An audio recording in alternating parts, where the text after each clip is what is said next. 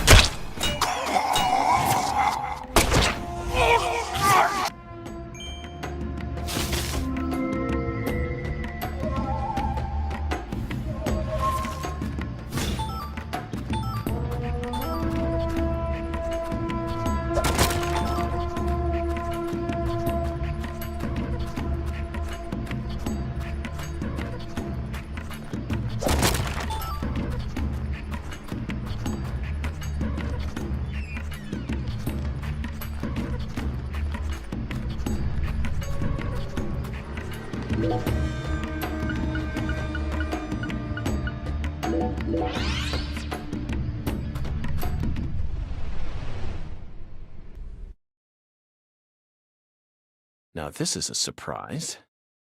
You're surprised. This is my house. And I can set foot wherever I please within my own house. Or is that against the law now, too, FBI? Where's Professor R? I know she came here. 100 years ago, my father, Isaac Clarkson, came to this town and subjugated its people with his might. In time, he created an empire that put the entire southwest region of Louisiana right in the palm of his hand.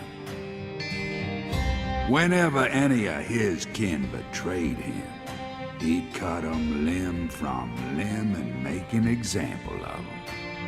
The shadows need a way of keeping the balance too, you see. That's why the severed roots exist. Sometimes they chop a fella's ears off, maybe scoop his eyes out. Then they chop off all the limbs. Either way, they all ended up looking the same in the end. No different from mixing up the ingredients in your food. But this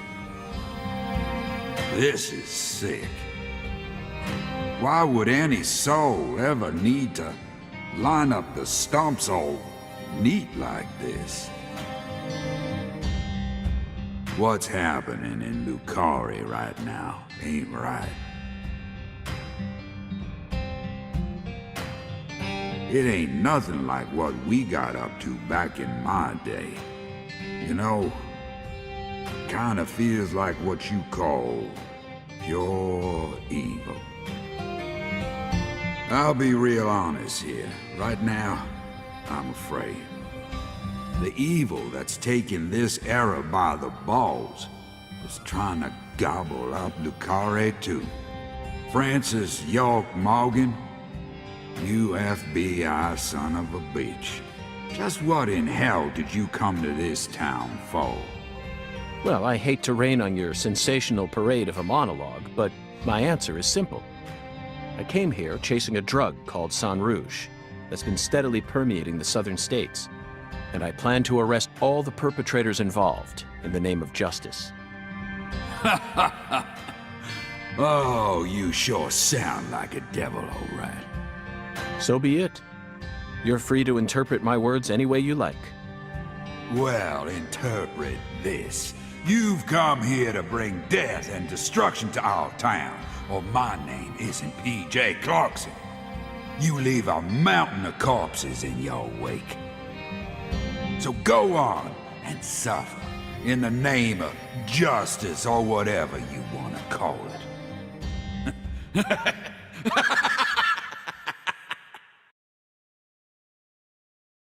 Zach, I'm willing to do whatever it takes to prove that we fight on the side of justice. But why was Philip here in the first place? I thought we were inside her mind. No need to answer, Zach. The only reason this world's so fun is because of all the mysteries it holds.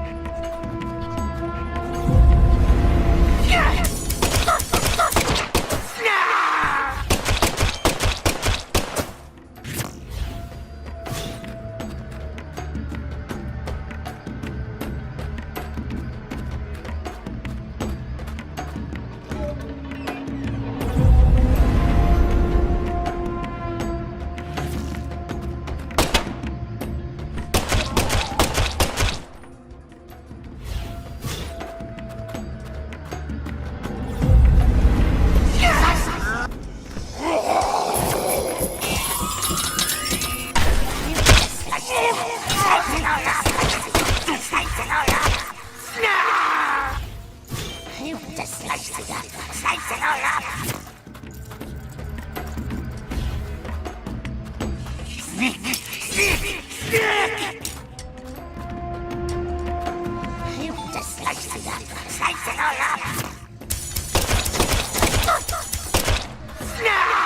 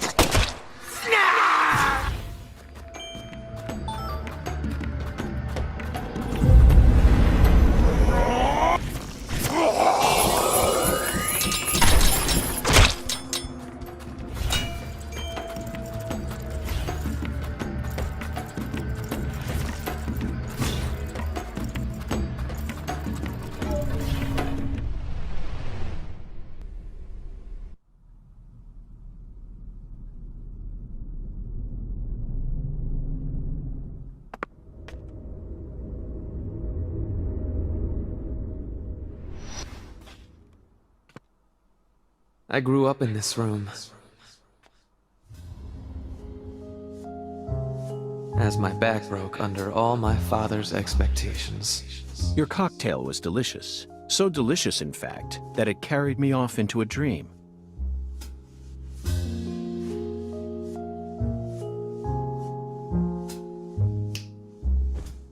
Huh.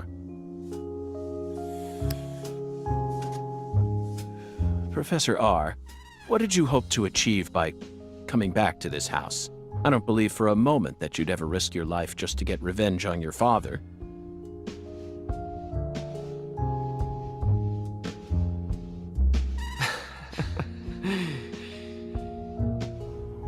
Leonard Clarkson. That was my name when I lived here. Everyone called me Lenny. My father taught me all sorts of things so that I would grow up to become a proper heir. How to manipulate people. How to properly use tools such as violence and rewards. But I could never bring myself to care about any of it. You left this place in order to find your true self. But what did that achieve? In the end, you fell back into Lucare. And now you spend your time selling the new drug you created, preying on the weak. You and the Clarksons are exactly alike in that regard. No, you choose your victims indiscriminately, which makes you even uglier. Some people find joy in ruining themselves, offering up their lives to whatever they worship. This cycle has repeated itself since long ago. To me, it's the most noble of actions. Surely you must agree, Agent Morgan. Stop trying to rationalize your crimes with that dramatic gibberish. Vicissitudo, the Latin word used to describe a fluctuation between two polar opposites. Galena's body wasn't a declaration of war. It was this, wasn't it? Those severed roots were fakes. Who did you force to kill Galena? I can't believe you figured out that much. You're dangerous. What you're talking about is true madness, not some noble fairy tale. You're going to shoot me. Okay. Go ahead and shoot. Come on! Shoot me! The Clarkson bloodline is cursed. It needs purification. A blood purge!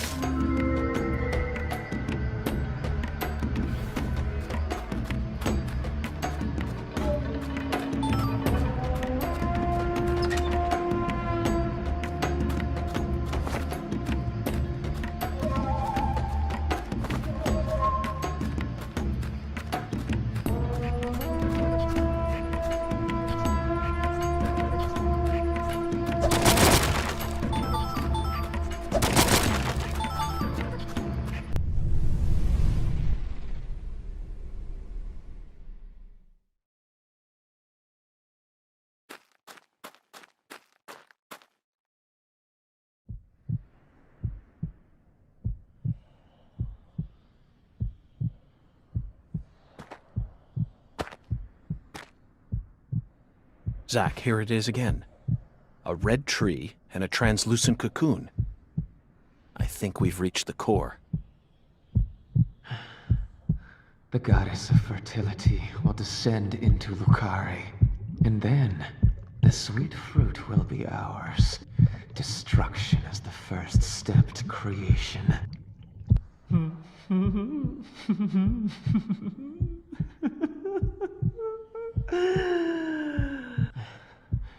Lisa's death sent everything into motion. There's no stopping it now. Her death proved how determined I am, how dedicated I am to all who trust in me. Galena and Lise, their deaths were not in vain. They led us to the harvest. The Clarkson blood curse will be washed away. Life must be sacrificed. Blood purge. Blood purge. Blood. Blood. I need blood!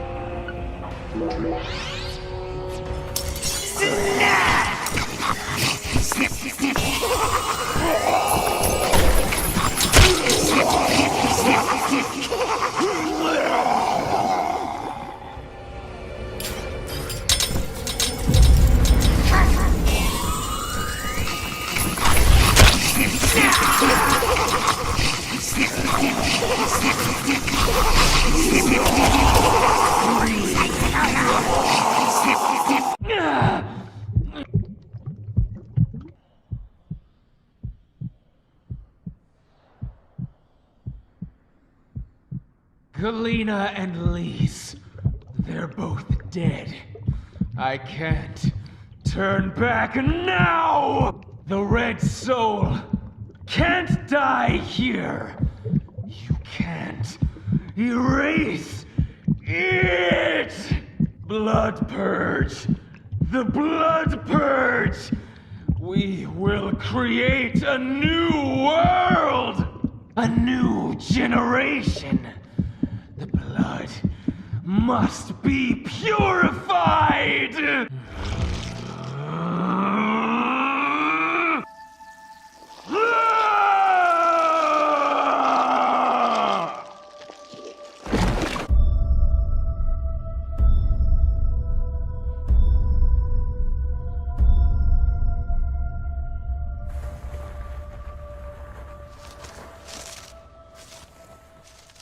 That's the true self you worked so hard to find. I'm sorry, Lena. I gave you far more credit than I ever should have. The Clarksons have always been the chosen ones, proud souls, divine life-given form. But at some point, that blood became tainted. So I decided to reset it. I need to purify this corrupt blood for the one I love most. After I left home, I met the Red Soul and acquired a guide. And so I created the red powder and became an apostle for the red magic. The red powder transforms the body from within. It creates empowered souls, and mature souls are the greatest offering one can present to the goddess. Lise and Galena didn't lose their minds. They both died with honor. Died with honor? Just how deluded are you? Dismembered them and strung up their bodies in the name of vapid symbolism. Where's the honor in that? So what if they said they wanted to die? cultists have been saying that for centuries. Silence! You will impede us no longer. You're always so smug. Oh, how I hate you. This is the last you'll ever see of my plan. Now die!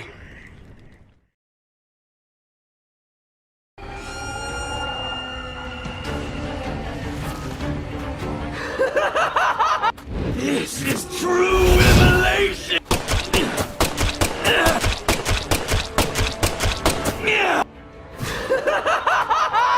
This is true immolation!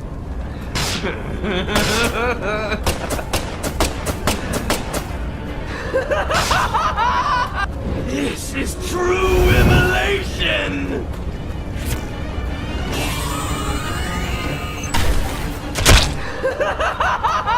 This is true immolation!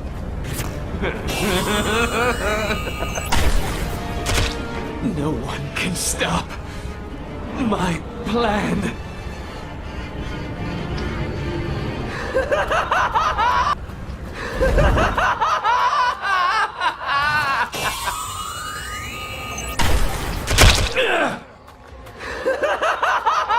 This is true immolation! This can't be happening. I'm supposed to be invincible.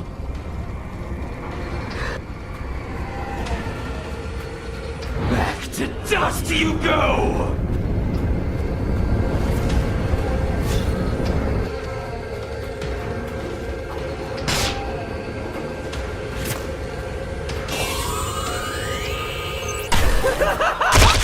If you kill me, no one will be left to tell you about the plan.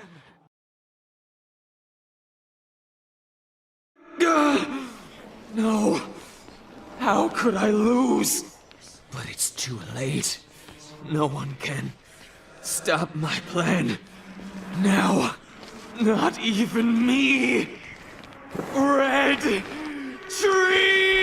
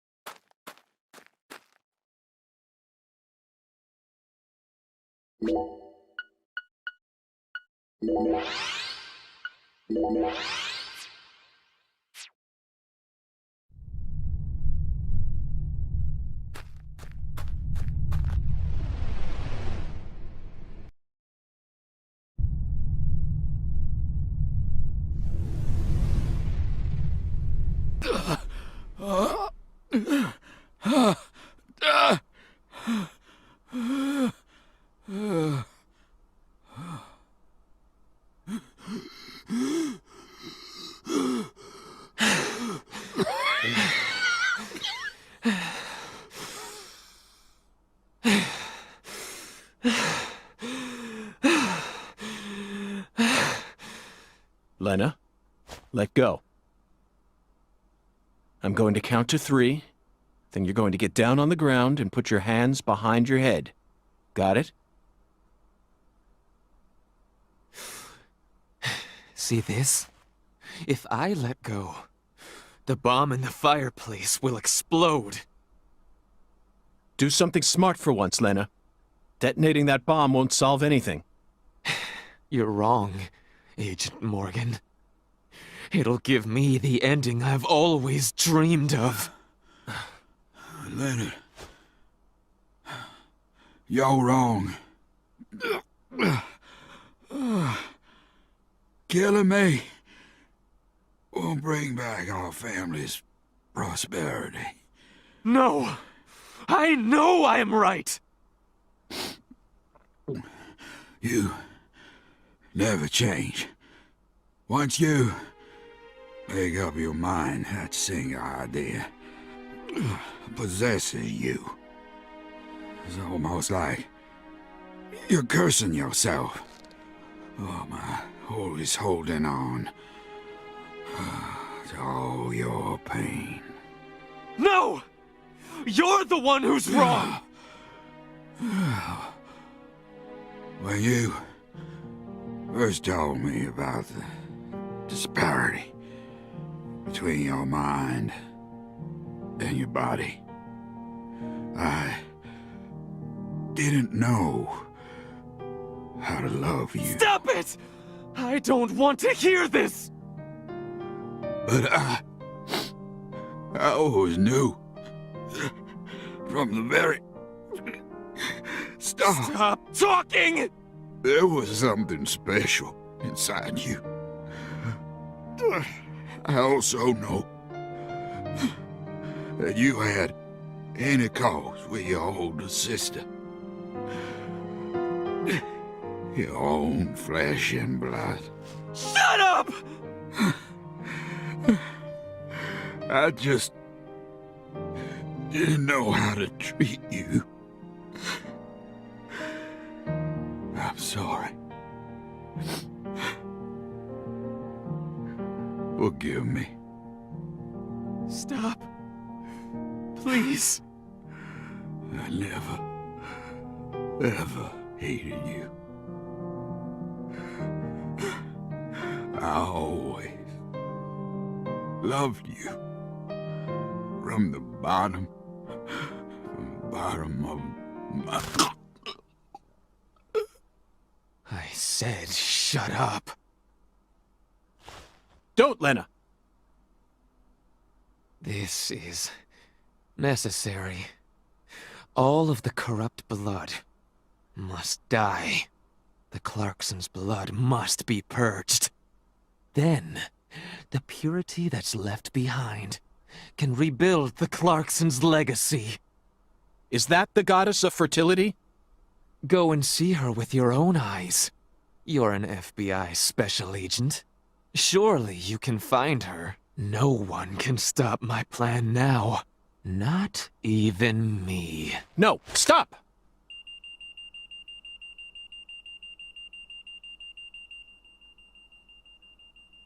Patricia Clarkson.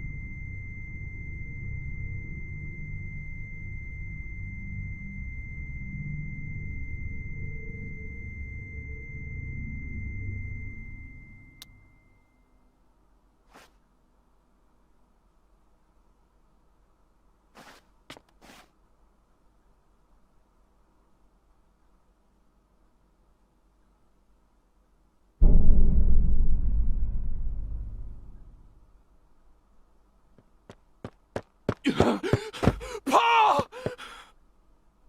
Oh, Paul! Oh my God!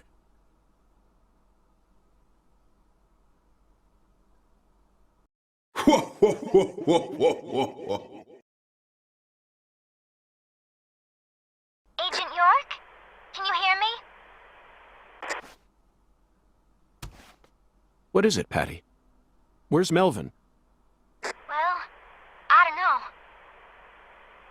He won't answer me, and he ain't at the sheriff's office either. What should I do? You think he got caught up in some kind of trouble? Oh,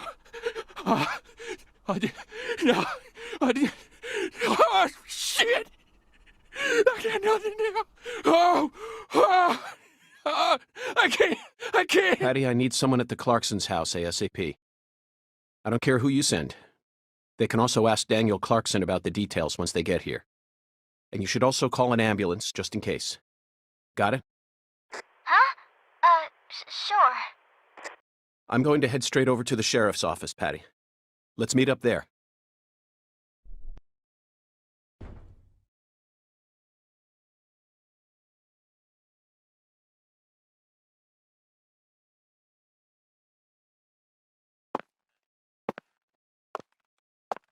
Did you find Melvin? Nope, I can't find either of them. Either of them? Yeah. When I went home, it wasn't just my daddy who was missing. Mama was gone too. This never happened before.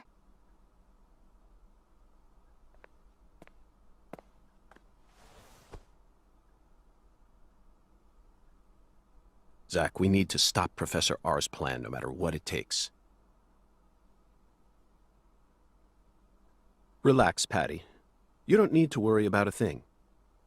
I'm sure that Melvin just stumbled across an important clue that's stolen his attention for now. And I'm sure he's protecting your mother while he's at it. Let's just leave the investigation to the local police and rest for today. I need to prepare a report for the HQ anyway. How about staying with me in my room until we find them? But... You don't need to worry. I can't make you any homemade food, but I've got a first-class chef and a first-class concierge at my disposal. Oh, and a very affable bellboy. It's a lot of fun at that hotel.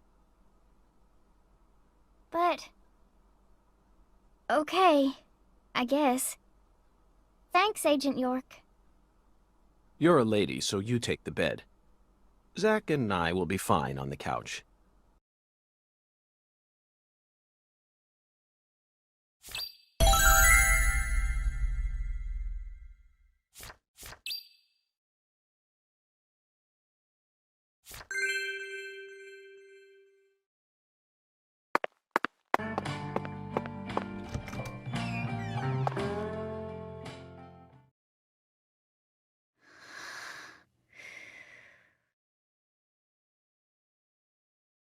Zach, the Clarkson family tree is nothing like we thought it was. We need to reorganize everything we've uncovered so far. She was so tired she fell right to sleep. Hey, Zach. I'm in a very difficult spot right now. I feel like this case is heading in a direction that will be extremely unpleasant for her. I've never felt anything like this during any of our cases thus far.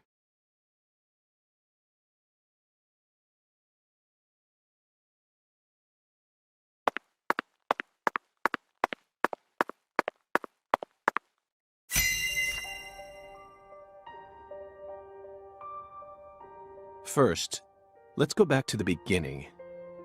Lise Clarkson's body was found hanging under a bridge over the bayou. In a deserted spot close to where the bayou meets the Mississippi. The one who fired the pistol at Heaven surely had no idea what he would find there.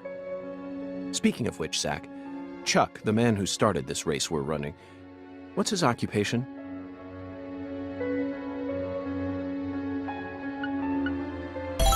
That's right. He's a crawfish farmer. And after chasing a poacher's boat that crossed over into his farmland, he went up the bayou and was fortunate enough to find Lisa's body. I doubt it was a very pleasant experience for him. But if not for his discovery, Lisa's body might have started rotting out there. He's a difficult person to be sure, but I don't think he's a bad guy. Chuck said something peculiar. He claimed the Clarksons were a little better when their son was still around. I don't know exactly what he meant, but we ended up meeting the person he was talking about, didn't we? Under very unexpected circumstances. Leonard Clarkson. He ran away from home, found his true self, then changed names. So, Zach, do you remember her name?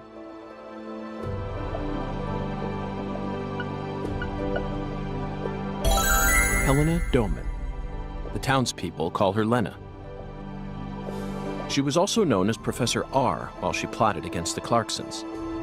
She's the mother of the new drug known as Sang Rouge.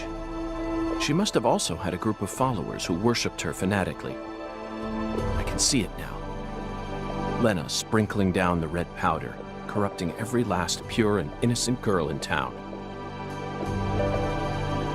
Lena mentioned her plan each time we met. She must have taken us for utter fools, Zach. She thought she was always one step ahead of us, and that we'd never see the full scope of her plan. Well, her plan isn't complete yet, and I know we can still stop it. That's why we need to learn all we can about her. Her alias was Professor R, and she was well learned in the areas of medicine and fire dynamics. By the way, Zach, do you remember what weapon Lena used to murder PJ?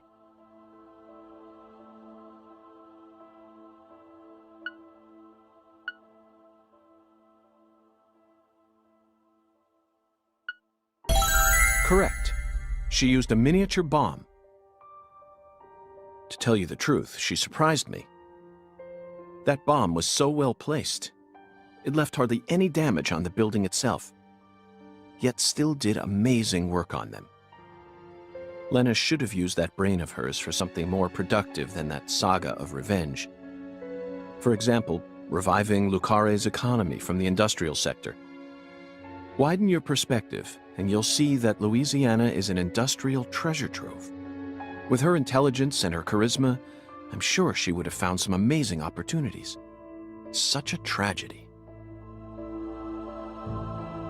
Zach, there's one more important matter we need to think about here. Galena Clarkson, who was murdered in jail. Her body was dismembered, then rearranged into a V shape.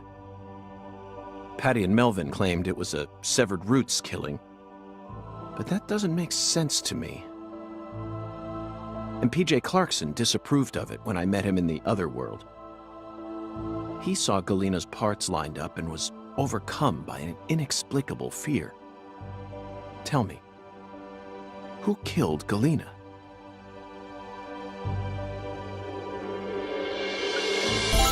Unfortunately, we don't have the answer to this one yet.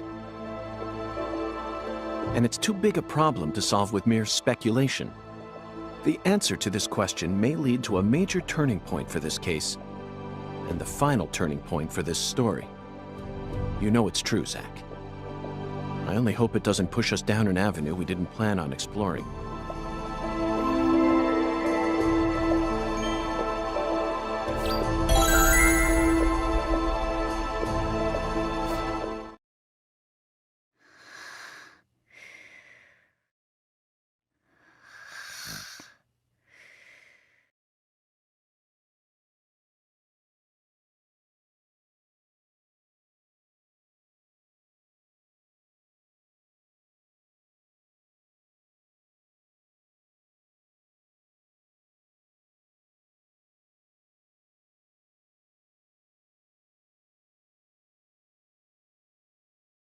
Hey, Zach.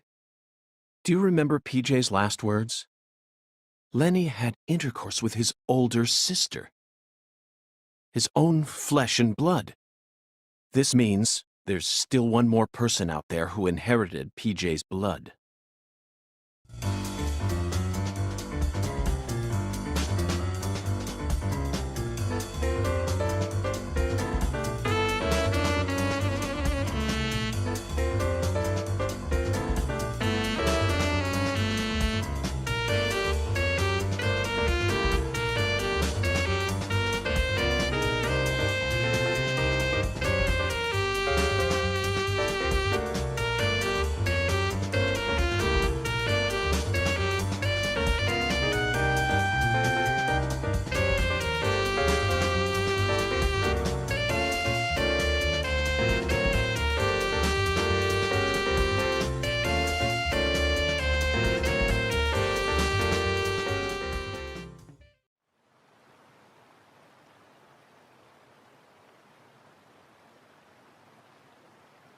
Oh, fucking poachers, now I gotcha.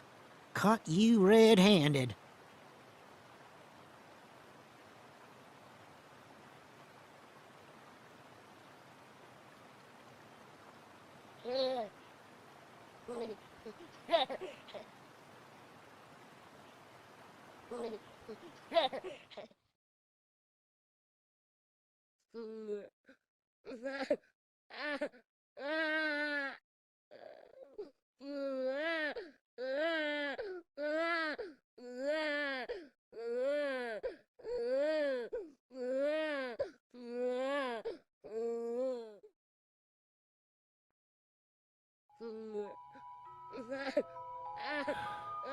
Soon.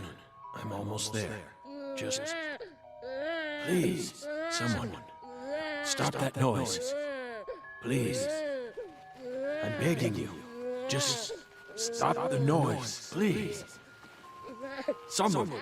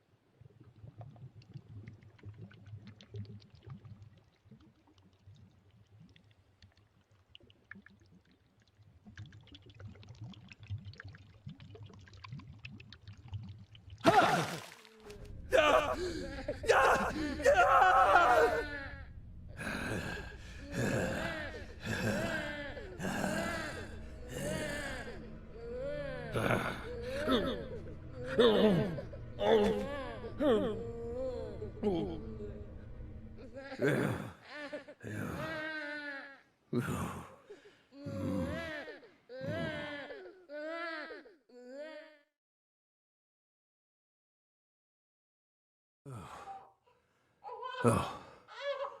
Oh. Oh.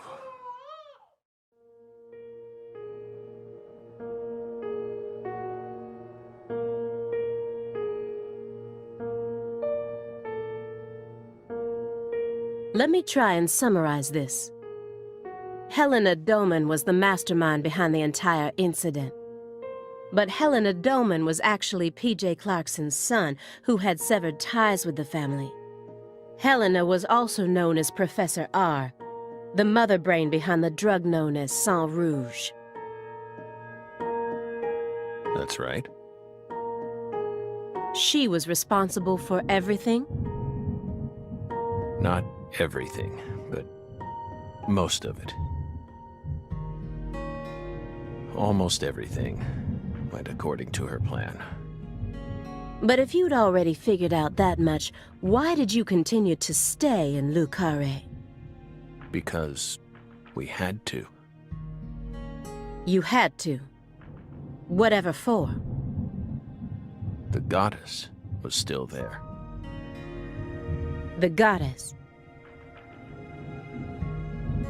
The goddess of fertility. Lise Clarkson's body.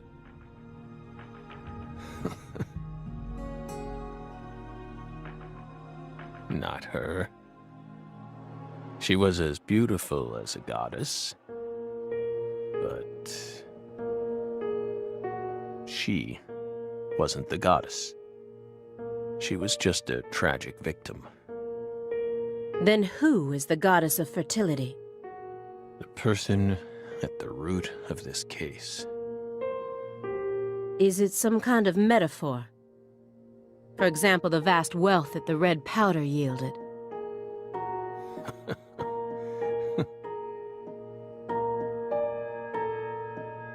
The goddess of fertility embodied abundance on the outside, but on the inside, she was a hollow void. And that void was threatening to swallow up all of Le Carré.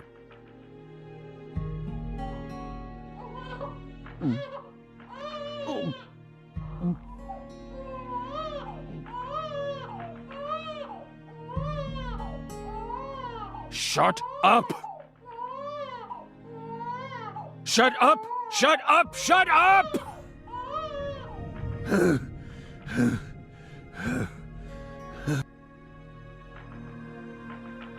Are you okay, Mr. Morgan?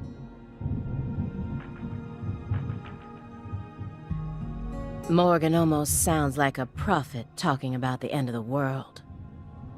Vague, elusive, and intent on deceiving those who listen. But every now and then he adds an interval of truth. Patricia Clarkson is one of those. She's something special, something irreplaceable to him.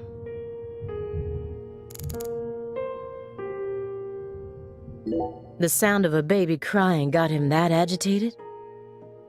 He may be sick, but that's still no excuse for this behavior.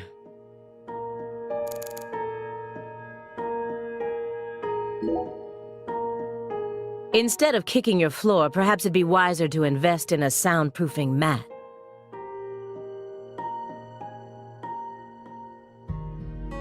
Are you irritated, Belle? Yes, of course you are. You think we lack a common human trait, and that bugs you. We're crazy. Human refuse. That's how we look to you, isn't it? I would never go that far, but you did surprise me. Just doesn't seem like the kind of attitude one should display when in the company of others. Yes, we're sorry. We agree with you.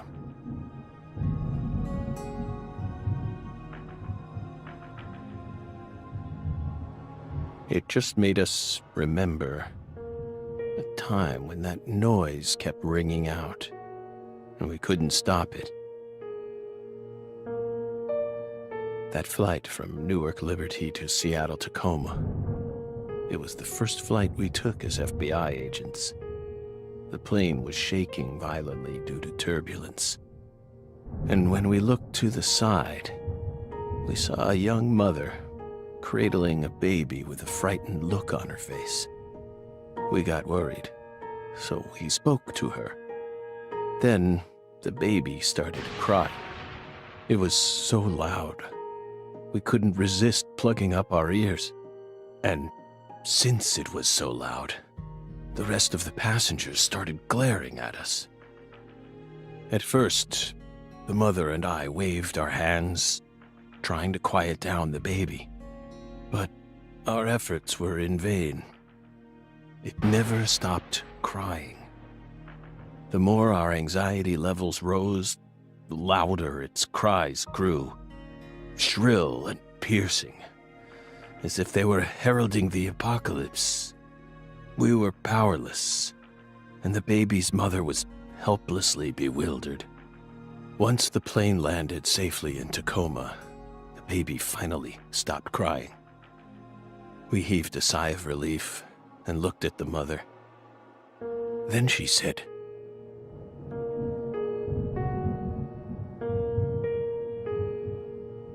"Whose child is this?" We were shocked, so we asked her what was going on. Apparently, sometime after she boarded the flight, that baby randomly appeared on her lap. Then, it ordered her to call me over, and kept sitting there, as if nothing was wrong. Can you believe that, Belle?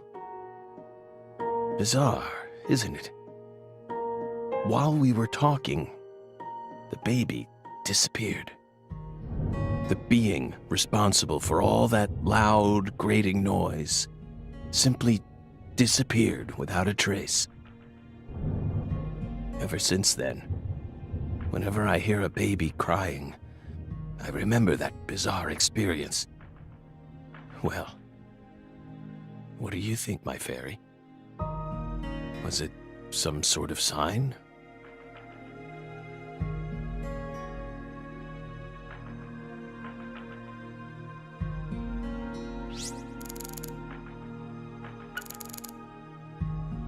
It looks like he burned something other than firewood in here. Did he destroy something when he figured out we were coming? Or maybe it's just a red herring meant to throw us off.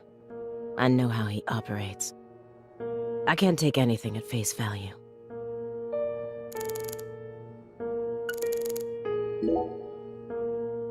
The logs in the center look far more burnt compared to the rest. Almost looks like they were used in conjunction with some kind of accelerant. Did you recently burn something there? It's our fireplace. We're free to use it as we please. I see traces of resin, which leads me to believe you burned up some sort of toxic substance. It doesn't matter what kind of fireplace you have.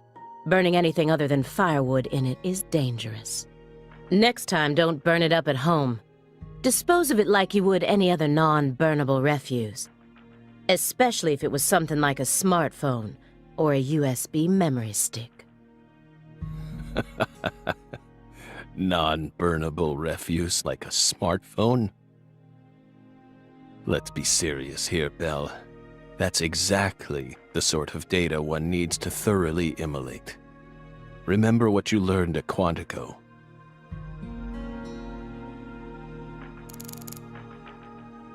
I'm so close to finding out where she is. So close now.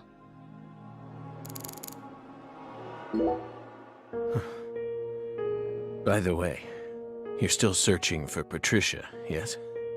You don't need to worry about that. We're investigating. In fact, we've almost reached our goal. We just need to find some conclusive evidence. Oh, we sincerely hope that's the case. Hard to believe, though. After all, so far you've just been barking up the wrong tree. Barking up the wrong tree. That's right. You shouldn't be wasting time here. You should be out there, looking for her. Then I'll just ask you straight away. Do you know where she is?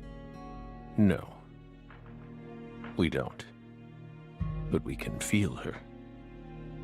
When we close our eyes and become one with the world. It's very faint, but we can see her. We can see Patricia. Are you trying to distract me again? Or do you really expect me to believe you're clairvoyant or something? What do you think we are, X-Men? It's metaphysical offender profiling. He actually asked me where Patricia is? Does he have full confidence that we'll never find her? Fine. I can deal with that. I'll just ask him everything I can about the Le Carré case.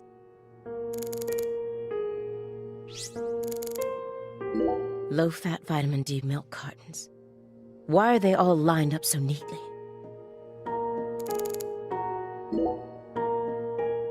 This square area enclosed by milk cartons. Is it another sanctuary? The more I look around, the more I feel like there's some sort of system to all this. The sanctuary on this table. The fireplace sanctuary.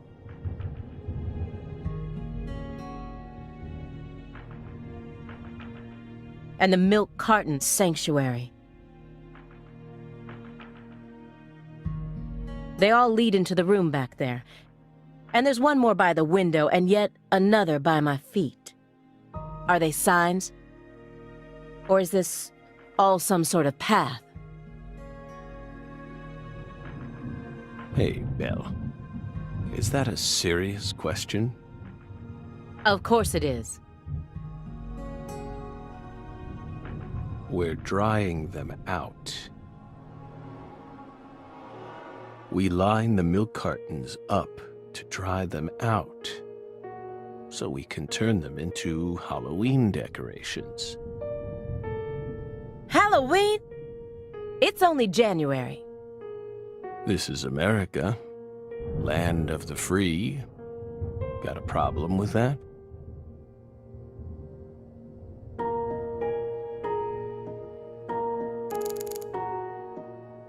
If Professor R really was the mastermind behind everything, if she wanted to rebuild the Clarksons' legacy, then why did she feel the need to kill everyone?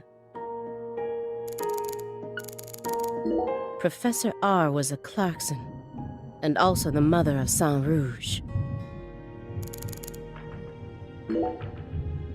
So you think Galena was murdered by Helena Doman, her own brother? No, not her. Galena was someone else. Then who killed her? It's written in the report, isn't it? Yes. But I'm asking you. Would you mind answering me in your own words? You see, I find your entire story highly suspicious. It's a complicated matter. Extremely complicated.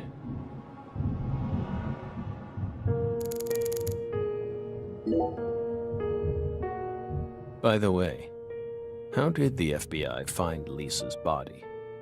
After 14 whole years. That's none of your business. Are you saying they just happened to be investigating the Clarksons' cold storage warehouse by pure chance? That there was some undercover terrorism plot afoot there? I said it's none of your business. Well, then we'll just have to guess. It was an anonymous tip. A tip related to San Rouge. Did we hit the nail on the head, Belle?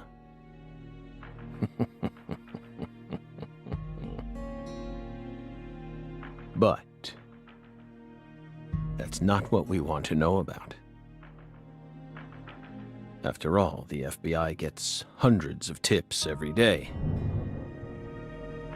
Right, my fairy? It was always that way, even back when we were on duty. Here's what we really want to know. Why, out of all those tips, did you select that one? Would you tell us that much, Belle? What urged you to make a beeline straight for this case? That's none of your business. Don't let him draw you into his game.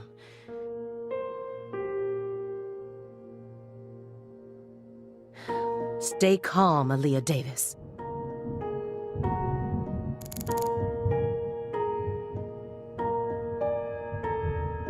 Am I winning here, or... No, I need to stay positive. I have to solve this case, no matter what it takes. I can't lose courage here.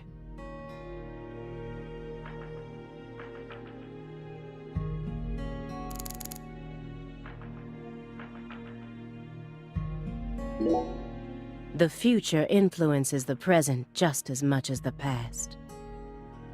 You asked me why I spent an entire 2 days observing you before I came to speak with you. Well, here's why. Over those 49 hours, I observed the intervals between your actions. When you were neither doing something nor doing nothing. I intently studied your intervals between action to action, and action to inaction, to action. People reveal everything during the intervals between their actions. For example, when you eat alone versus eating with someone else. The most prominent differences always appear when someone either begins or finishes eating a meal. And since these are unconscious actions, they can't be consciously hidden. When you prepare to eat or finish eating, when you move in to clean up, when you pick up a book or close one, when you raise a cup of coffee to your lips. Human actions speak volumes. Not even the person doing the actions is conscious of them. That's what lies in those intervals. That's my modus operandi. And here's the conclusion it helped me reach. There's one other person in this house. Isn't there?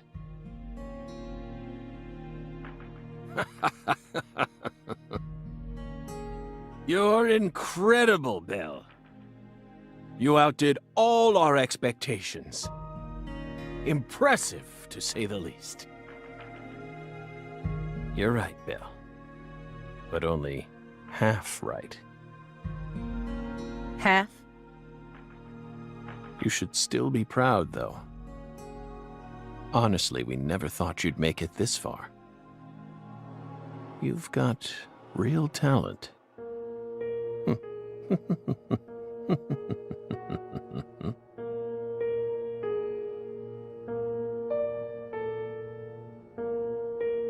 Most of what you say is If this goes to court, I won't let you claim that your testimony is inadmissible just because of your little indulgence there.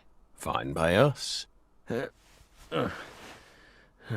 We can even put it in writing if you want. We won't run or hide. will we, my fairy? Where's the paper? No, I had it around here somewhere. Where is it? Oh.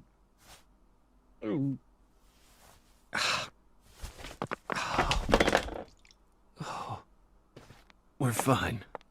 Hey, everything okay? What's going on out here? Oh, don't tell me. He's just suffering from nausea. I was more worried about you. You were in there for quite some time. Yeah, sorry. Ever since you got here, I've been all backed up. Mr. Morgan, can you stand? Oh. Is this a sign from a coffee? What could it be? What is it trying to tell me? Think. Is that a dragonfly?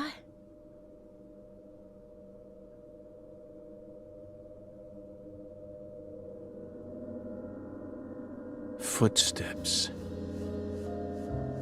Big footsteps. Footsteps. Big footsteps.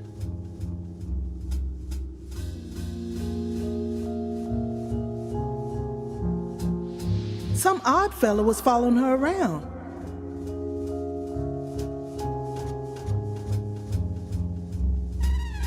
Stalking her like. That poor girl, Lise, she was a druggie. And she was into the really bad stuff. The Red Soul has the power to amplify the unique characteristics we all possess. Mentally and physically.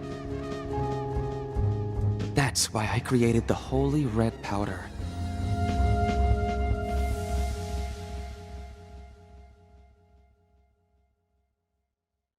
You okay? Hey. We're fine. Just feeling a little tired. Would you take us to get our medicine? Sure.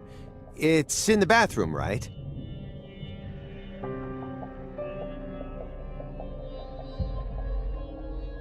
Whew.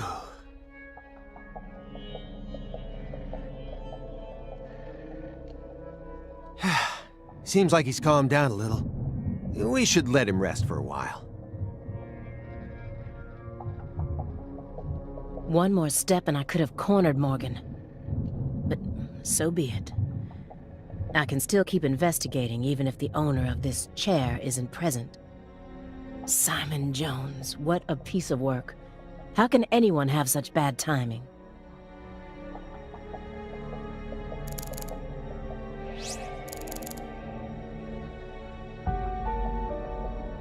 I wondered what sort of food he was eating, all shut up in here. Pizza? Why do they all love pizza so much?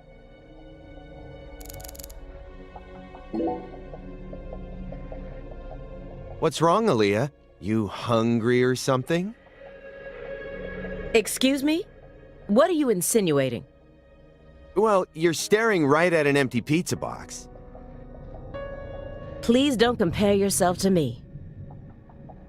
Besides, I have a refined palate. Hey, that was uncalled for. Pizza is a sacred food, remember? You don't need to feel embarrassed for being unable to stop staring at it. It enthralls all who gaze upon it. That's the power of pizza. Stop, Agent Jones. I've had enough of this sacred pizza bit. I'm sick of you Chicagoans and your obsession with pizza. Pizza, pizza, pizza, 24 hours a day, that's all you ever talk about. What's next? You gonna launch into a tirade about how deep dish is the only proper way to make pizza? No, Aaliyah. You just don't get it, do you? As a Chicagoan, I'm proud of the deep dish pizza. But get this, I love New York-style pizza too. It doesn't matter what kind of pizza it is. As long as it's a pizza, it's beautiful. What? Still don't get it? Okay, here. I'm gonna put it in terms that I'm sure even you could understand. All pizzas are created equal. Eat your heart out, Nietzsche. Just forget I mentioned anything.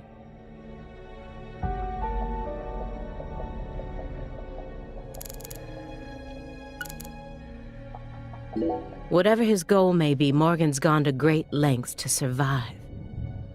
But no matter how hard he tries, the heartless monster inside of him will just keep devouring his body.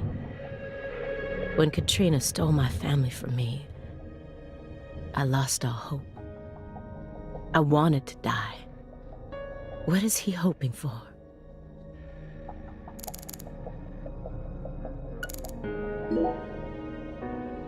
Why do you think he's trying to survive so badly? What does he hope to achieve? What do you mean? He who has a why to live can bear almost any how. No more Nietzsche. Please, just stop. I feel like my ears are gonna start bleeding. Hey, Agent Jones. Want to know why I love Nietzsche's quotes so much? Sure. I first discovered Nietzsche in a shelter after Katrina. At the time, I was shell-shocked, hopeless. I wanted to die. How could a 13-year-old girl go on living alone with her little brother? Then, in that shelter, I met a college professor. His school was damaged by the hurricane, too, and got closed down. He also lost his family and was living there in the shelter, just like me. So we gradually started spending more time together. I'll never forget the 3 months I spent with him. He loved Nietzsche. And out of all of Nietzsche's quotes, there was one from Thus Spoke Zarathustra that he repeated over and over again. Better know nothing than half know many things. Better be a fool on one's own account than a sage on other people's approbation. I thought it was a strange quote to hear from a college professor, you know? Why would he think it would be good to be a fool? But I understand what he meant now. He was trying to encourage my little brother and I, so that we'd be able to bear the weight of the victim label that was about to be slapped onto us, so that we could go on respecting ourselves without ever succumbing to all the patronizers. After that, my grandmother in Lafayette took us in. And that was the last time I ever saw the professor. But whenever I quote Nietzsche, my memories of him come flowing back into my mind.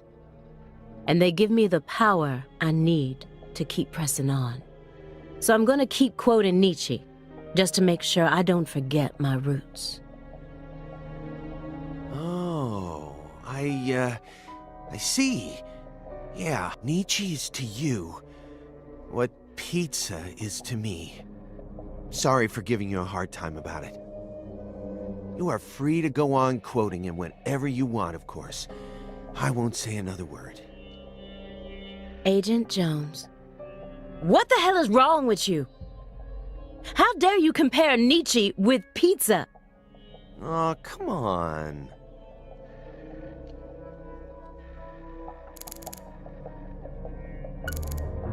I didn't think he'd gotten this bad. I can't let him die on me yet. I need to get more clues out of him before his time runs out. Agent Jones has been acting strange the entire time we've been here. He told me he wasn't very good at dealing with suspects in person, but can anyone be this bad at it? Is he hiding something? Or maybe our suspect found some dirt on him. Either way, I wish he'd stop trying to drag me down with him.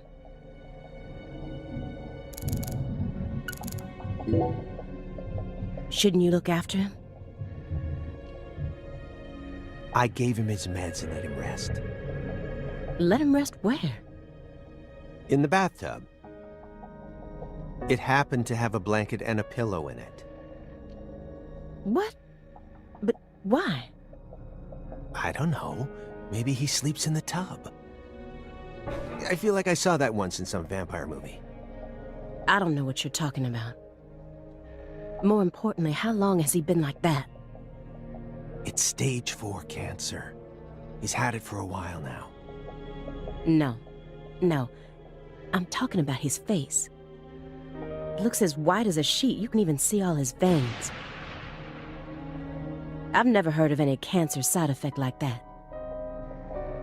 Who knows? But now that you mention it, he started going really crazy around the beginning of December. In what way? He changed pizza places. This better not be another joke. It's not, really. It's not. Before December, he always used to order delivery from a Chicago-style joint all the way up near Medford. But one day, he took one look at one of their trademarked red boxes and totally lost it. Red, huh? You better believe it. He started screaming gibberish at the pizza boy and chased him away. Next thing I know, I see him toss the pizza box out his window. Do you think that's when his fear of red began surfacing more prominently? Beats me. I mean, there isn't a better Chicago-style pizza place that delivers around this area. How could someone give up on that just because they don't like the box? I don't get it. Were you serious for even a fraction of that story?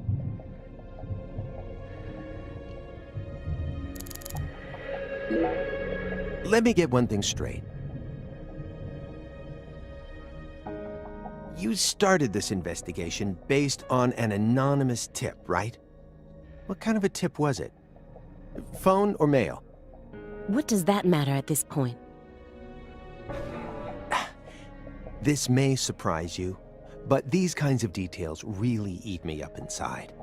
I always get hung up on the most insignificant of details, especially during the most vital times. For example, you know how people go to bed early the night before they have a big job? That's exactly the time where I start focusing on meaningless nonsense. When did I last clip my nails? How long is my milk good for? I just can't help myself. I can't resist the need to know. It's just the way I am. It was sent in an envelope. Postmarked December 28th, sent out from Louisiana. What did it have inside? A postcard with a dragonfly on it. A wrapped sample of Sang Rouge. And a note. What did it say? Investigate the Clarksons. F.K.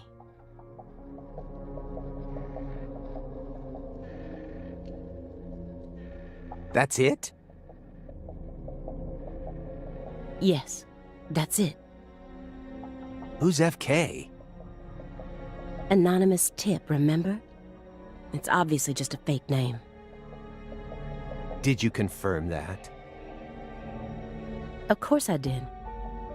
Louisiana has a population of 4.5 million. The FBI database has a list of 6,682 individuals whose initials are FK. 1 out of every 6 individuals is a child under the age of 14, born after 2005. The remaining 5,500 people include those whose initials changed after they married or incarcerated individuals. After subtracting those, I was left with 3,800. That's when I stopped searching for FK, and I decided to change up my approach. It isn't important where the tip came from. All that matters is solving the case. I got this far by taking the most efficient route possible.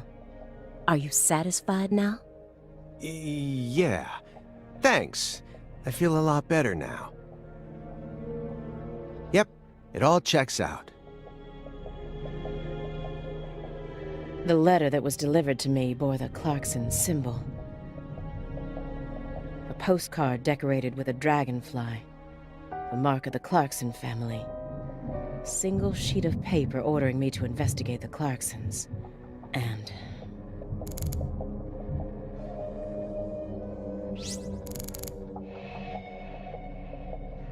So many records.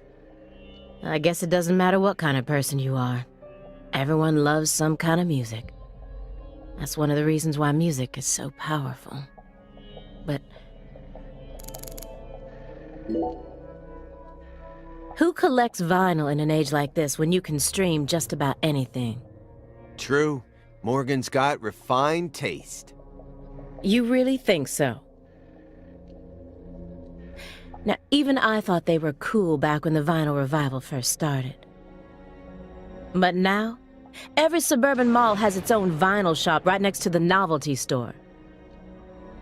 At this point, it's become a solid component of modern snobism, which only makes them that much more uncool. People who know nothing about real music are buying them up just so they can decorate their walls with cute album art. How do you ever have time to enjoy anything when you're always so busy putting people down? Excuse me? You're like IBS. You keep flaring up at the worst times and there's no end in sight. And when you're alone with Morgan, it's just an all-out war zone. We're in the middle of a very important investigation right now. Don't you think we ought to take it seriously?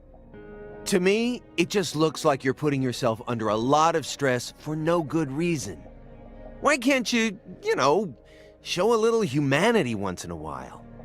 Does one need humanity in order to track down criminals? Yes, one does. Or at least I do. Well, I don't.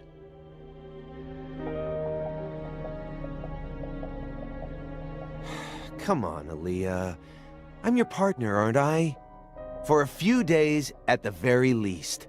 I'm your invasive partner who has a passionate relationship with pizza, right? Why can't you just let me in on one thing you actually happen to enjoy? Oh, aside from Nietzsche, that is. I'd really rather not. Why do you always have to be so withdrawn? I can't help it if there's certain things I don't like. No, come on. There's got to be some kind of music you enjoy. This is a good chance to teach me a bit about yourself. I said no. Do you like Justin Bieber? Too cute. Not my type. Drake? I've only ever listened to the hooks. Well then, Ariana Grande, Katy Perry. Hell no. Am I done now? Well then, what do you like? Ugh. I have to tell you? Yes, you do.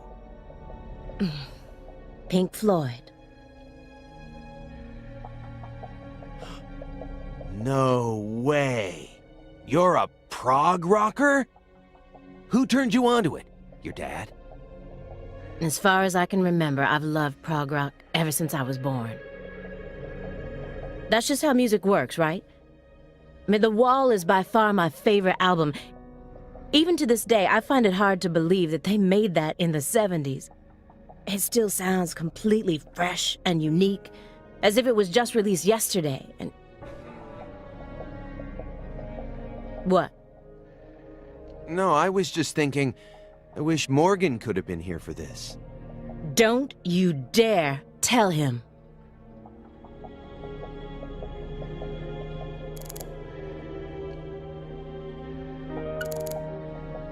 He's got films from every genre you could possibly think of, but only movies from the 80s. I've never met such an exclusive film collector.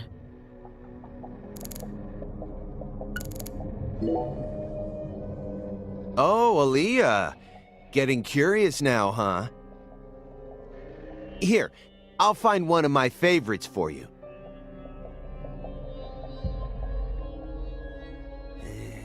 How about this one? Who Framed Roger Rabbit, directed by Robert Zemeckis. It's a fantasy movie that mixes real actors with cartoons, using what we'd call CG these days, I guess. Yeah, I know that one. It's the one where Michael Jordan plays basketball with all the cartoon characters, right? What? No, that's Space Jam.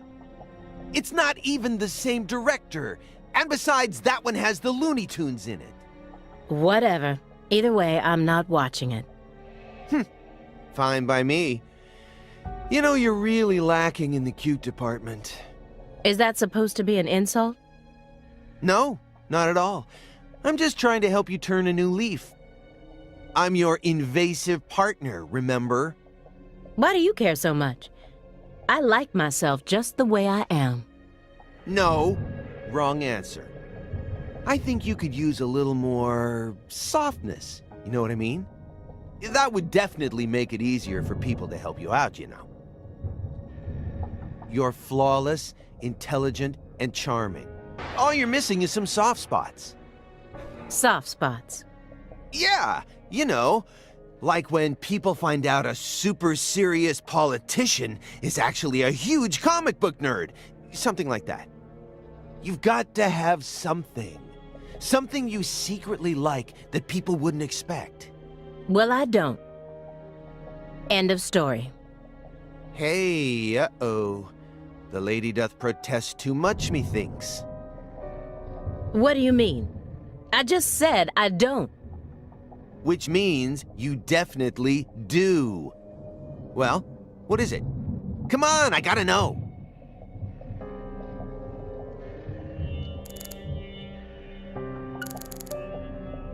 A soft spot? Ugh. He doesn't even understand the first thing about me.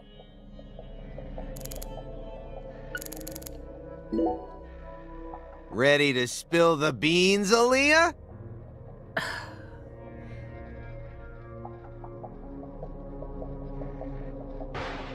I'm afraid of thunder.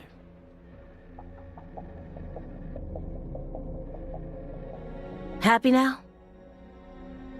Katrina? All right, I'll stop. Good. Now let's get back to the investigation. No. Hold on. Now that I think about it, that doesn't really qualify as a soft spot. What I'm looking for is more, how should I say it? Adorable? You know, something that would make you blush. There's gotta be something. Please, I'm begging you. I love koalas. They're just so cute, I can't resist them. All I need to do is look at a picture of one and Fuzzy Wuzzy swim all over me. I mean, the way they look, the way they're shaped, the color of their fur, I mean, even down to how they only eat eucalyptus. I just love everything about them. Once I get some time off, I'm gonna travel to Australia and hug one for real. That's one of the top 5 goals on my lifetime to-do list right now. This conversation never happened, is that understood?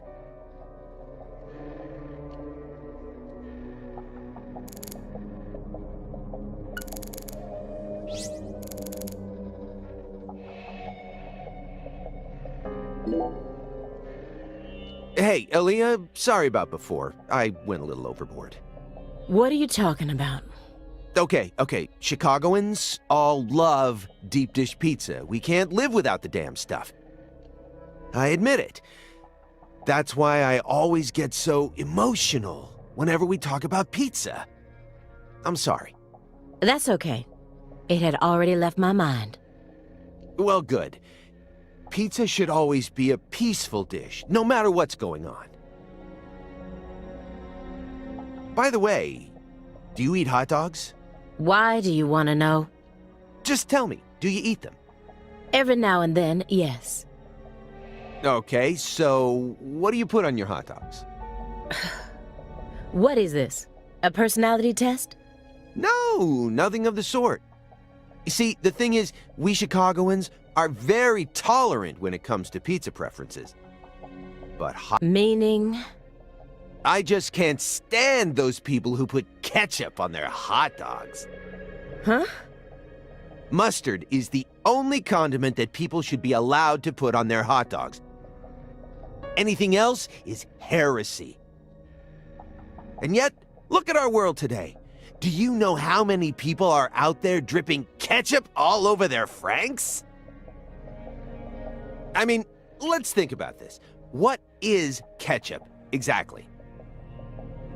Ketchup is a condiment meant for French fries, right? It was never meant to be an accessory for hot dogs. It's out of the question. You got a hot dog, you use mustard. It's an unspoken rule. So, Aaliyah, lay it on me. Are you one of those degenerates who puts ketchup on their hot dogs? I do. I put ketchup on my hot dogs. Of course I do. No. Well, this partnership isn't gonna last long. You've definitely convinced me of that. Oh yeah? Well, good. From the moment we started this investigation, I always assumed it would be a one-time only thing.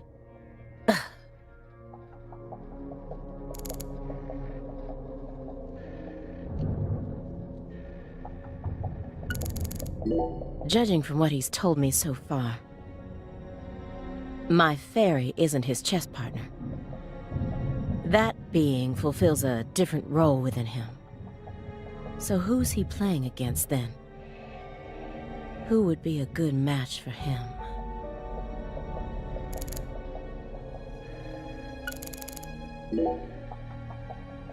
Agent Jones, that chessboard is still bugging me. I don't know why, but it just does. You really think he was playing chess all by himself? I don't know. I definitely think it's possible. How? Maybe he's remembering the strategies an old friend of his used to use. If it's someone he played for years, he's probably capable of recreating their playing style. And besides, Morgan's beaten a Grandmaster before. You know that, right? I read about that in the Greenvale report. Even a computer can play chess these days, right? I'm sure that a Grandmaster level player would have no trouble emulating someone else's strategy. Whose chess strategy is he emulating then?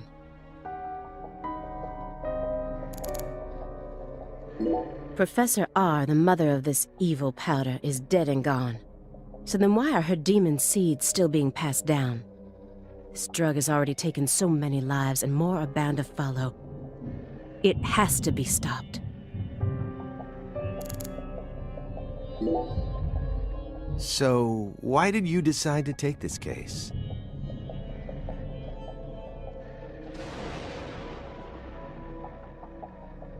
Because it's my job. Really? I don't buy it. Why not? You aren't just following orders here. You've got way too much emotion invested in this. Some kind of special emotion. There's no use trying to hide it. Despite how I may look, data analysis is my forte. I know how to see through lies. I don't mean to be nosy, but would it kill you to confide in me a little? I didn't manage to live this long simply because I'm fiendishly handsome. And besides, we're going to be tiptoeing across a thin line of legality with the rest of this case, so I'd prefer to have some probable cause. That way, at least I can back you up when you need me to. There exists in the world a single path along which no one can go except you. Whither does it lead? Do not ask, go along it. You're pulling out Nietzsche at a time like this? Come on. I have a little brother. After overdosing on a certain drug, he was thrown into rehab. He's been clean for 2 years now, but he still won't utter a single word. All day long, he's plagued by hallucinations. He can't tell if he's dead or alive, if this is reality or if it's all a dream. Sang Rouge. That's right. The doctor can't tell what's causing his condition, so they can't treat him. He just told me to prepare for the possibility that I may never get my brother back. This was his. I bought it for him after he graduated high school and found a job. He never got a single chance to wear it, though. Someday, I believe that he'll get better, and I'll get to see him put this on and head out to work. So you think that if we nab the person behind all this, we may figure out how to conquer the addiction? Right. You really think it'll be that easy? I don't know. But I can't just sit around and do nothing. He's the only family I have in the entire world. What about your parents? When I was only 13, Katrina took him, leaving my 7-year-old brother and I behind. I'm sorry. It's fine. I've already dealt with my past. Now I'm just working as hard as I can to complete the duty I've been given. Yeah. Hey, Agent Jones. I just want to double-check one thing. You didn't find anything in the bathroom. Nope. Nothing in there. It must be the bedroom then. Just like I thought. Are you serious about this? Huh? Now you're having second thoughts? Well, not exactly. Then what? I understand how you feel. But he's got an incurable disease. And he used to be one of us. So? The truth he's given us so far could all be completely fabricated. He's a genius lone wolf agent who solved nothing but difficult cases during his years of active duty. That's what they told me at Quantico, at least. Over and over again, I had to listen to them talk about how no one could ever replicate the kind of work he did. But let's be real here. You saw his face, didn't you? It was inhuman. It looked like the face of a killer who's been possessed by death. Patricia Clarkson is here, in the next room, only a single wall away from us. After 14 years, he went back to Le Carré, kidnapped her, and imprisoned her here. He's trying to complete something big right now. Something that's deeply connected to Saint Rouge.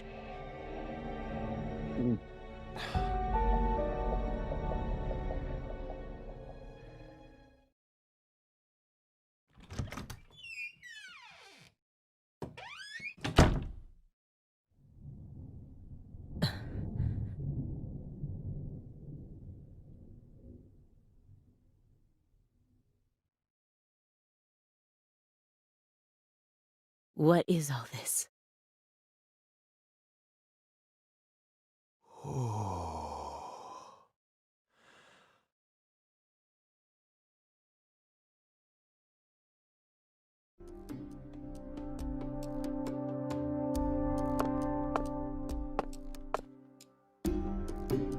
Pictures of people from Le Carré.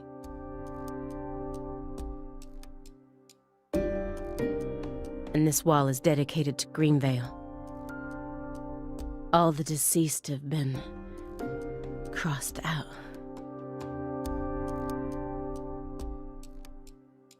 Sheriff Melvin Woods?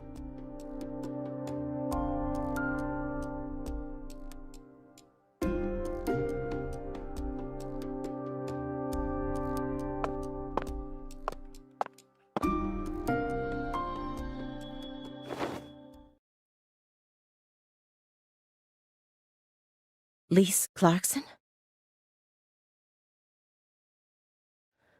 Where's Patricia?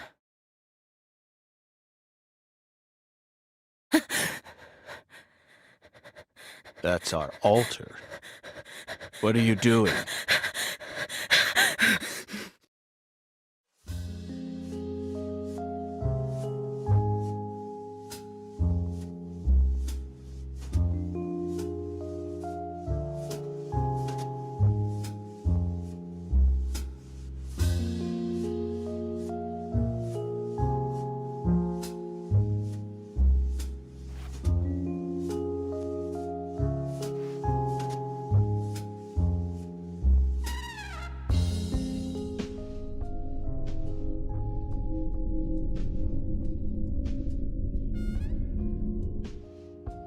York!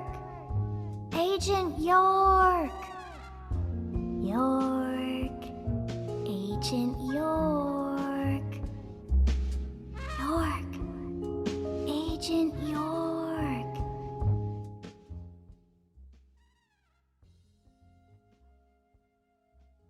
Hey! Agent York! Agent York? Hey! Hey, Agent York.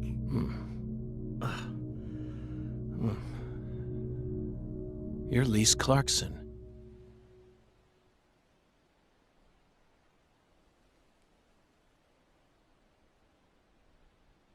What's wrong? You're acting weird.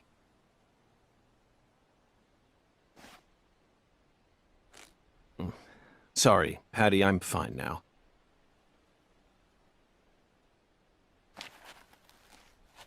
More importantly, do these red seeds come from some kind of plant that grows around this area? I don't know. What do I look like, a botanist? This isn't your average backwoods town.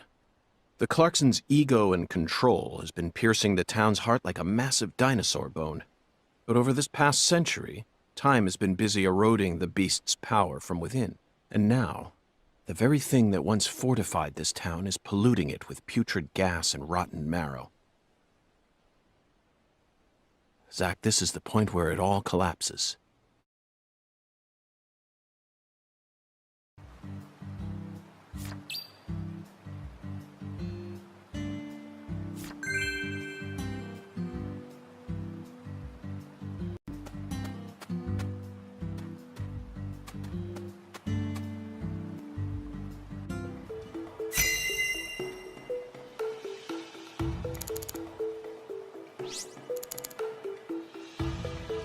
These bridge beams have a very unique shape to them.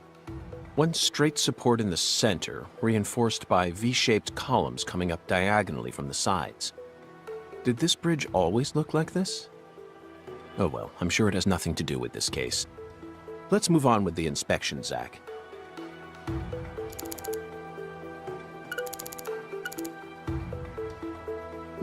These red seeds keep sticking out to me. But we need to figure out what's going on with this altar before we focus on anything else. Isn't that right, Zach?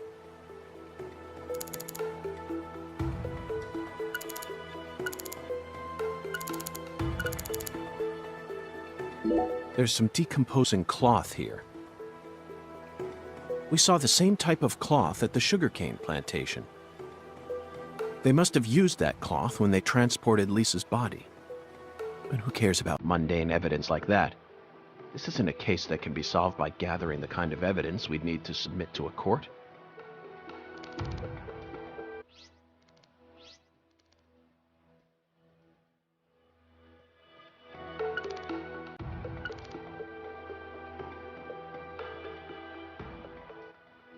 There's a flat, evenly weighted stone here. I bet we could use this to score an amazing stone skipping record. Let's give it a try whenever we get some downtime. For now, we need to focus on this investigation, Zach.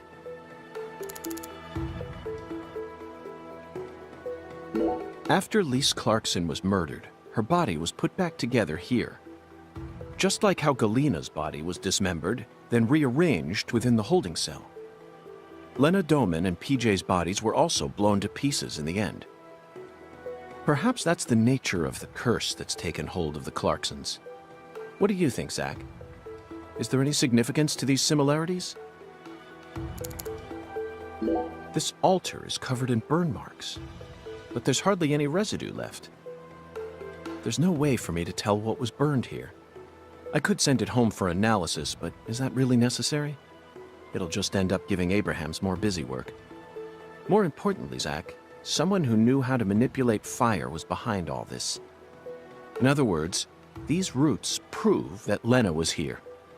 And that's enough for me. Zach, this is an ominous sign. Among all the different footprints here are a set made from engineer boots. Yes, I know. He probably only made them when he came to inspect the scene. I'm sure that Patty and I left our own set of prints here too. But how do you explain the set that's inside the yellow tape?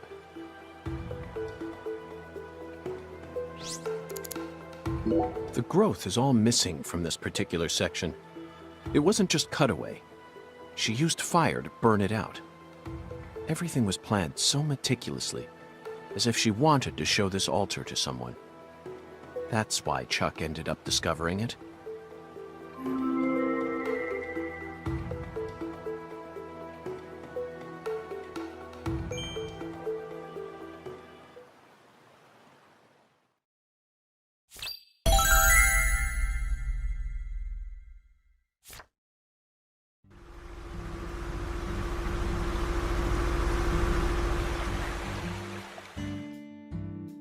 Hey! FBI! The hell?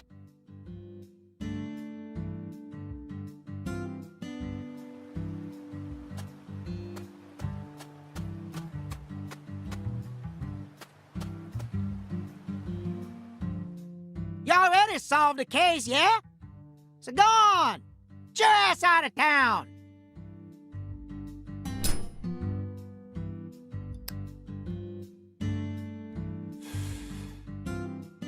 Why do you think I solved the case? Shoot! Exactly how stupid are you, FBI? This is Luke Carre, remember? Every feller in town already knows that Professor Orr's the one behind all this shit. Hey, Chuck. Can you see the altar from there? I'd see the whole damn thing. Along with your stupid ass standing there, trying to act all smart and shit. You told me that the poacher's boat you were chasing disappeared around this area, correct? Yeah, that's what I said, all right. What, you forget already? If you're just gonna waste our tax dollars out here, least you could do is catch them goddamn poachers. Fucking FBI, go and make yourself useful for once in your damn life. Chuck, we don't chase down fishing boats. Unless it's a terrorist boat that plans to overthrow our government, that is. Huh. Then stop acting all leery, like I ain't being truthful or whatever. I'm busy too, you know. So long, FBI.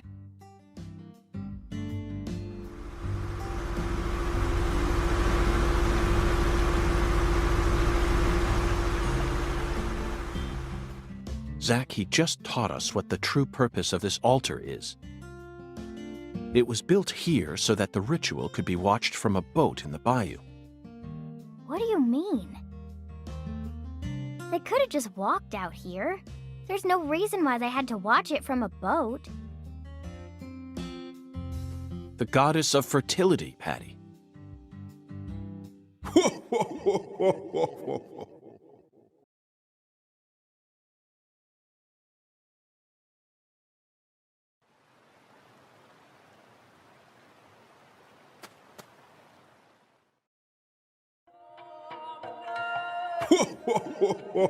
The goddess of fertility. A fine name indeed. So much blood has been shed, yet you remain in this town. Surely you know why. Of course I do, Hoongan.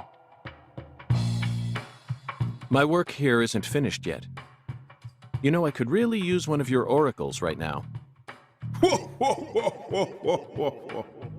You're more fun than I thought. Here's the oracle you ask for. Listen with your heart. Speak to the 17 comrades who saw the birth of New Orleans. Feel the holy Allah. The giant lady's finger points down toward your goal, the entrance to the forbidden. Poetic and graceful as ever, Hoongan.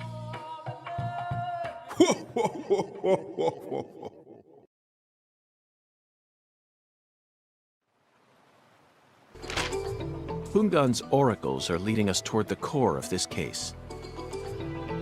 That's the one thing I'm sure of. but don't misunderstand, Zack. I'm not blindly following him. I only follow my intuition. Metaphysical offender profiling. That's all there is to it. The 17 comrades must refer to some area that has 17 of the same thing in it. We may need to use history to figure this one out. After all, we need to find someone or something that saw the birth of New Orleans. And we can't just round up every last old person in town. Somewhere, there are 17 comrades who've survived for a very long time. That's it, Zack. The French established the colony of La Nouvelle-Orléans in 1718. Just about 300 years ago. The only 17 comrades that would have been around back then are the 300-year-old oak trees along this road. A majestic road lined by oak trees. Come on, let's go ask these sages of Lucare for some help on our investigation.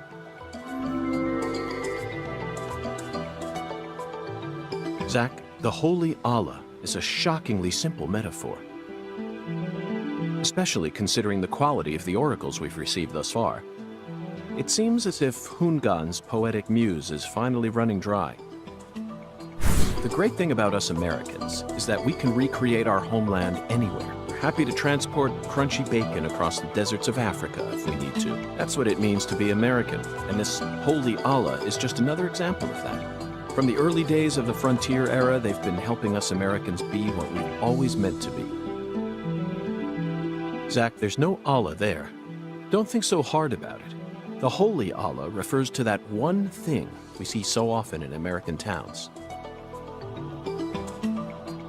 Hey, Zack, if the Holy Allah needs to be filled, things must be dire. Zack, there's no Allah there. Don't think so hard. The Holy Allah. Hey, Zack, if the Holy Allah needs to be filled, that's it. I never doubted you, Zack. The Holy Allah refers to a water tower. Specifically that water tower with its Clarkson family crest. It must be hiding some sort of clue. Let's fill the Allah and see what it yields.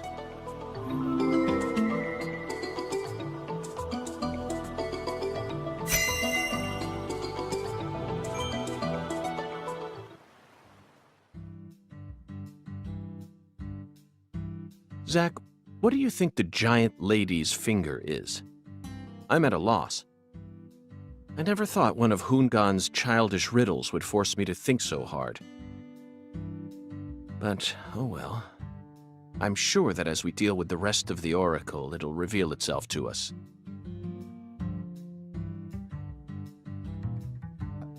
What? Is there something on my face? Listen carefully, Patricia. As my skilled assistant, I trust you a great deal. So I want you to answer me honestly. Answer what? Do you have any idea where Melvin might have gone? No. He didn't seem to be acting or talking differently than usual? No. I don't think so. Okay, I believe your words. Zack, we have a lot of work to do. It feels like we're finally approaching the climax here.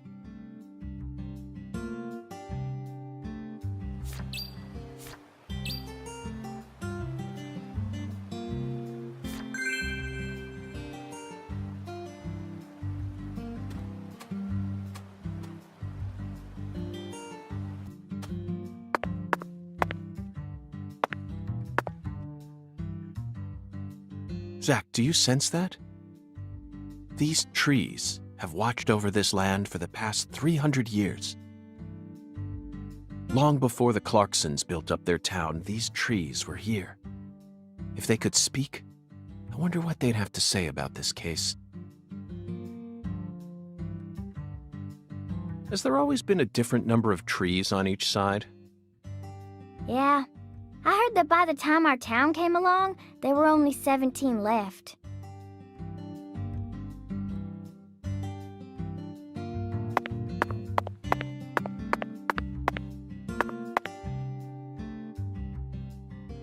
A general from the South might have cut one down during the Civil War. Intriguing, Patty. Why did he cut one down? I don't know. Folks say he planted a red tree in its place. I don't know if that's true or not, though.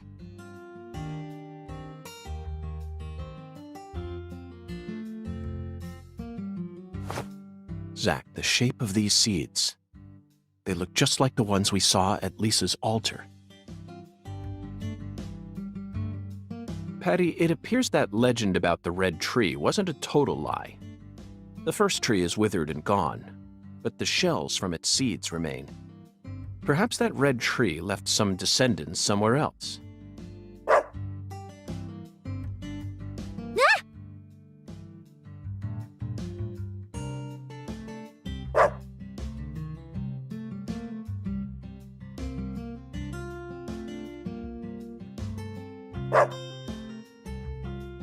Zach, he seems to know something that we don't. Doesn't it seem like he's trying to guide us somewhere? What? What's going on? Change of plans, Patty. Let's go on a little stroll with that Dalmatian.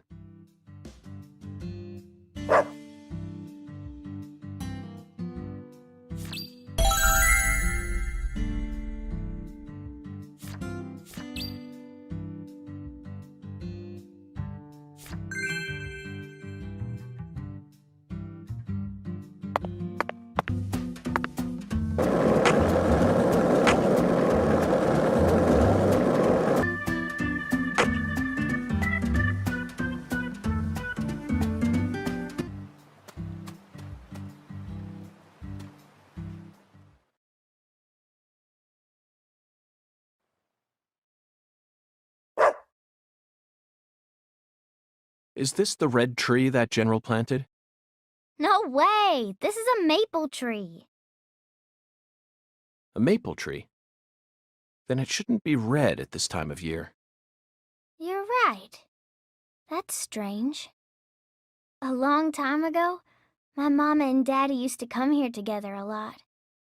They told me they used to go on dates here, back before I was born. Mama would make sandwiches, then they'd come here and eat 'em together.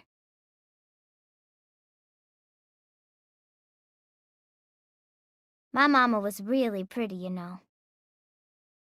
When I was a kid, I believed she was a real goddess. Under the boughs of a legendary tree that stayed red all year long, a small miracle was born. One man managed to win the heart of the most beautiful girl in the world, and they call him Melvin Woods.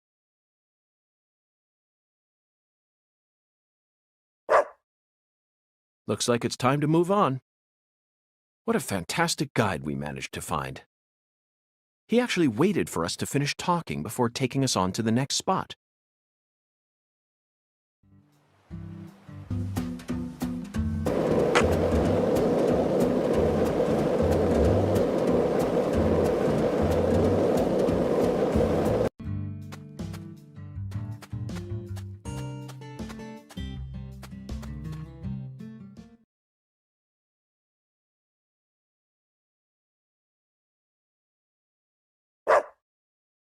Hey, Patty. How would you rate this creation?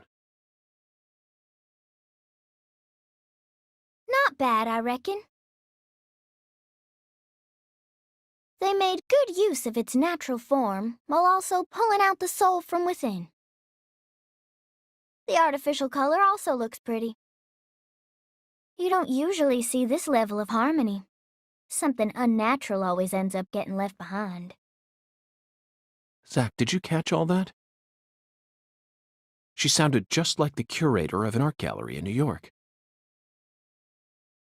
I think we may have just uncovered a new side of her.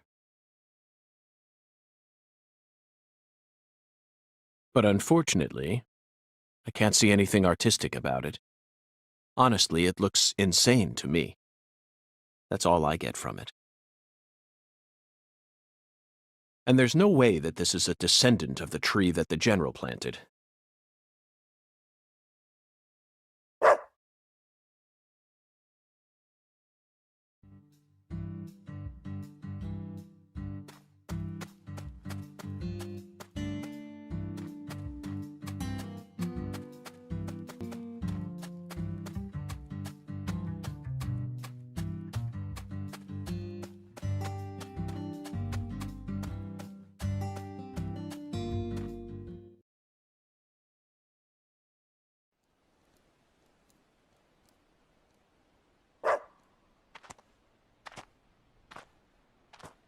Zach, now this is interesting. It looks like a tree that you could find anywhere, yet it's also unlike any other, completely alien. And look how it's weaved its way into the landscape. Almost like cancer cells invading a human body. You might not even notice it unless you're focused on finding it. And this feeling. As I gaze upon this tree, I can feel evil emotions rising out from within me. Why on earth did that Southern general bring this tree into this town?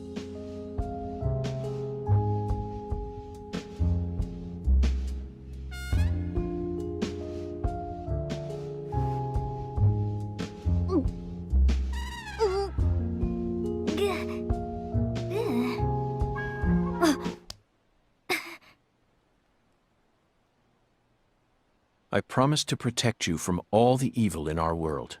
Do not touch this tree. Got that, Patty? Got it, Agent York.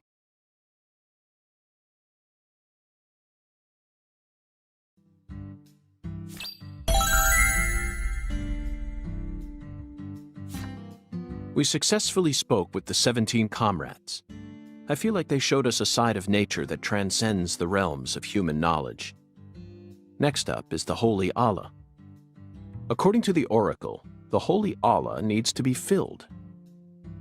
We may be due for another childish puzzle soon, Zach. But that's okay. After all, we came all the way out here to the boondocks.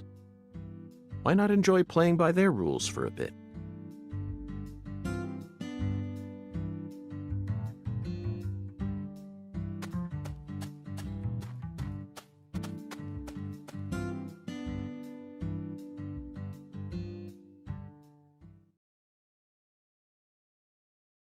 This thing sure looks tall when you look at it up close. But why do they gotta build it up so high anyway? The height gives them the necessary pressure to pump the water out.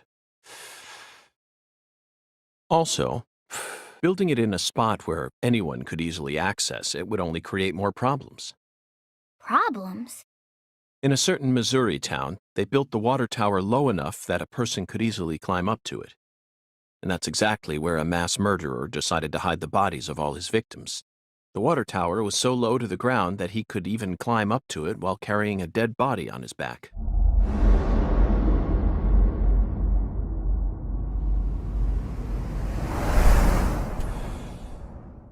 Incidentally, they ended up finding a total of 43 bodies in there. But the part that truly shocked Zach and I wasn't the number of bodies, Patty. What? It was the fact that over the 6 months from the first murder to when the case was solved, that whole time, the townspeople had been drinking the water. Agent York! Look! I think we can climb up from there. Let's go. But Patty, I was just getting to the good part.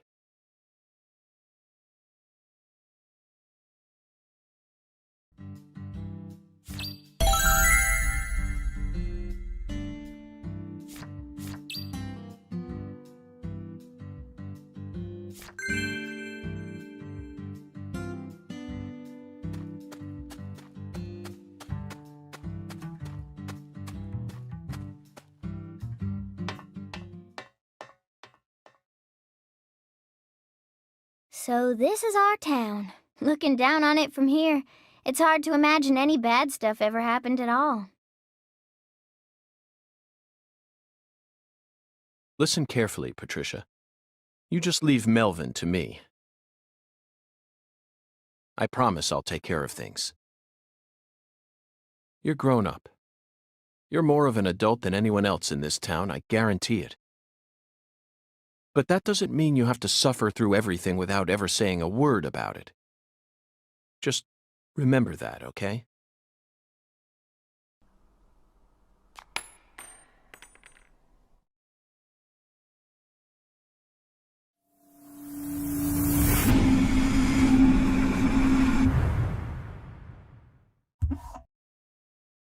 Zach, it looks like the Holy Allah hasn't been sucking up water properly.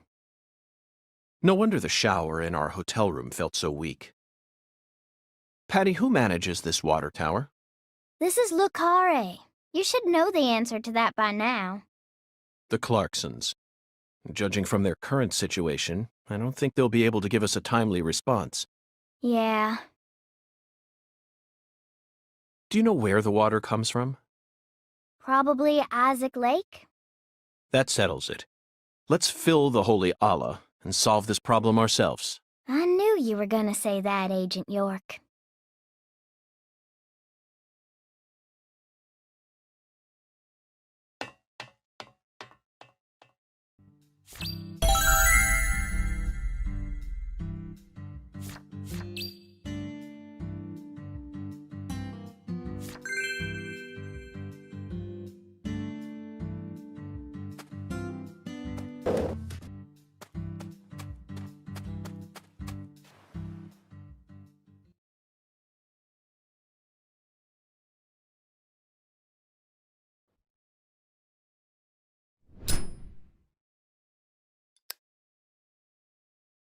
Isaac Lake? That's the name of the former head of the Clarkson family. When he retired, they built this lake to commemorate his career. That's why it's called Isaac Lake.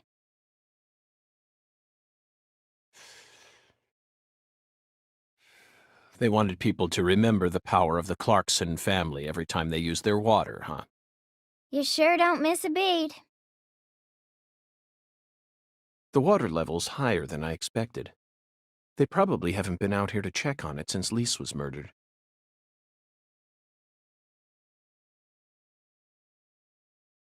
I bet that's where the water gets sucked up into the water tower.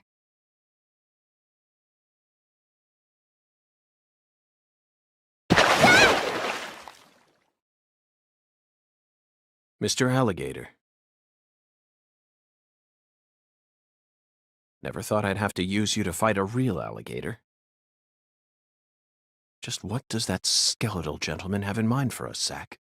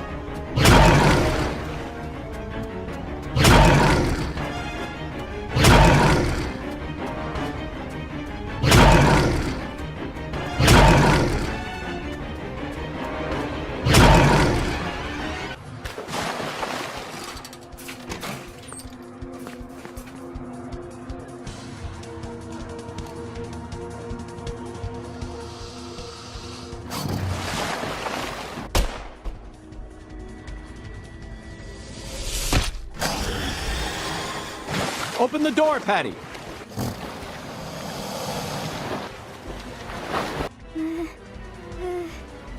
Now, Patty!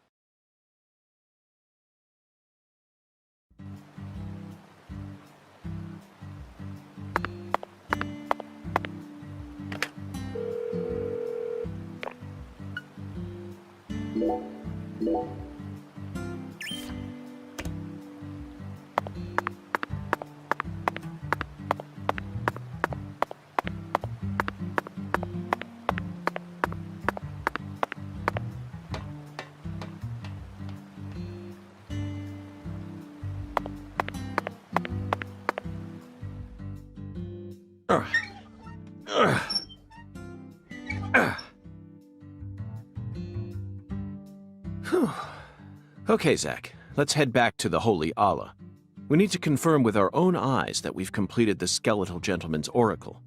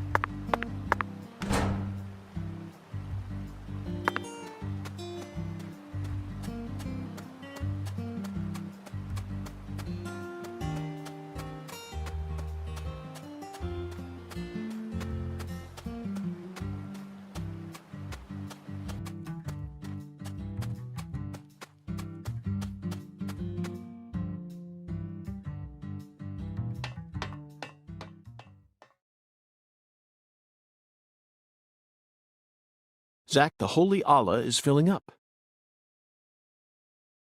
Looks like we'll be able to take a warm, invigorating shower tonight.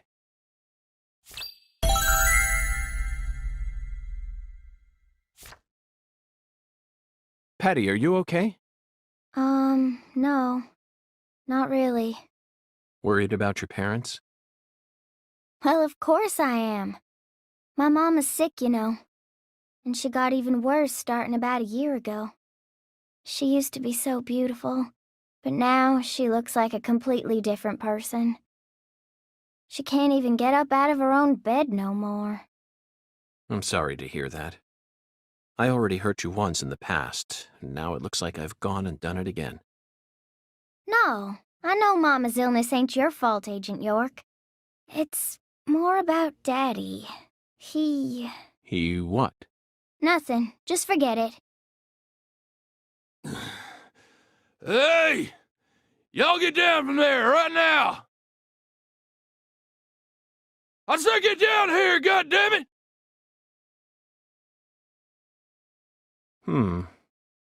The heir to the Clarkson legacy has come for us, Zach. And he doesn't sound very composed.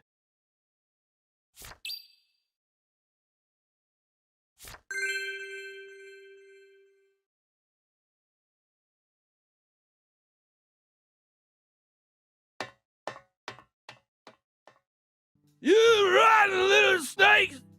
This is private property, goddammit! I guess you really do want to throw down with a Clarkson, huh? Get out here!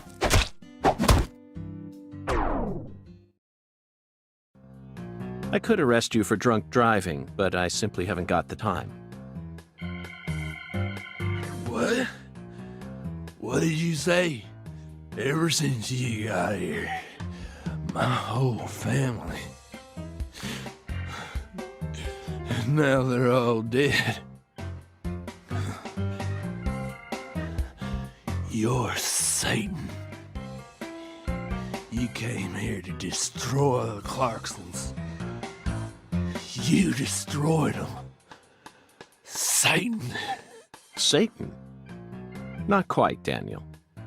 I'm just an agent carrying out a mission in accordance with federal law. On the contrary, I came to put a stop to all these problems. You might even consider thanking me for it.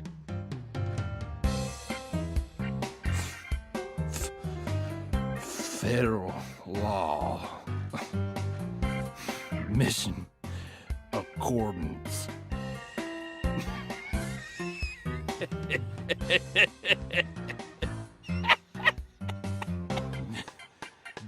Did you hear that?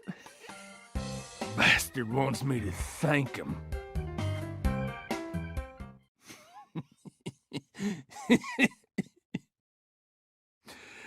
I lost everything. My treasure. At least my old baby girl. I don't know.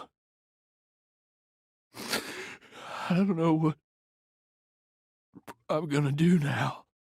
You reap what you sow. God damn it. Whether you like it or not, you're the new heir to the Clarkson legacy. You could rebuild their empire, or resign it to the ravages of time. Do whatever you like. But you'll no longer be able to borrow a certain someone's power and march around like you own this town. You need to accept that and prepare to survive.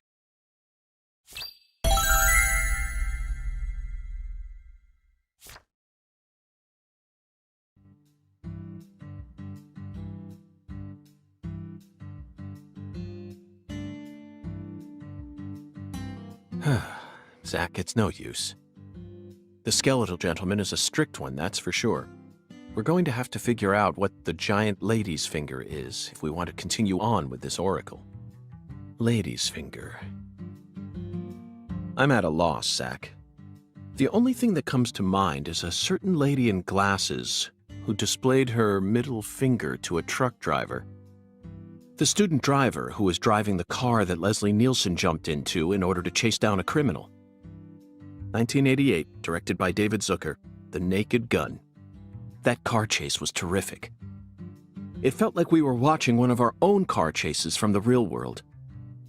That director must have gotten some advice from actual police officers.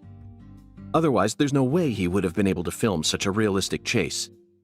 Hey, Agent York, can I say something? If you're looking for ladies' fingers, you know that's another name for okra, right? Another name for okra? Yeah, okra's pretty common here in Louisiana, so most people know about its other name. Huh. Okra. My talented assistant strikes again. You solved the oracle instead of me. Let's hurry over to the okra farm at once, then. And find the biggest piece of okra while we're at it. Hey, Agent York. The key word is giant, so it must be rather large. I'll bet it looks positively grotesque, Zack. And just imagine the stickiness. Ooh, I think I'll refrain from taking a bite. Hey, Agent York! Our town doesn't have an okra farm. No? Okra farm? Relax, just follow me. I reckon I know where we're supposed to go.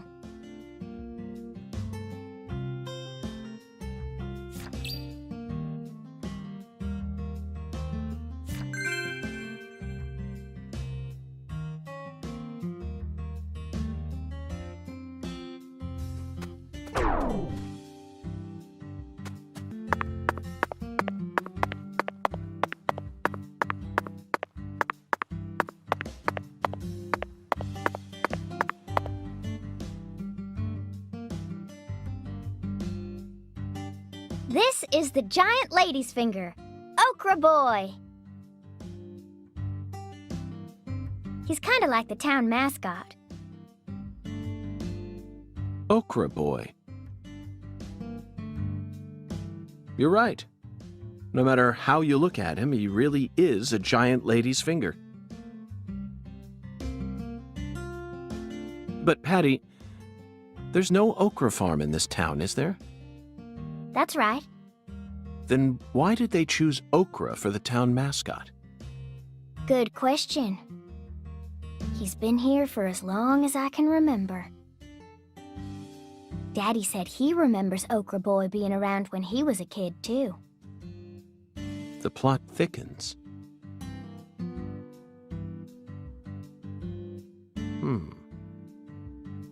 Zack, doesn't it look like he's pointing at something? Let's follow that white glove.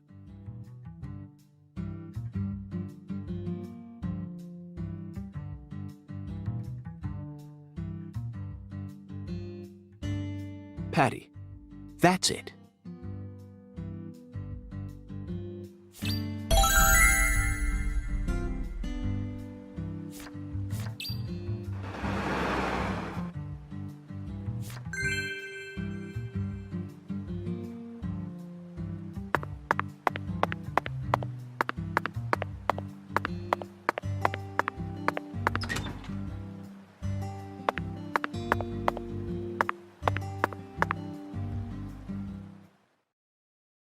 So this used to be the control device for the drawbridge.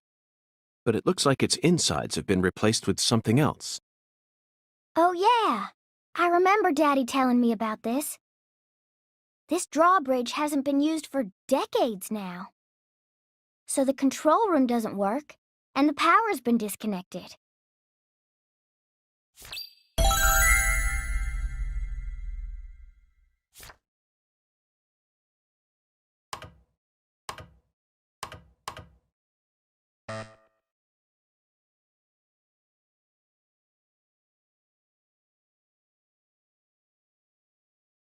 A password that requires 3 letters?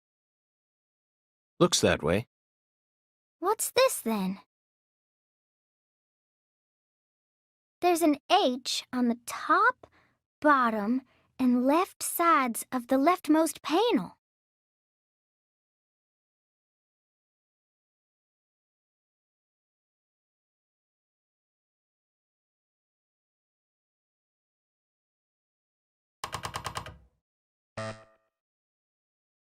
Patty, trial and error won't get us anywhere.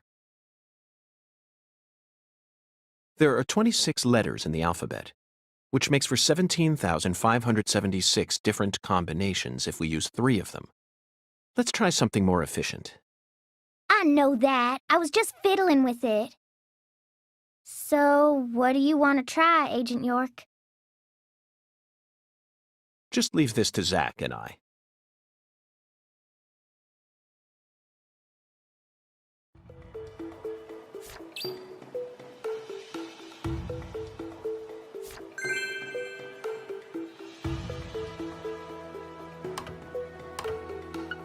Zach, this password may look complicated at first glance, but you needn't worry. This is a chemical formula, a challenge from Professor R. The H that's tattooed all over the leftmost panel stands for hydrogen. In other words, the leftmost panel represents the molecule.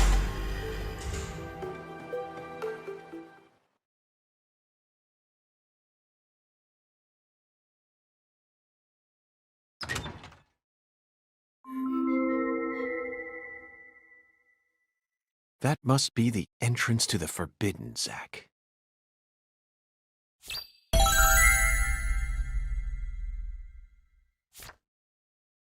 You can't touch that!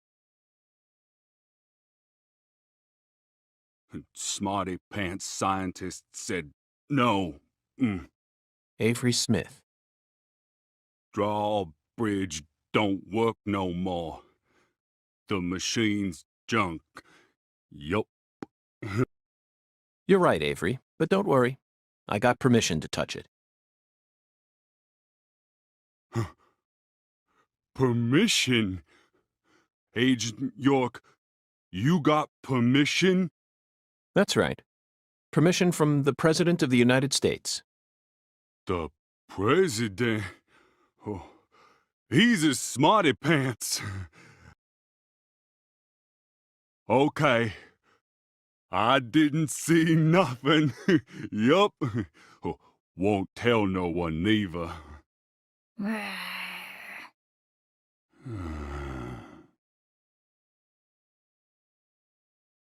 Hey, Agent York, are you really going in there? Yes, I have to, for the sake of the investigation.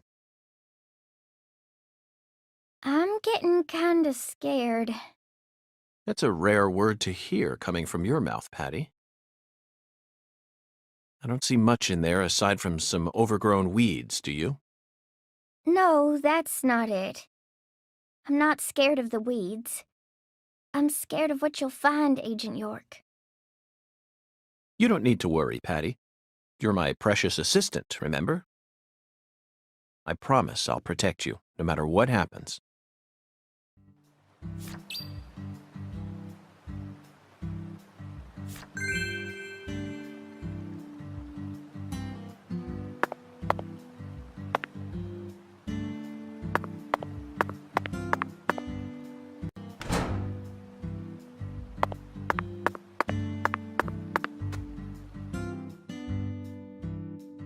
Patty, the truth is, when I first saw Okra Boy, I remembered something horrific.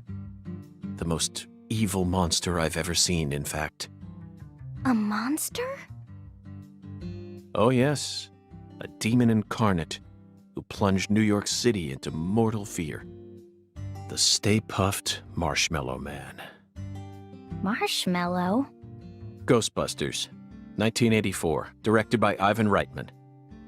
Now that's a film that was filled to the brim with bona fide horror. A true masterpiece that boasted an honest depiction of just how frightening a real ghost would be. Even if you watched it now, I'm sure it would still chill you to the bone. First night I watched it, I was too afraid to go to the bathroom alone. So I made Zach come with me.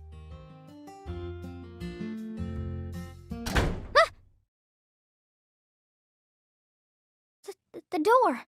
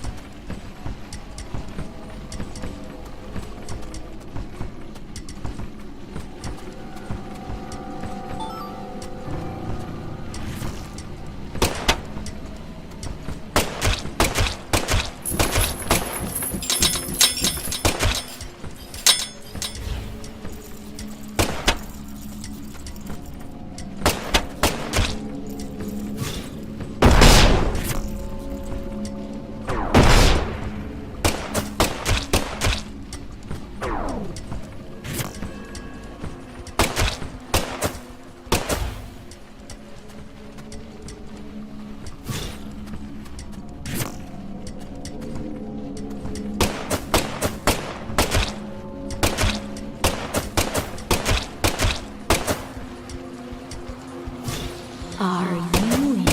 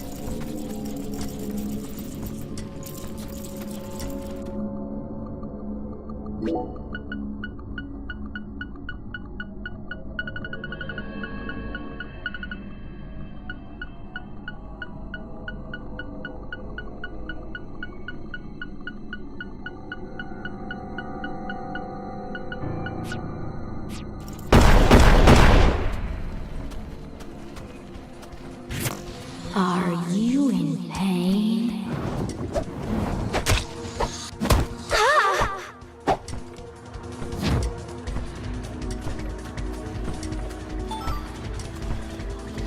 I'll curse you.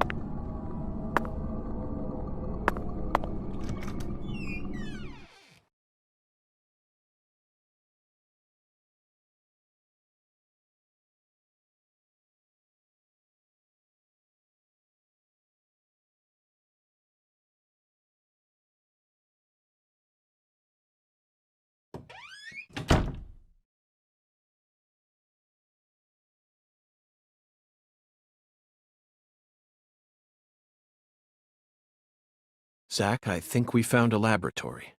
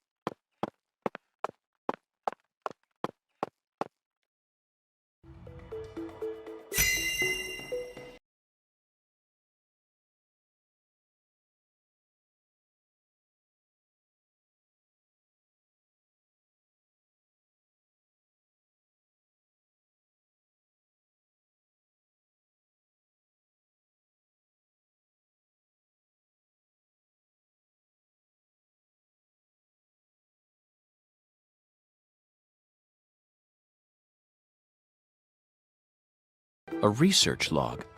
No, it looks more like a journal. Look, Zach. This belonged to Lena Doman.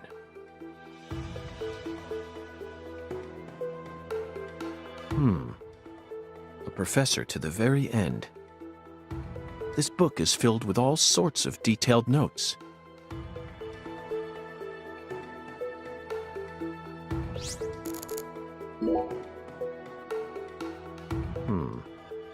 She studied abroad during school, most likely in order to get as far away from her father's prejudice as possible. Abroad, she studied chemistry and fire dynamics, then cultivated the groundwork for Sang Rouge. If what's written in this journal is to be believed, Sang Rouge is a naturally derived substance. That must mean it's something akin to ayahuasca, the hallucinogen found in the Amazon region. But Sang Rouge wasn't actually produced here. It appears that a special environment is necessary to summon the Red Demon.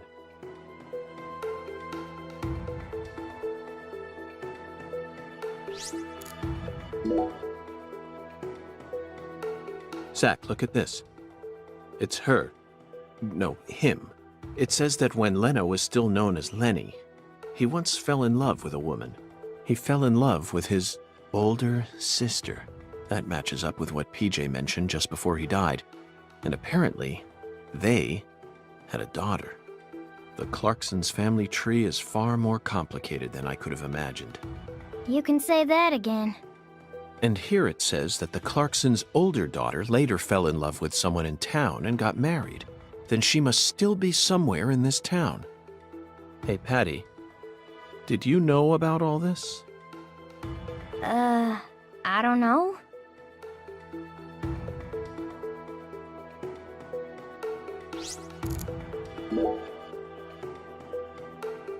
This entry is from right after Lenny became Lena. Zach, what could this mean?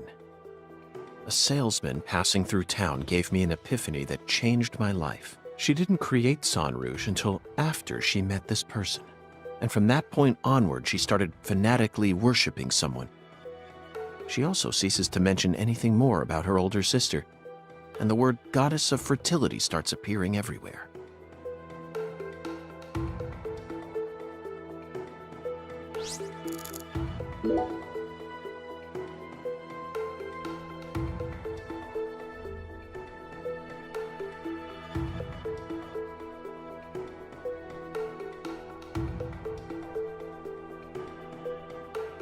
The final entry, written just before she headed to the Clarksons' house. No one can stop my plan. Not even me. My only worry now is P. I only pray the Fool King can stop him.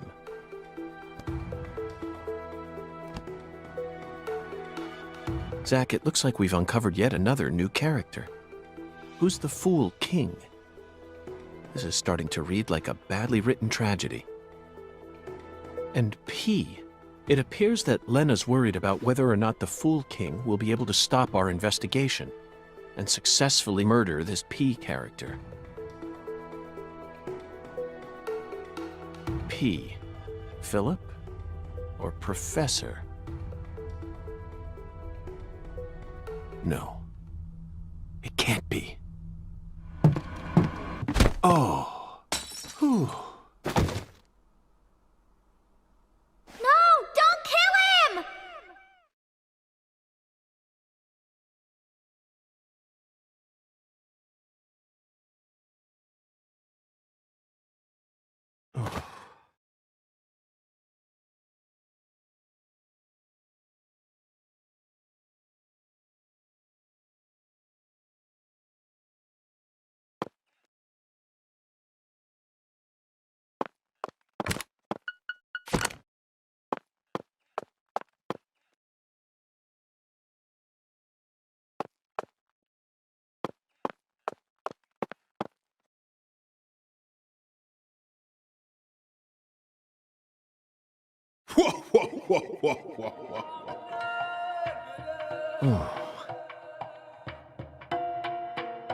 Hi there, Hundan.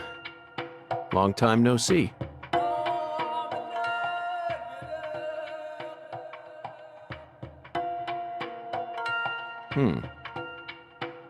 This is definitely your simplest oracle by far.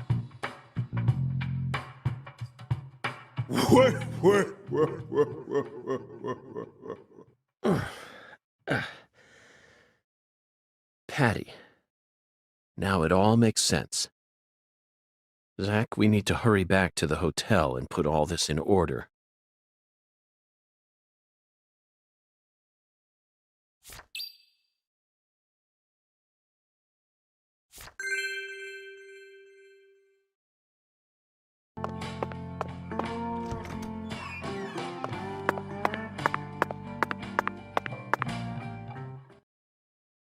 We found many new truths hidden in Lena Doman's journal. And some of them went far beyond our wildest dreams.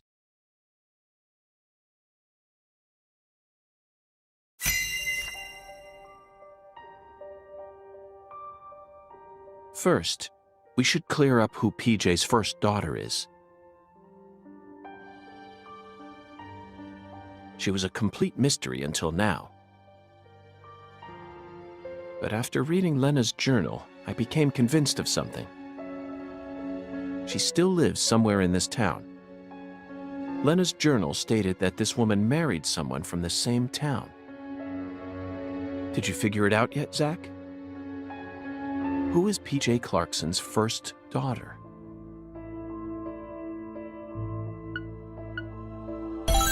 Yes, Melvin's beloved wife and the most beautiful woman in town, Candy. She's PJ Clarkson's first daughter. Which means that just like Galena, Candy also carries his blood. Now we know why Melvin said that Galena was a beauty who could attract a lot of attention. Candy had no interest in the inheritance and was also sexually liberated. That must be why PJ ended up coddling Lenny so much. Candy is supposedly sick, but she must be why Melvin's gone missing. Melvin's beloved wife, Candy, committed a transgression in her past. Zach, what was it?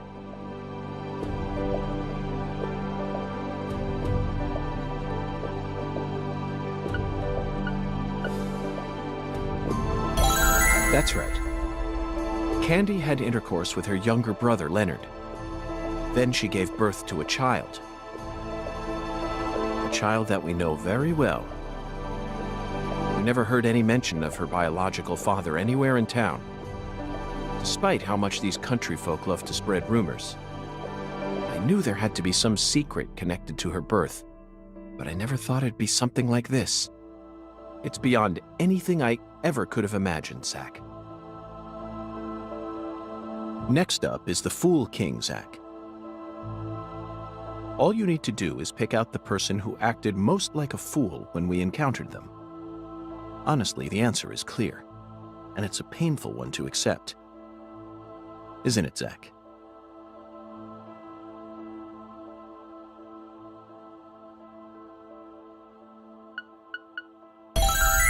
Melvin. He's got to be the Fool King. The way he's acted from the moment he located Lisa's body up to now. The way Galena was murdered, silenced, without any resistance. His discord with the Clarksons, the words PJ left behind, and the engineer boot prints we saw at the discovery site. It feels like the missing puzzle pieces are all falling into place now. But why did he decide to take part in Lena's plan? According to Patricia, he seemed to be avoiding Lena. There's no way he actually could have believed that the goddess of fertility would come and save the town. Oh. So that's it, Melvin. As you nursed Candy, you too became corrupted by Sang Rouge. Drugs rob people of their judgment. They slowly but surely eat away at their users. That's most likely the reason it took Lena so long to enact her plan. I don't know what to say, Zach. This is absolutely unbearable. Lena fell in love with her older sister Candy, and the two of them had intercourse. But afterwards, Lena realized that there was a disparity between her body and her mind, and descended into suffering. Finally, Lena left home and decided to live on as Professor R.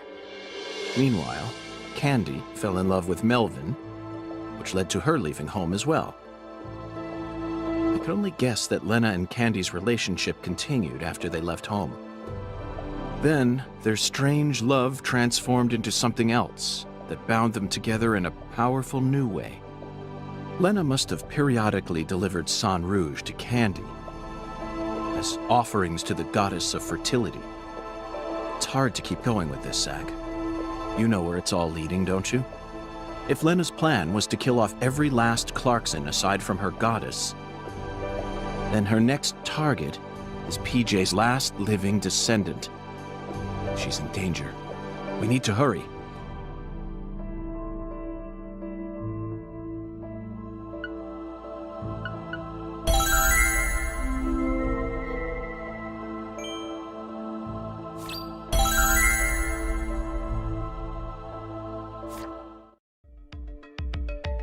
Zach, the climax is upon us. Whoever hit me in that control room sure wasn't holding back. The blow was so devastating that I passed out instantly. There aren't many people who could do that. Oh, they hit me right in my head, so my memories are fuzzy. Not my finest hour, to say the least. Now, what should we do next? First, we're going to need to refresh ourselves a little. Sunbathing, Zach. Let's go bask in some liquid sunshine that's just as hot as the sun out there.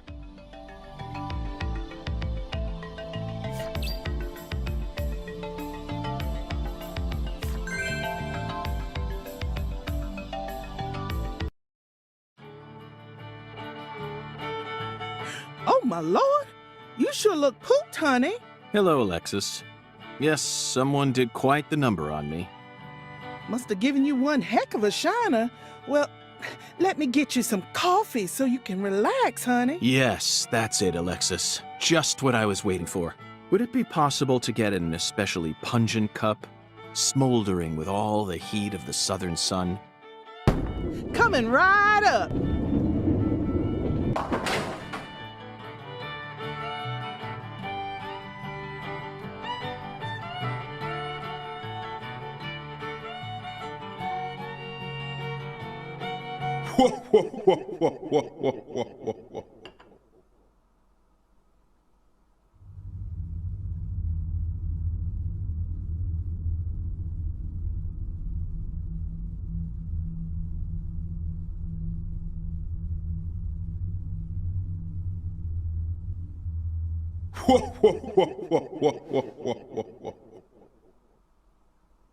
Zach, look.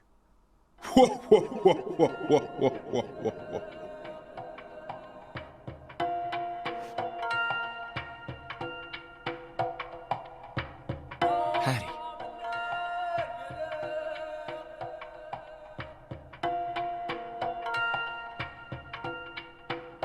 No, Melvin. No!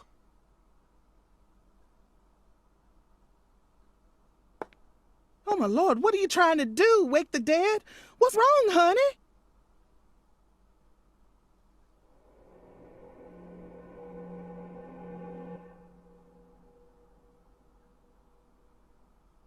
Where is this boathouse located? Oh, my lord, what's going on with you? Your poor voice is positively trembling. Just tell me. Where is this boathouse located? There's lots of boathouses around these parts, honey. Your guess is as good as mine. Well, then can you at least tell me when this photo was taken? Looks to me like it was taken during the Clarkson-Campbell wedding party, when PJ married his ex-wife, Audrey. There was a building this tall in town back then? Oh, you know what? That must be the cold storage warehouse. That big billboard on the roof is the Clarksons, see? I bet you'd be able to get a great view of all the boathouses in the swamp from up there. Thank you. That's all the info I need. Would you mind if I borrowed this? Shoot, of course not, honey. Thanks for your help. And keep the change. Oh, my lord.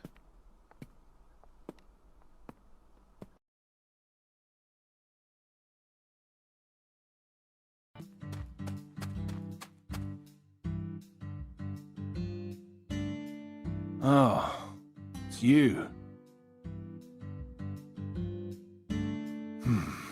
I think I get what you meant now. You'll no longer be able to borrow a certain someone's power. Well, those words woke me up. I need to get myself together or I'll sink. And you saved me. So, thanks. Now this is a surprise, Zack. Can a human being really turn themselves around this quickly? Hey, come on, don't say that. I was drunk, you know. I lost my baby girl, my wife, then my father-in-law. I didn't know what to do. Blaming it all on someone else was the only way I knew how to cope. All right? What are you here for, anyway? Thought you already investigated this place. I'd like to get your permission to climb up to the roof. Right up to that hideous sign there. Oh, is that all? Well, go on ahead. I know you're a genius agent. If you need to go up there, then by all means. Danny, I'm not a genius. I'm a complete failure. I never even gave a single thought to P.J. Clarkson's first daughter. I was practically oblivious the entire time. I never considered the possibility that Lena had a child either. And that misstep cost us many sacrifices. But you know all about it now, right? Then just move on.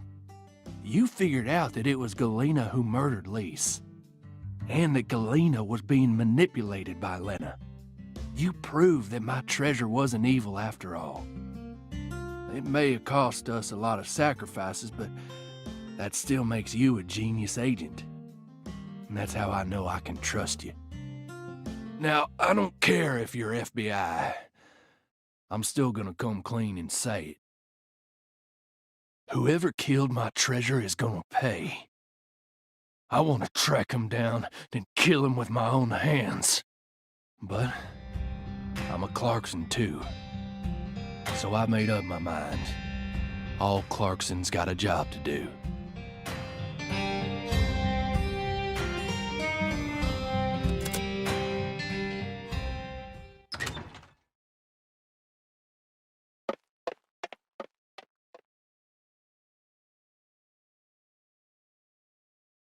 Which one is it, Zack?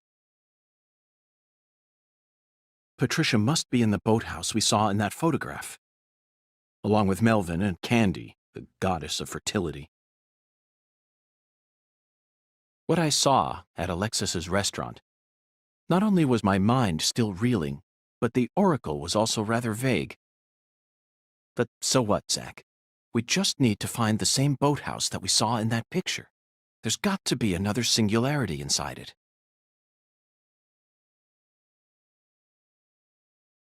Zack, that's the boathouse. It's right where the photograph was taken. But I have no idea how we're supposed to reach it.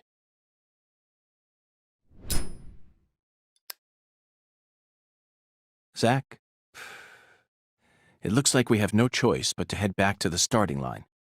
Let's go and see the one who fired the pistol at Heaven. He should be able to transport us straight to that boathouse. Remember, his love for justice is so strong that he chased a poacher's boat all the way up the bayou. I'm sure he'll be happy to help us. Zack, stop and just imagine it for a moment. Chuck's face, once he hears that poacher's boat is actually a shrine housing the goddess of fertility.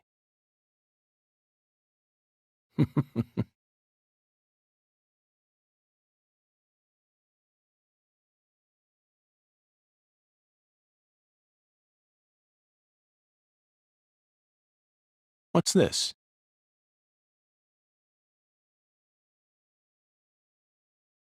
Who left this message for her? Zack, you know what? I forgot all about our 10-foot giant. We still have a lot of work left to do in this town.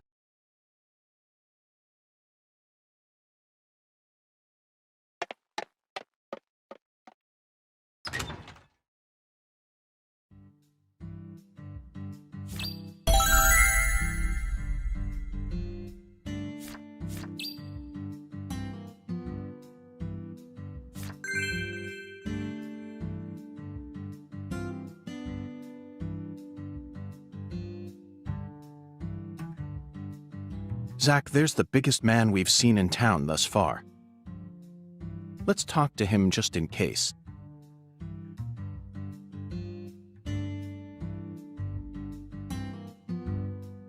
Hello there, Avery. I need your help. Would you mind raising your arms up high like this for me? Raise my arms like this? Thank you. That's perfect. It appears that even with your height, you'd have a tough time reaching a spot up that high. I love Lise. Yup.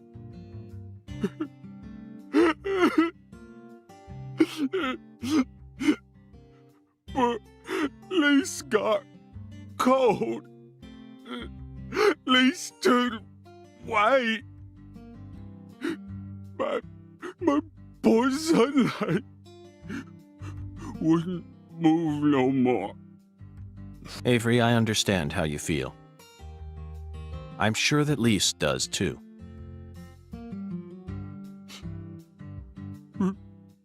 Really? Oh yes, I guarantee it. Right now, I'm trying to eliminate the cause of her death. But I need your assistance.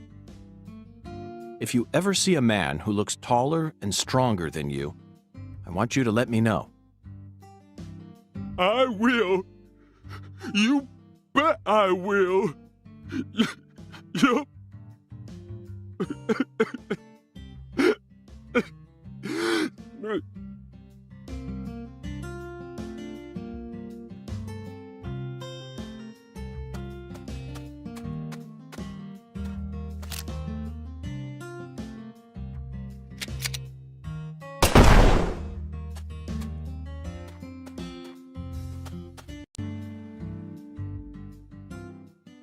Hello, Chuck. The time has finally come to catch that poacher's boat you spoke of. Oh, now he wants to catch the boat. Thought you FBI boys don't chase down boats. Ain't that what you said? Unless it's a terrorist boat that plans to overthrow our country, right? You're exactly right, Chuck. I discovered that boat does contain perpetrators who are potentially capable of overthrowing our country. Perpetrators who are deeply connected to a new drug called Sang Rouge. And you expect me to help you? Yes, I need your help.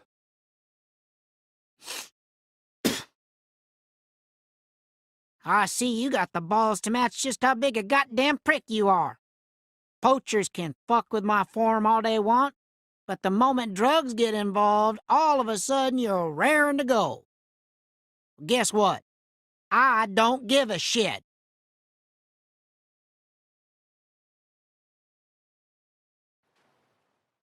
I can't solve this case without your help, Chuck. If you're angry about how I acted earlier, then please allow me to apologize. I don't want no apology. Then how can I get you to trust me? You really don't know when to shut up, do ya?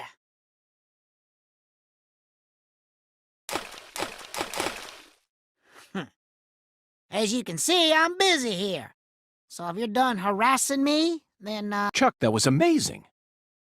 Absolutely incredible, fantastic. How did you do that? thanks? I don't know. The answer lies in his physical advantage. That's it, Zach.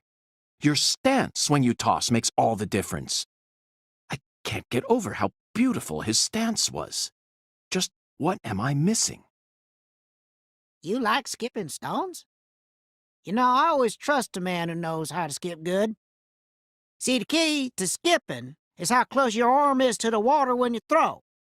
You also need accurate speed, an accurate wrist snap, and accurate timing when you let go. That's why short folk who stay low to the ground and keep a low profile like me can skip better. And that's how I reckon I can trust a man who knows what skipping's all about. Got it? If you want my help, you gotta impress me with your skipping. Then I'll lend you my boat.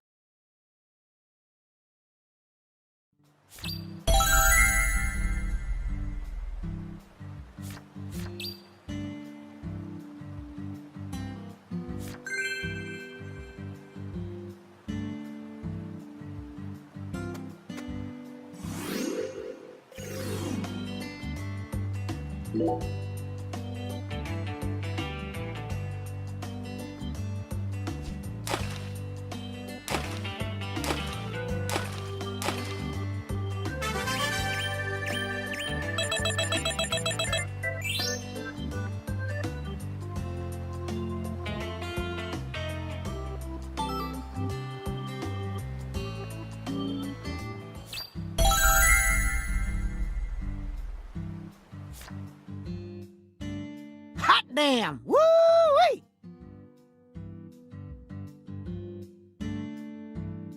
You're a natural. That was flawless skipping, all right. Really? Oh, yeah. You got talent, boy. And you're humble, too. Well, I did have a great teacher. That's what helped me to stay low. Yep, that's the key. Gotta keep low profile. Folks can learn a lot about life from stone skipping. Feller's gotta stay humble. Keep himself from getting all arrogant. Know what I mean? Okay, maestro, I trust you now. I'll take you into the swamp or wherever the hell else you want to go. Want to shove off now? Gotta make hay while the sun shines. Let's head over to my boat. Follow me, maestro.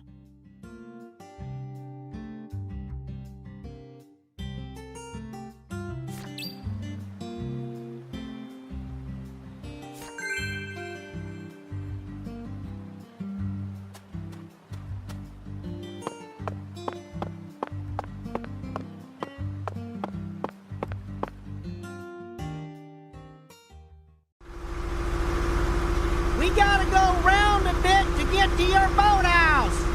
It ain't the safest route out there, so just be ready. Zach, this is exhilarating. It's like an amusement park ride, only better. Hold on tight now, maestro. This is yet another reminder about just how vast and varied our homeland of America is.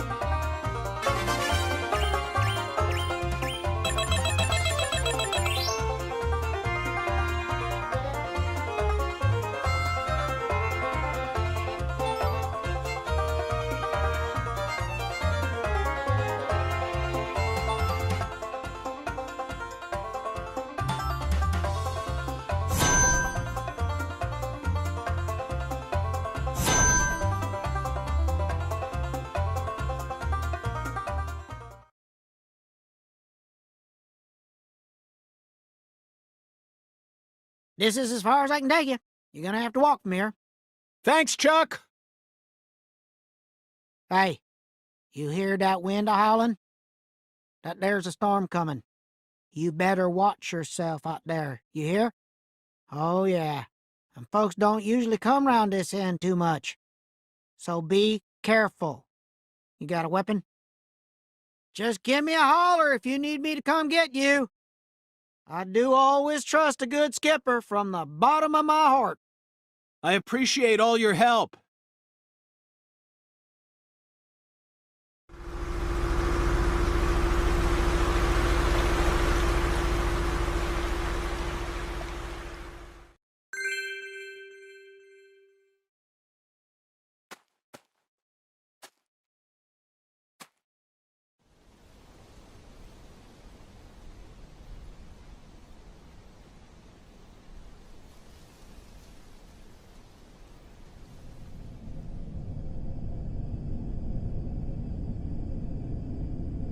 Zach, a deadly premonition. How do you feel about this one? Honestly, I'm torn. I know the truth that awaits us here isn't one we want to accept. But we have to keep marching ahead. We're FBI special agents, remember? The United States Department of Justice has authorized us to deliver justice in their name. You know, sometimes I get to thinking, why did I ever decide to work in the justice sector?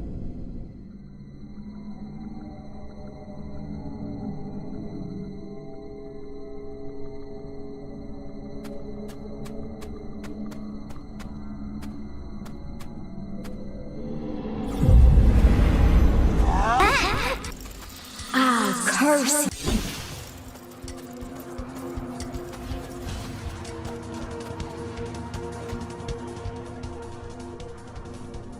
Zach, we've reached the final stage.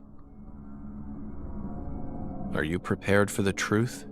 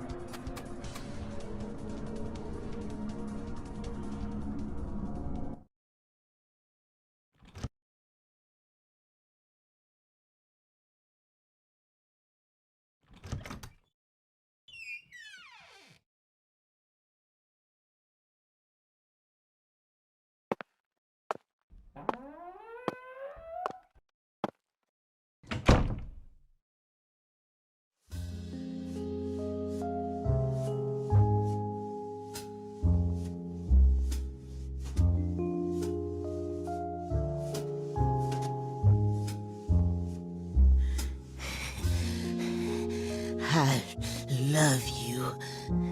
I'll do anything for you. I'll make your wish come true. Yes.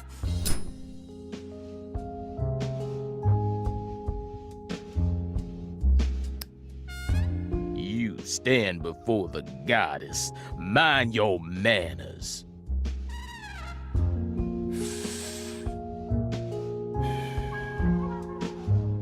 Sorry, but I don't worship that deity. You always were a rude one.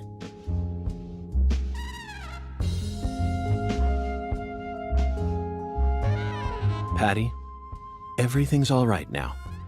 Just come over to me. She can't hear you, York. Patricia's already in a trance. Outside voices can't reach her. You didn't. San Rouge? Now what kind of fool do you take me for? She's the consecrated virgin, and virgins need to be pure. She won't be able to serve the goddess if she gets all corrupted, now will she? And besides, she's got a resistance to the stuff. Might be due to the blood she inherited from her parents, or might be San Rouge was designed that way on purpose. Not that it matters now, 'cause she's about to die.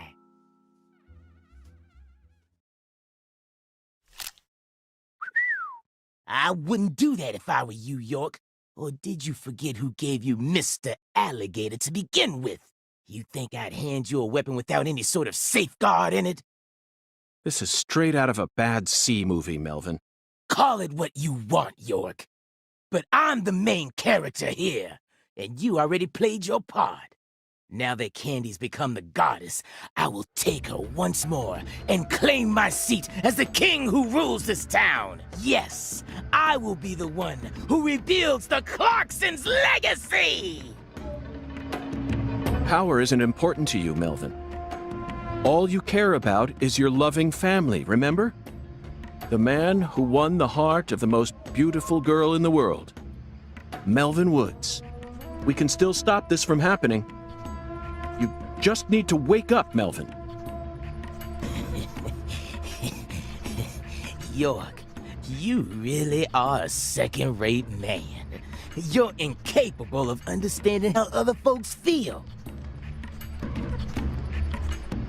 Lena was the one I loved. Candy's merely the symbol we use to restore the Clarksons' glory.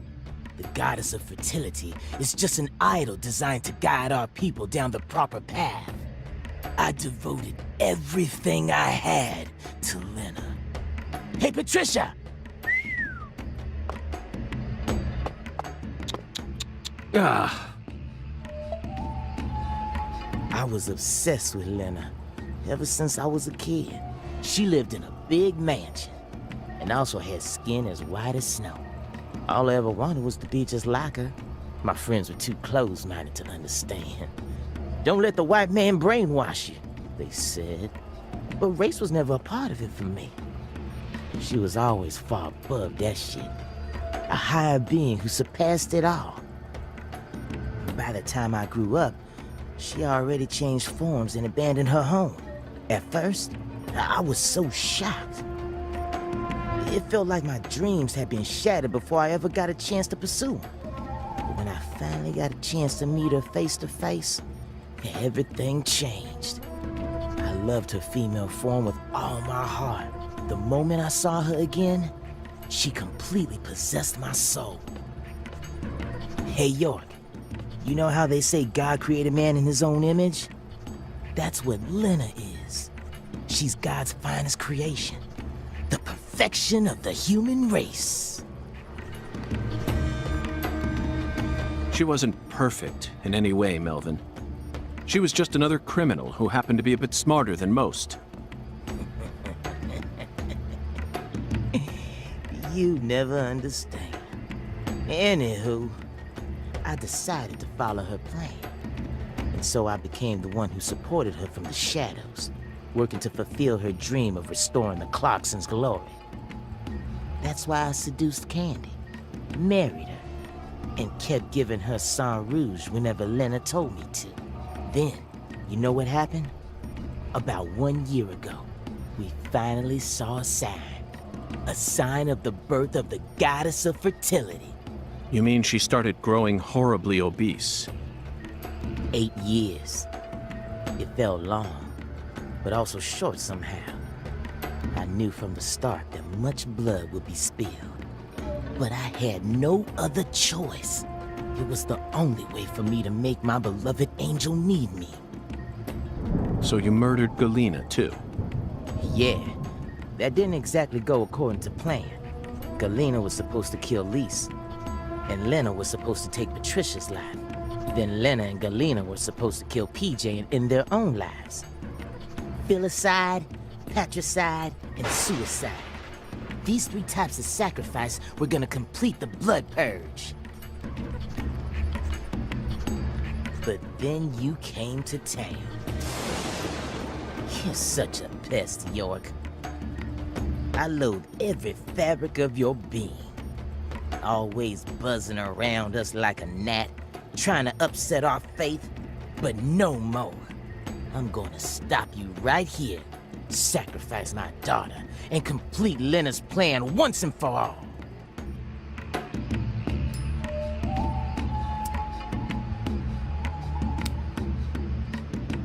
There may have been some hiccups in the plan, but the result won't change.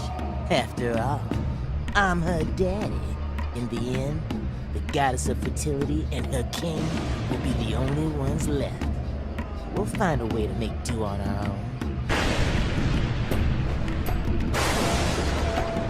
Hey, York, haven't you been wondering why I'm talking so much about myself? Because this is the last stage of the game?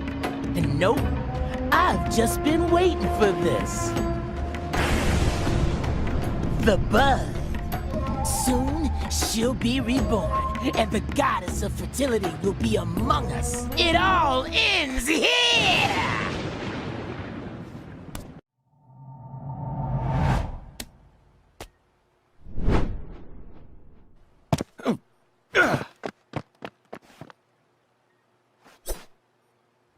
Patty, are you all right?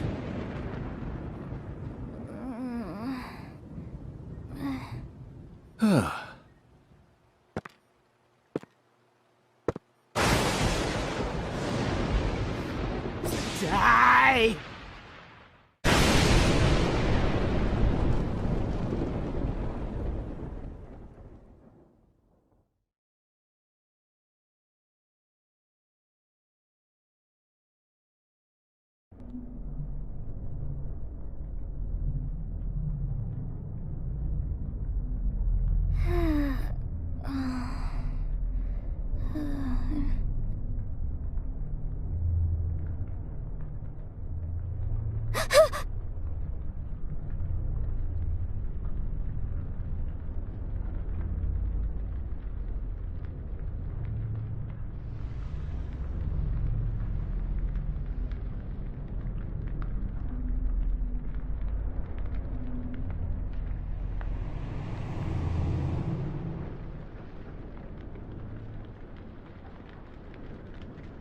Shit!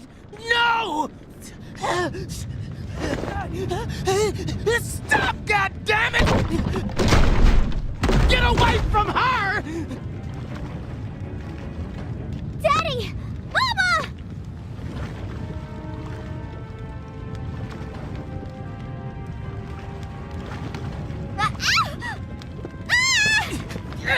Get out of the way!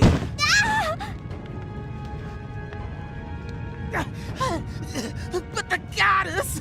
Lena's plans! Daddy! No! Damn it! I was supposed to be the king! I need to stop the fire! Shit! Damn it!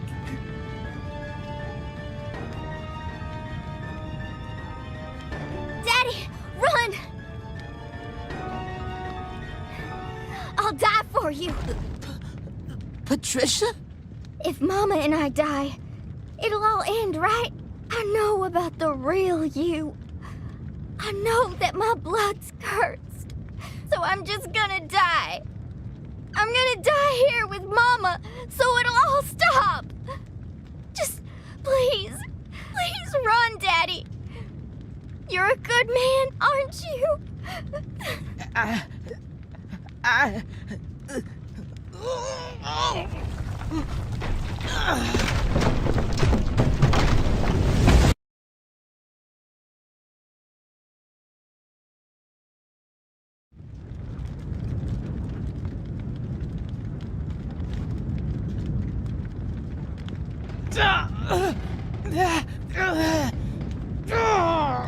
Daddy, you saved me?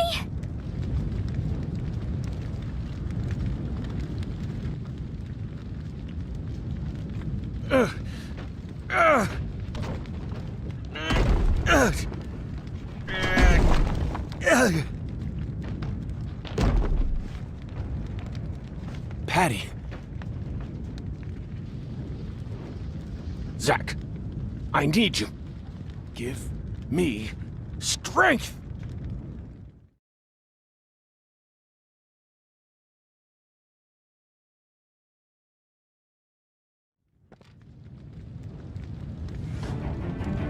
Daddy? You saved me? But why? You kept saying you were gonna kill me.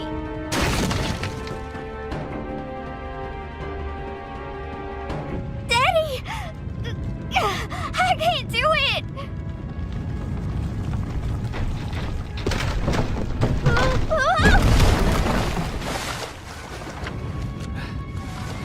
Are you all right? Agent York, save my daddy! Get out of here! York, take my CLG! And run! No! I can't leave both of you here! Just go! No! I'm not leaving! No! No! I've sinned. I can't come back to this world. We have to say goodbye here. I'll take your mama with me. It's time for you to start a new life, sweetie. One where you won't be shackled to your destiny.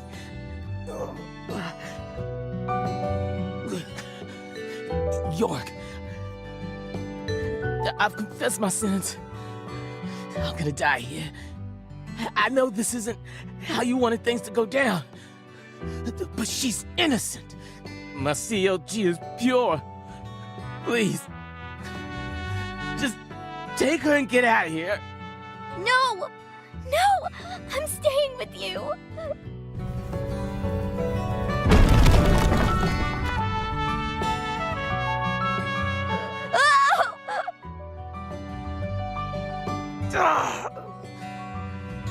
My daughter's in your hands now, York. Let's go, Patty. No! Let me go! Daddy! Mama! No!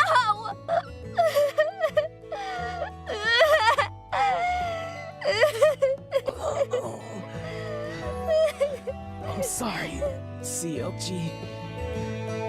I've been a horrible father. Even before we ever met, I was always heading down the wrong path. But I finally understand it now. I love my family from the bottom of my heart. Both you and your mama.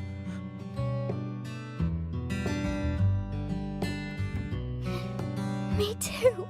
I love you with all my heart, Daddy.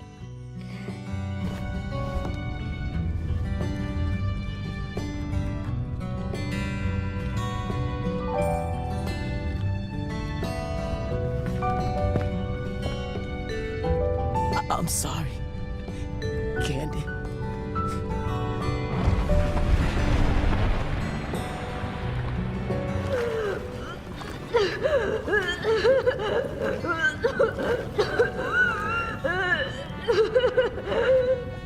Red tree.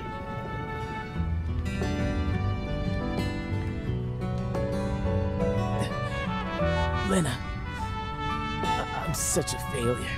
I screwed it all up again. Your whole plan's been ruined. I'm sorry. Right up to the end, I could never do anything right. Oh, really? So, it's all okay? Oh, good. Well, just hold on then. Candy and I will be right there. The worst father, graced with the sweetest daughter. Life can be a bitch sometimes. But it wasn't all bad.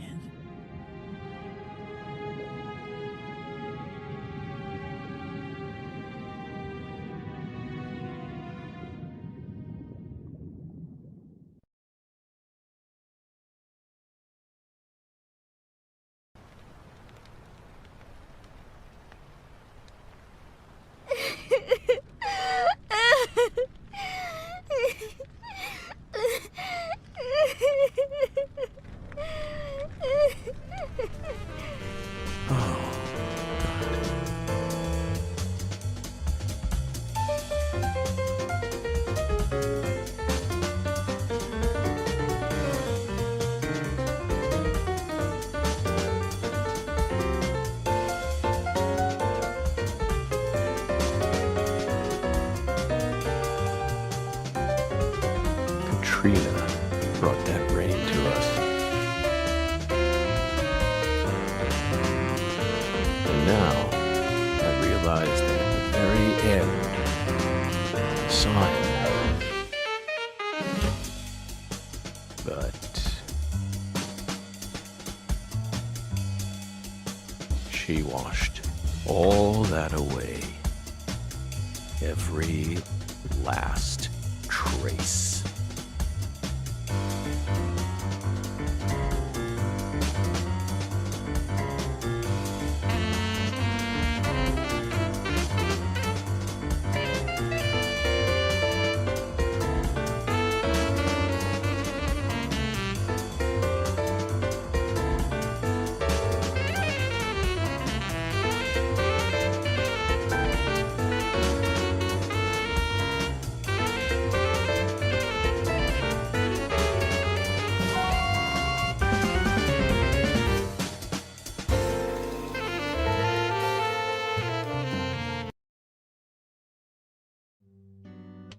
Oh, I just love the look of glistening green grass. You know the green I'm talking about.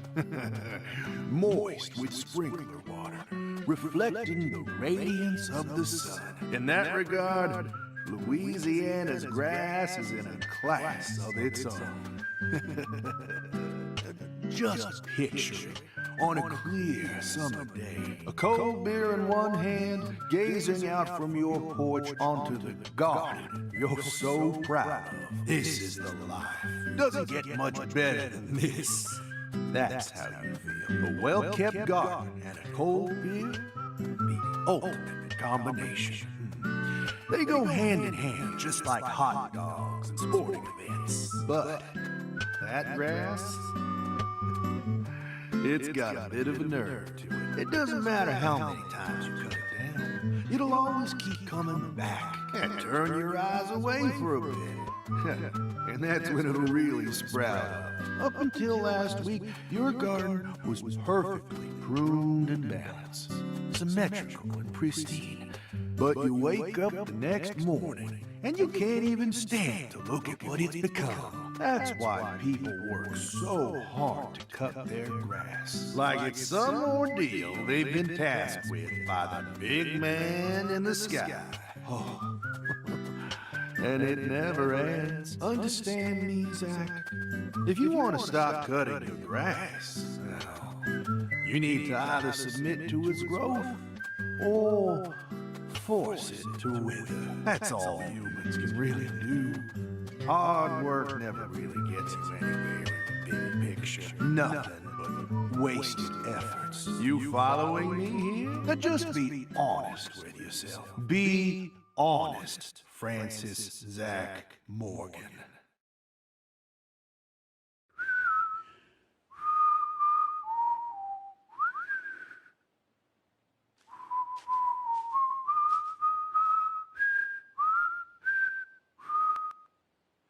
Oh, howdy, Zach. So we meet again. Such a touching reunion. Like a little boy who was given up for adoption, finally reuniting with his true parents. Look, even little Willie here is beside himself with joy. Kason!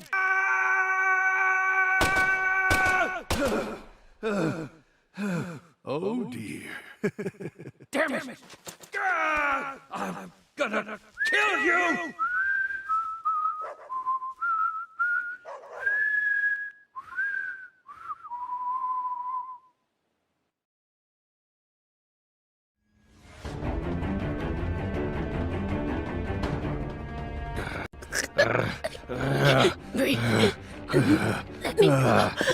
Hey, let her go! What the hell's gotten into you?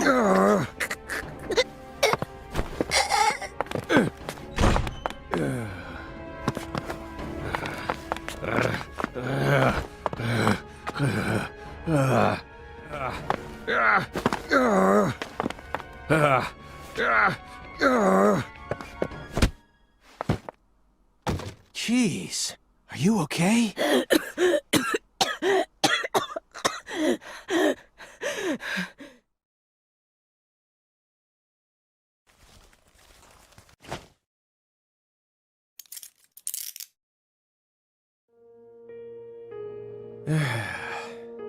That should do it.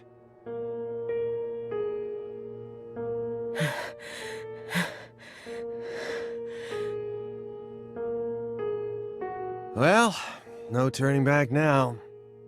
How should we clean this up? I'm searching the room.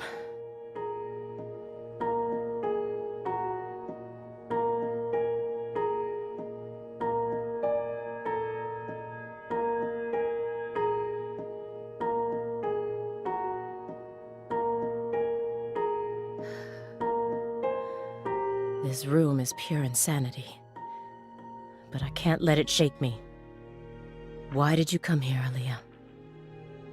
Remember the real reason you decided to investigate Morgan's house in the first place.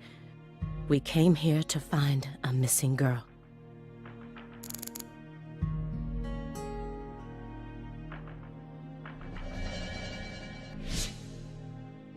Patricia Clarkson isn't here. And he's done nothing except narrowly skirt the thin line of legality in all the right ways. He's so abnormal.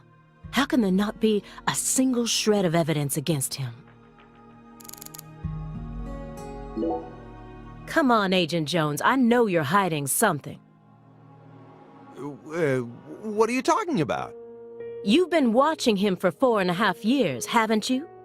Can you really stand here and tell me that you never saw a single one of the strange signs I'm picking up on now? What signs? Deadly premonitions. Preparations for kidnapping or terrorist activities. Sexual depravity, violent tendencies, self-mutilation, or even just contacting a specific person periodically. Nope, nada. He doesn't fit any of that. You think I'd really ignore something that obvious? I may be a schlub, but I'm still an FBI agent. Then why didn't you do anything about this room? Or did you merely choose to ignore his abnormal proclivities? You want to know what I did? I did my damn job! End of story!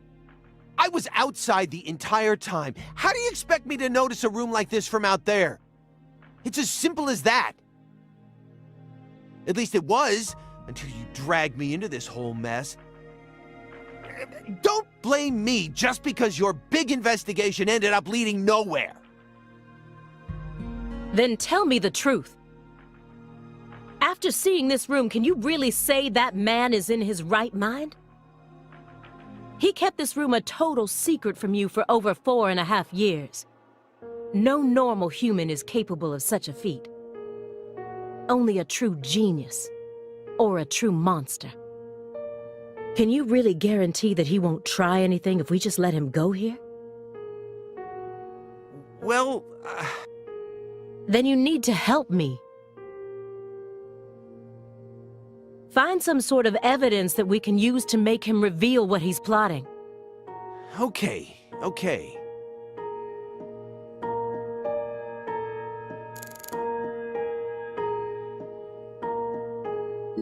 Daniel Clarkson. The file said his only real talent was his ability to pick up women. But when I spoke with him in the warehouse, he seemed dignified, like a truly accomplished man. Marrying into the Clarkson family must have put him through a lot.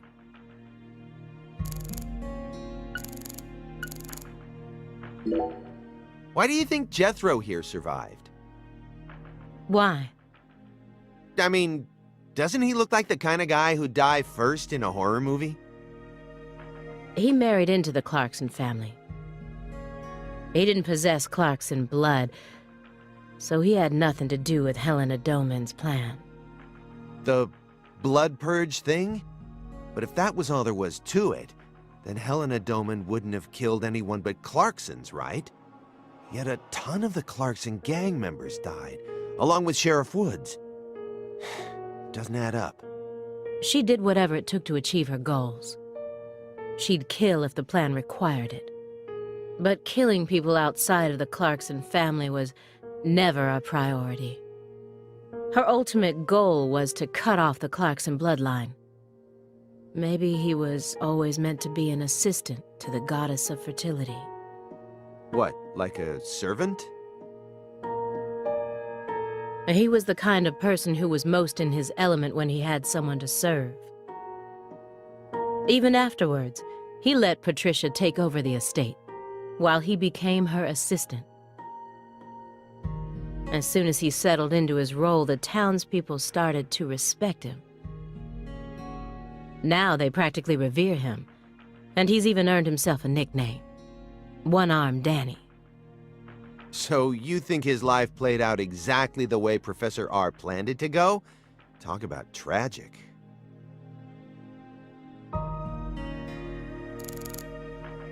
Photograph of Patricia Clarkson. I thought she was imprisoned right here in this room, but there was no one here. Where could she be then? I was so positive. But she isn't here. There is something about this room, though. Agent Jones, what do you think? Me? I'm not as smart as you. Why are you even asking me? Are you hiding something? Of course not. Knock it off. Me? Hiding something? Ha! That's a good one. Come on. I got nothing to hide.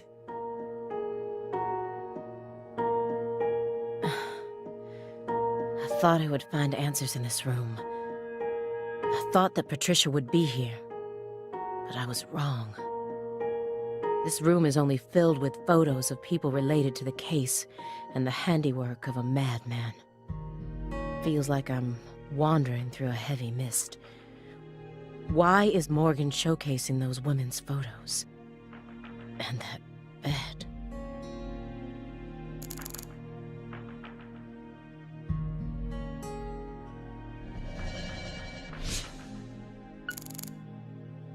Sheriff Melvin Woods. I never met him myself, but his face makes him look like a very nice guy. His background in childhood didn't have any red flags either. Yet we're supposed to believe that he was one of the masterminds behind that entire incident?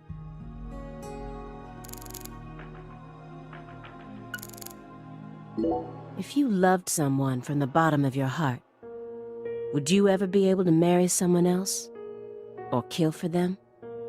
Whoa, what are we talking about? I never heard of any kind of motive like that in any other murder case. I just keep feeling like we're being fed a story that he made up in his mind. True. Honestly, without having experienced what that's like, I can't really say what I'd do. But I'd never try and force love to happen, if it didn't seem like it was meant to be. There are 3.5 billion women on this planet. There's got to be more than one specific person who anyone can fall deeply in love with, right? But what if we were talking about pizza, not women? You just discovered the perfect ultimate pizza. But you aren't allowed to take even a single bite unless you kill someone for the cook.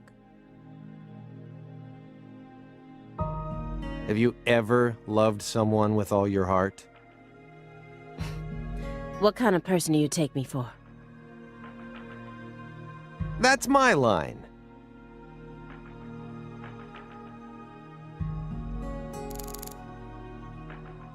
After she lost her family in the Le Carré incident, she went to go live at the Clarkson estate. And once she grew up, she assumed control of their empire seemingly without any hesitation.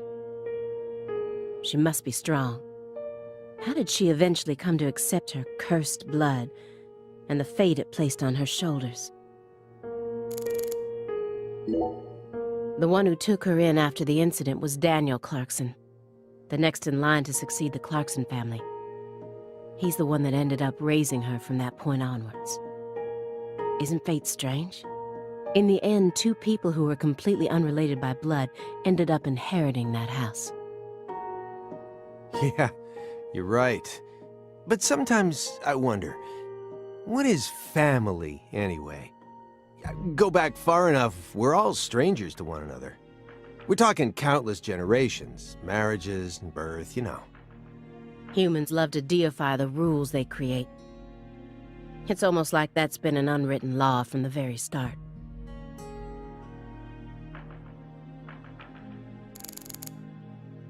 Is this supposed to be the altar from the site where Lise Clarkson's body was found? Why would he want to replicate that inside of his own home? There's no way this man is sane.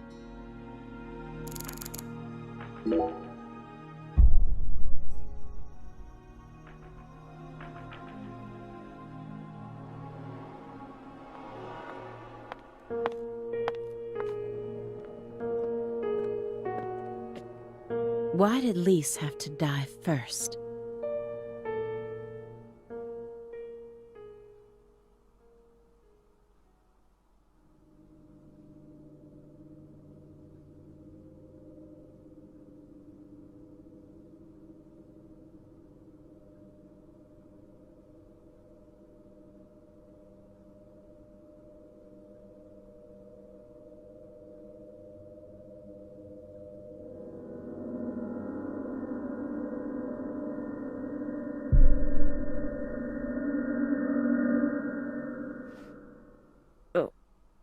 What is this? Oh, you gotta be kidding me.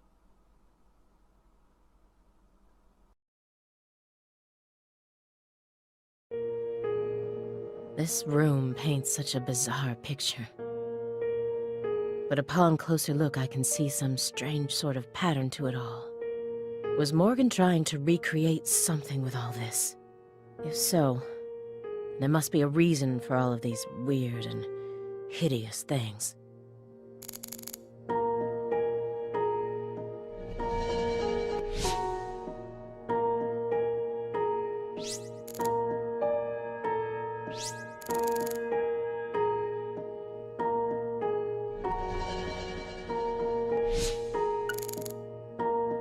A woman so beautiful she felt like she could make it as an actress in Hollywood. And this is how she ended up. Sometimes it seems like God abandoned us humans a long time ago. I feel it more and more with each new case.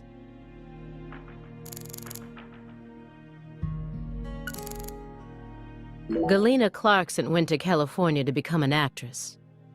But things never took off for her, so she eventually returned home. Then she murdered her own daughter and ended up like this. Where did she go wrong? She did manage to appear in a few movies, right?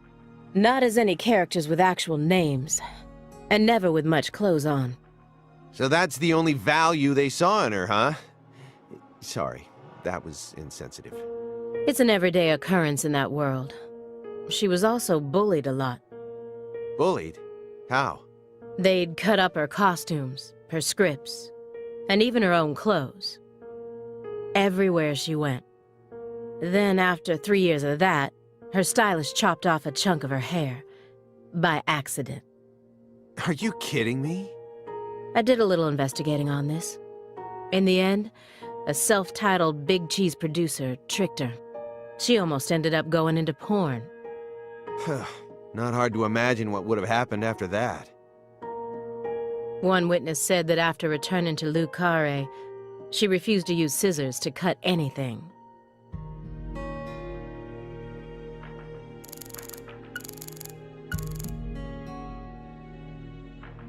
When Helena Doman attacked the estate, he just happened to be somewhere else. Whether it was through luck or simple coincidence, that's how he managed to survive. When Helena Doman returned home, someone must have let her inside. You think that was her brother-in-law, Daniel? I don't know. Well, alligators did chomp his arm off. He probably had it in for old man PJ too. But, you know, I don't think he had anything to do with this. Why not? You're making it out to be more complicated than it really is. That's always the problem with people like you. Too smart for your own good. Just get to the point. Professor R marched straight through the front door to the mansion. She arrived right at her destination using the quickest route possible without having to undergo a single security check. I know. My question is, how was she able to do that? Because she's family. It doesn't matter if PJ disowned her. He never stopped loving his son. A father would never abandon his child, no matter how much they fail to fulfill his expectations. That's what being a parent is all about. Don't look at me like that. I know, I don't have a son myself, but I have a father. He's still back in my hometown, managing the printing plant my grandfather started. He'll be turning 80 soon. He wanted me to take over the place, but as you can see, I'm out here. But I know how this whole thing works. Even though I haven't seen him in forever, the minute I go home, he'll welcome me with warm, open arms.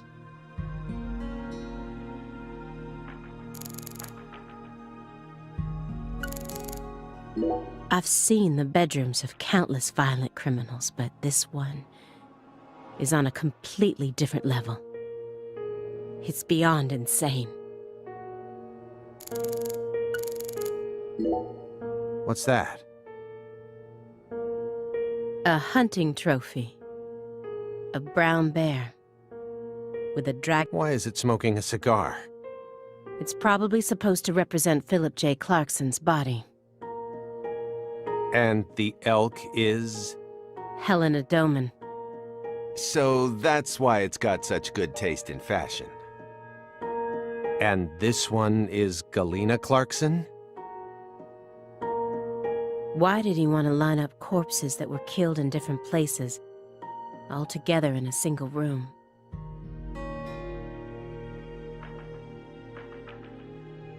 Red seeds?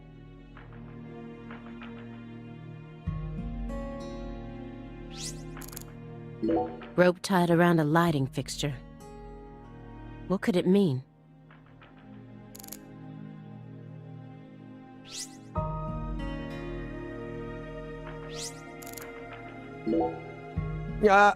You sure it's okay to press that? Won't know until we try. Hey, it's Woodstock. Look, a peace sign. Love and peace, man. Even I can figure out what this is from. It's Jimi Hendrix, Janis Joplin, Grateful Dead, and Led Zeppelin. But I shouldn't have to explain it to a music nut like you, right?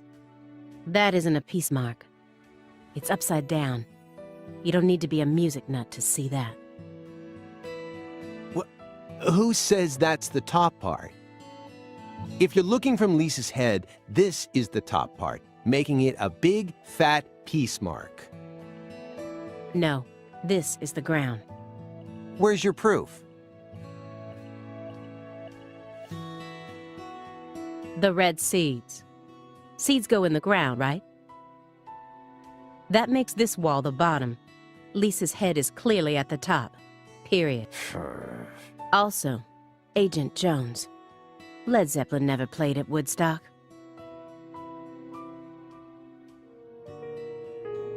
He's representing a human with a hunting trophy made from an animal. I feel like I'm looking at a piece of modern art done in really bad taste.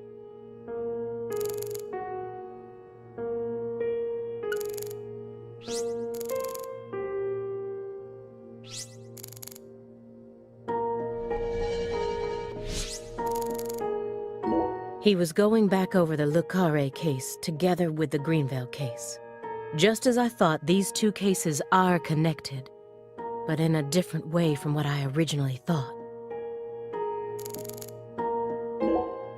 Anna Graham, the first victim of the Greenvale case. Her body was found hanging from a tree, like a goddess being worshipped in a sanctuary. Meanwhile, Lise Clarkson was found on the bank of a river in an area that had been fashioned into an altar. The person who gruesomely ended the life of that young woman must be brought to justice. I completely agree. They both still had their whole lives ahead of them. The Le Carré case and the Greenvale case. A According to my investigation, the one key that links both cases is Francis Zach Morgan. But if we look at the cases from his point of view, we see one more connection. The red seeds are also present in both cases. I believed that he was the one who brought them to both towns. But maybe... No, never mind.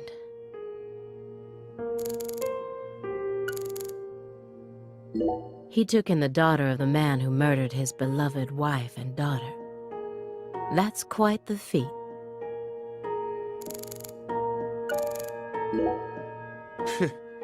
Sure seems like our friend Daniel here was just destined to suffer. He crossed the entire continent and married into the Clarkson family, all for the sake of the woman he loved. But then the love of his life became a drug addict and ended up murdering their very own daughter. And she too was murdered as part of her big brother's conspiracy. Finally, in order to prove that he could take responsibility for the family, he gave up his right arm to his father-in-law, who got blown to bits soon afterwards. And to add insult to injury, all the inheritance went to PJ's secret heir. If I had to go through all that, I'm pretty sure I'd go crazy. I don't know. What do you mean? He found someone he loved so much, he moved across the entire continent just to be with her. That's beautiful. It also seems that he was eventually able to make an identity for himself and Lou Carre as well. After I found his daughter's body, I interrogated him for a bit. When I told him we were going to do an autopsy on her body, he didn't react violently in any way. I remember him looking relieved and tired, kind of like someone who'd just woken up from a coma.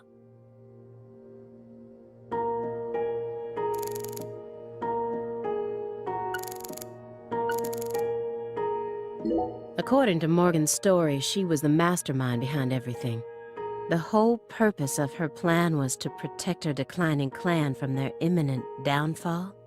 She had to kill all her family members in order to purify the bloodline, so that in the end only the goddess of fertility would be left behind. I don't buy it. This plan has so many holes in it, I don't know where to begin. Yes, Katrina may have carried all of the evidence away, but I still can't believe he was actually able to turn in this fairy tale as an official report. Philip J. Clarkson, the central figure behind the Clarksons' rise to power. He took 2 wives and fathered 3 children. But despite all his successes, he's been immortalized as a hunting trophy. Nothing but a sick joke. She planned a string of murders, all in order to restore the Clarksons to their former glory, right? Yeah. According to Morgan's story. Matches up with the files, too. But the only proof of that is the confession she privately gave to Morgan just before she died. Galena Clarkson was also murdered immediately after she confessed. Don't you think it's all a little too convenient? Well, story-wise, yeah. And the sacrifices. None of the FBI's official records contain an example of an actual human sacrifice. Aside from the cases that Francis Zach Morgan handled, that is. There are tons of examples of animal sacrifice, though. And remember the witch hunts back in the Middle Ages? Meaning? Meaning, there are always exceptions to the rule. And Morgan alluded to the existence of some sort of journal, right? I think he said he read it in Professor R's lab. If we could find that, maybe this would all become easier to swallow. The report didn't mention anything about a journal. And if it truly did exist, it surely would have been submitted as evidence.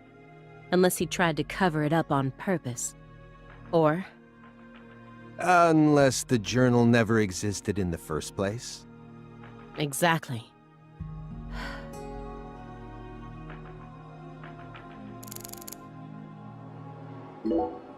He was taught how to rule as a child, never confided in anyone, and married for purely political reasons. Then he prospered so much that he became powerful enough to rule an entire town on his own. But in the end, his own child betrayed him and ended his entire clan in a series of violent deaths. If that was your life, how would you look back on it? Yeah, beats me. I wasn't born into a rich family, nor was I ever taught how to rule. And for what it's worth, I've also never knocked up a young ex-actress. But I guess the one thing we can say is that any good life needs balance. Get too hung up on one thing and you lose sight of everything else. And if you betray someone, you'll get betrayed too. Someone thinks they can step all over people and then live out the rest of their life in peace. They're fooling themselves. We always get to see how those people end up in our line of work. In the end, they die horrible deaths. That is why pizza is the only thing I trust. Pizza never betrays you. This case took place in Lucare and centered around the Clarksons. Oppressive authority, cross purposes, madness, and love. But Katrina took the truth along with many innocent lives and buried it all at the bottom of the swamp. But there's one truth that can never be washed away. This all started with the death of a young girl. I think she's the biggest mystery out of all the people involved with the Lucare case. How could she agree to kill her own daughter, then herself? It's hard to imagine ever being okay with that, no matter how depressed I became.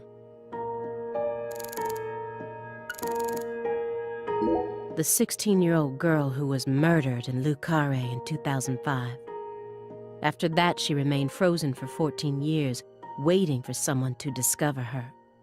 I was the one who found her, which means I have a duty to lay her soul to rest.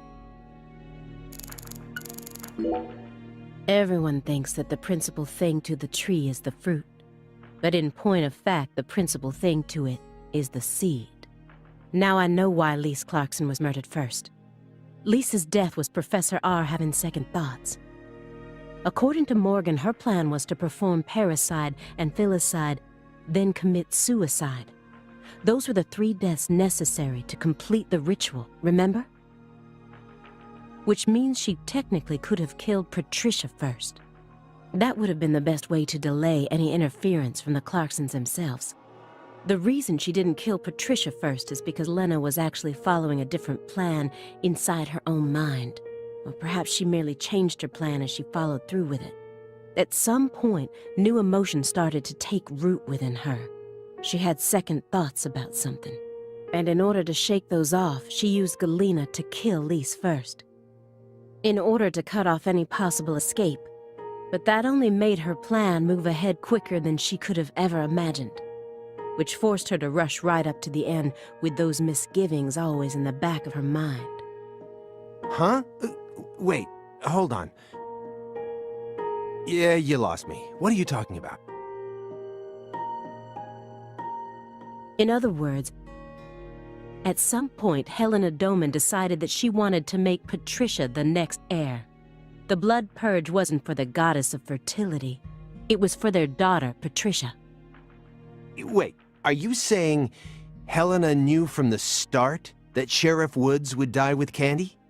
That's the only explanation I can think of. Huh. Remember, this is only assuming that everything Morgan told us was true. Until I can trust that man, this is all nothing more than conjecture. Considering how insane this all is, it sounds perfectly believable to me.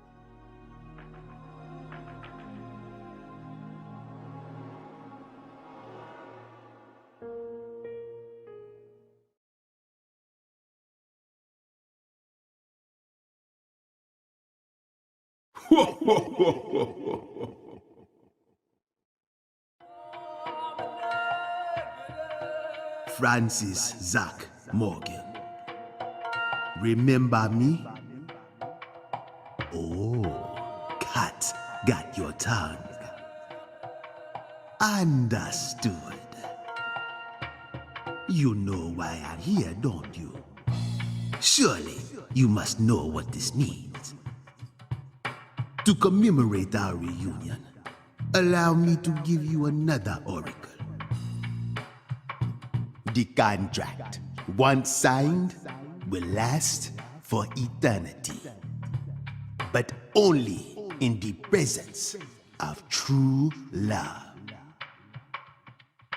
Did you hear that? Good.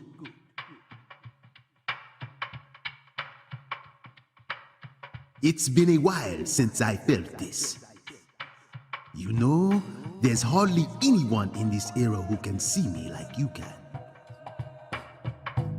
And they've been dropping like flies since you first came to see me. Breaks my heart.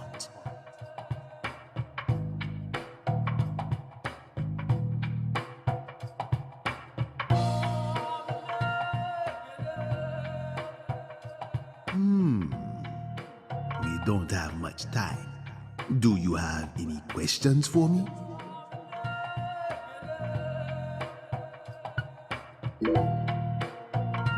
Excellent. You pass. You haven't changed, Francis Zach Morgan. But that question isn't for me to answer. Go and see it with your own eyes. Oh, time's up. We'll have to finish this during our next reunion.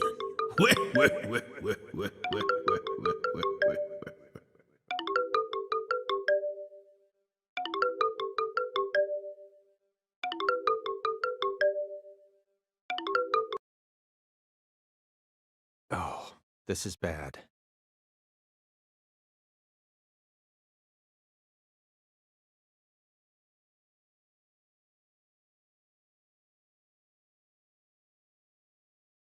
Agent Jones, what is this referring to? Avery Smith kidnapped Patricia Clarkson and escaped. Avery Smith? The vault manager? Why would he kidnap Patricia? Tell me what's going on right now. Well... Answer me, Jones. I made a deal with Morgan. Back when he took me to the bathroom. What? Morgan said something to me. If we want to find Patricia, we need to look at Avery Smith. Have you lost your mind? What he said made sense. Ever since 2005, Avery's been working deep inside that cold storage warehouse. He was also arrested in the past for getting too friendly with Lise Clarkson. And after Katrina, he apparently worked on renovating the warehouse for free. What if that allowed him to freely modify the warehouse as he pleased? That would explain why her body remained missing for 14 whole years. Then, I did a little check and found out that he never went back to work after Christmas vacation ended. So what? Why would you trust him? I don't. I just decided it was worth investigating, that's all. So, I sent 2 agents to Avery's house without telling anyone. I just called in a favor from an old friend in the New Orleans branch. No one gave you clearance for that. You think you can just... But what if Morgan's telling the truth? If he is, we're both gonna look like total clowns. Clowns who went barging into a former agent's house on completely unfounded suspicions. HQ will have a field day with us. They'll string us up as the 2 dumbest agents to have ever graced the field. I just wanted to take some precautions. And besides, if he is lying, it's still no skin off our backs. Right? If things work out, we'll end up solving a difficult case that's been driving everyone crazy. Imagine that! You and me, just the 2 of us, solving a case like this. I'll be able to jump ship on this crappy job. And you'll be able to freely investigate all things San Rouge, just like you've always wanted. Besides, you know that Morgan is Director Abraham's favorite. Even if we get into some sort of trouble, if Morgan testifies to Abraham's for us, we'll totally be in the clear. I don't care. This isn't the way things are supposed to be done. Well, I'm sorry, but I had no other choice. You were so engrossed in this, and come on, you know how I am. Besides, saving the hostage should take priority above all else. There's no time for squabbling. We need to find Avery Smith no matter what it takes. But how? Well... Thanks to your heroic maneuvers, we just lost our suspect.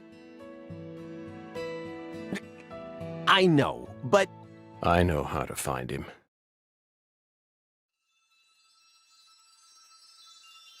I should be able to see the other world, the way I am now. Just let me go, please. Morgan? It's okay, my fairy. I know I can convince them.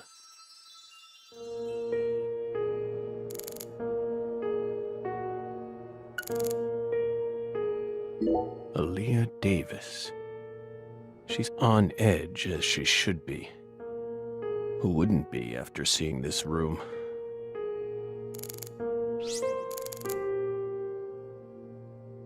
Definitely not the best thing for them to see right now. If I saw that during an investigation, I wouldn't be able to stay calm and listen to someone either. Simon's lost in thought. What will his next move be? Will he follow the plan? Or... I found the first one last autumn. A dead rat with a bud coming up out of its stomach, just like this one. A rat ate a red seed, died, and the bud sprouted. Honestly, it shocked me. Up until this point, I'd only ever seen red seeds, saplings, and big trees, so I decided to grow one of my own. What are you talking about? I needed to solve the mystery of the red trees. Why do they exist? But all of my sprouts died without ever growing the tiniest bit. Forget about a big tree. I couldn't even grow a single sapling. So you kept experimenting. 2 days after the seed enters a rat, it takes the rat's life. On the 3rd day, a bud sprouts up, then grows to that size after 5 more. I tested this on 137 corpses. In only a few months? But I was never able to grow a bud any larger than this size. I still remember what he told me.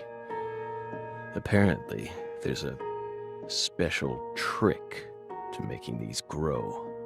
You're totally insane.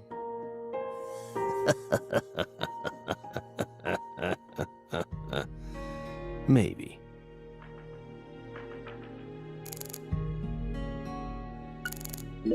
Please, Aaliyah Davis, let me go.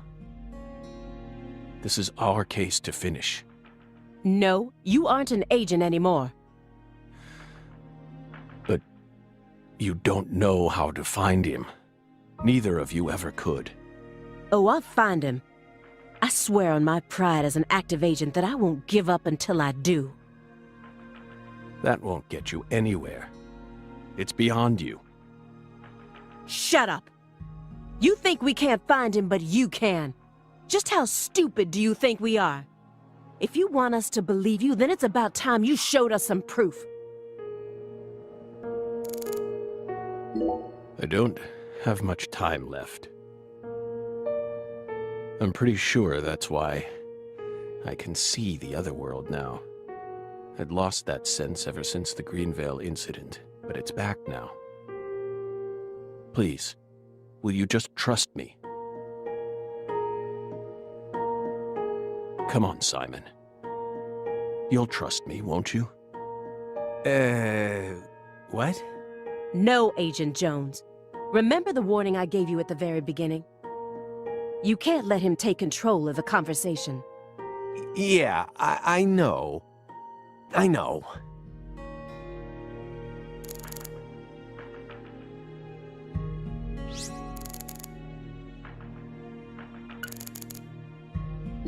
A strange man was stalking Lise. And Patricia resembled Lise so much that I once confused them for a moment, meaning it would be no surprise if the same man went after Patricia. Why didn't I think of that until now? If your story is true, then why did Avery Smith kidnap Patricia? Patricia resembles Lise. I even got them confused once, and Lise reported being stalked by a 10-foot man. That's Avery Smith? Exactly. But he's only 6'7" at best. His physical characteristics don't match the person you're talking about. I once concluded the very same thing, but now I know. That was definitely Avery. He protected Lisa's body for the past 14 years, until you discovered his sleeping beauty. So after losing Lisa's body, he kidnapped Patricia as a replacement? That's ridiculous. Is that really what you think happened? Even if Avery did possess that sort of mentality, it doesn't make sense. If Lise was really that important to him, he would have tried to steal her back. Not now, maybe, but certainly after she was buried. Would you be able to go on worshipping a goddess who had been defiled by so many hands? That ice was a barrier, a shield that separated the divine from our world. Helena Doman, aka Professor R. Also, once known as Leonard Clarkson. Her depraved life only added more complications to the Lucare case. She's the one who gave the red tree a chance to take root inside her.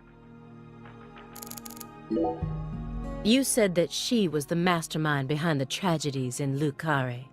That her convictions about the Clarkson bloodline are what started it all. Yes, that's right. She instigated her younger sister into killing her own niece.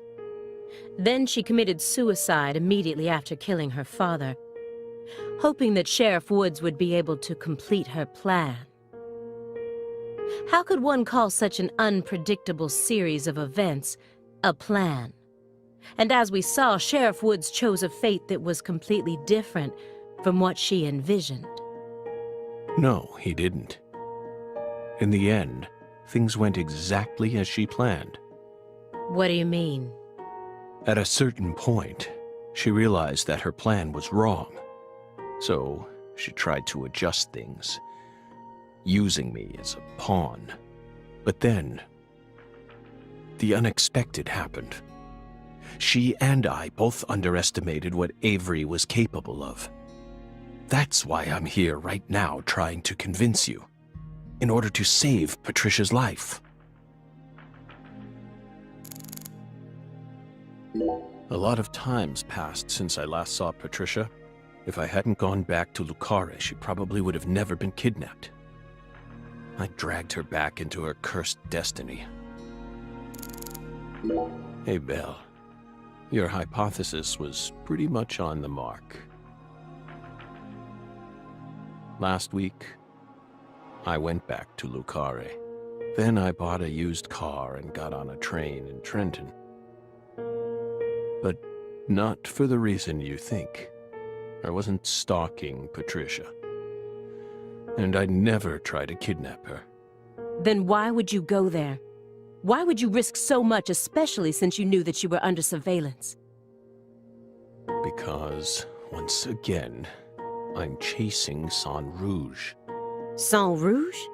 Even after I quit the FBI, I continued to study the red trees on my own. And now, I've come to the conclusion that those red seeds and Sang Rouge both come from the same roots. I also found proof that someone's inherited the original recipe. That's why I flew to Lucare, to confirm my suspicions. But I was more powerless than I ever could have imagined. I couldn't move like I used to. no badge, no gun. So, after wandering aimlessly around town, I swallowed down my torment and my weakness and left. You expect me to believe that? I know you've got it in you. What's that supposed to mean? You found Lise Clarkson's body. The one thing I never did. And only a few days after discovering the body, you came to visit me. You should be fully capable of discerning that what I'm telling you is the truth. Talking much about oneself can also be a means to conceal oneself. You can't trick me.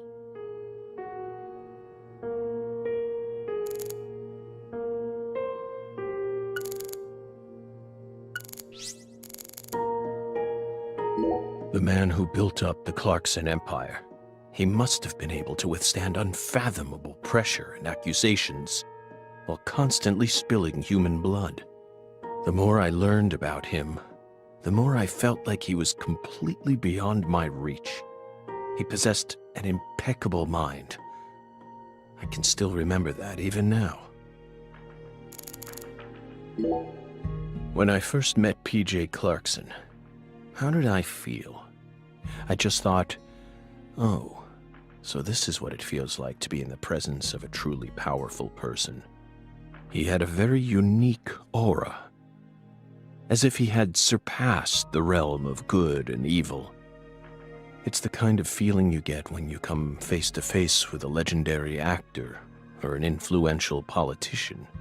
So I was also able to sense the deep darkness that trailed behind him. The brighter the light, the darker the shadow. The more he shined, the more the people around him had to squint to shut out the light.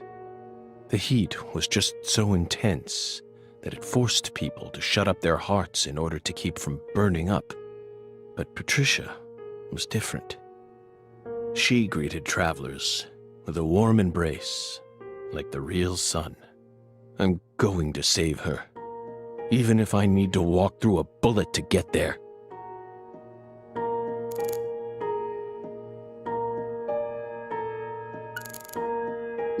That's the eerie drum that Pastor Tyrone gave to me. The pressed flower I took from the hotel bathroom is still right on top, and it hasn't even wilted. Maybe it really was blessed with some sort of holy power. Nah.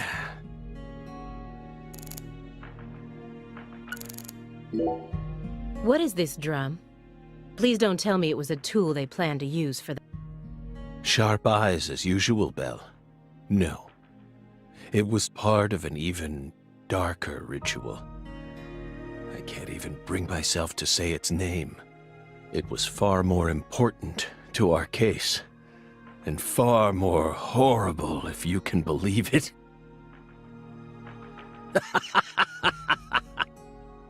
What? No, that's just a drum. A drum made from 3 empty cans, animal skins, and a fragrant pressed flower. Like I said, what is it? Maybe it's a souvenir? What? You expect me to believe that?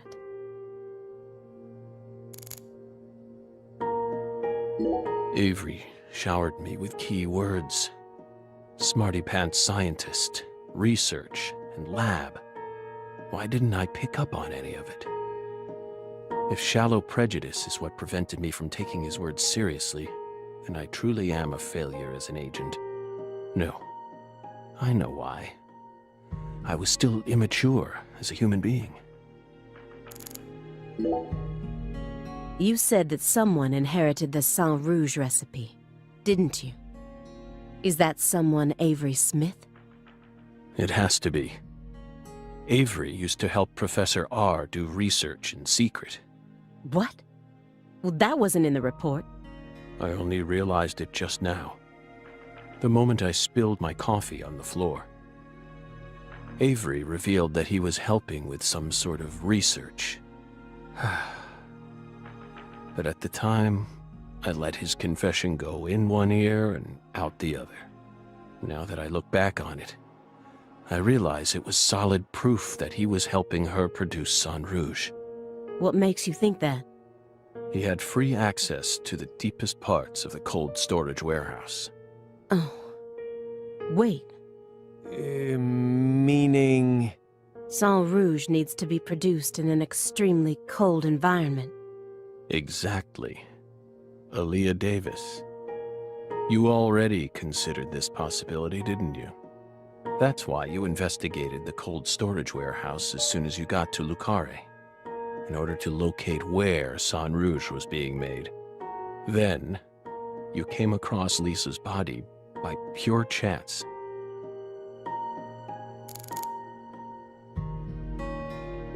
Melvin's cheerful exterior betrayed all the darkness that lurked within him. His happy-go-lucky personality was probably just his way of coping with reality. It all makes sense. Now I understand why he kept insulting Lena. Melvin wasn't the Fool King. What? Many different characters pop up in Lena's journal, and I mistook one of them for someone else. What are you talking about? After Simon hit me and I fainted, I had a dream. Now I'm convinced. I'm the Fool King. The Fool King was always meant to be an outsider who suddenly arrived in Lucare. And the man she felt a need to eliminate wasn't me, but Avery. Lena realized her plan was on the verge of falling apart. She also guessed that I would be able to save Patricia from Melvin. The one worry that remained in her heart was leaving Patricia behind, and how her life would play out from that point on. Especially since she would be left behind with Avery, a large, childlike man who's beyond anyone's control. She wrote that journal entry hoping that I, the Fool King, would be capable of stopping Avery. And she wrote it in a specific way in order to try and rouse me to action. Lena and Melvin both entrusted me with their daughter. So please, just let me go. It's my duty to protect her.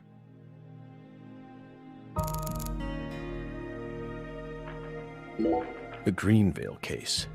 It awoke me, and also stole my irreplaceable best friend from me. If it weren't for that case, I might still be an FBI agent, but the case dealt such a blow to me, it shattered all those dreams. Who do you think benefited most from the Greenvale case? No one benefited from it. Many lives were lost. That's all. You really believe that? Everyone who survived was overcome with sadness, scarred for life. Without exception? Without exception. Isn't that right, my fairy? I feel like you're the one person who benefited from the case. You were able to add a new chapter to your stunning career and earned unshakable trust from the Chief. That's what allows you to go on using his intel network as you please, even though you're retired. Are you seriously suggesting that? Sickness is destroying my body.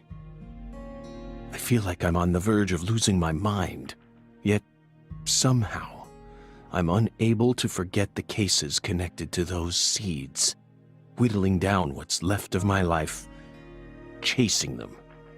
You really think I'm doing all this for nothing but self-interest? Is that really what you're saying?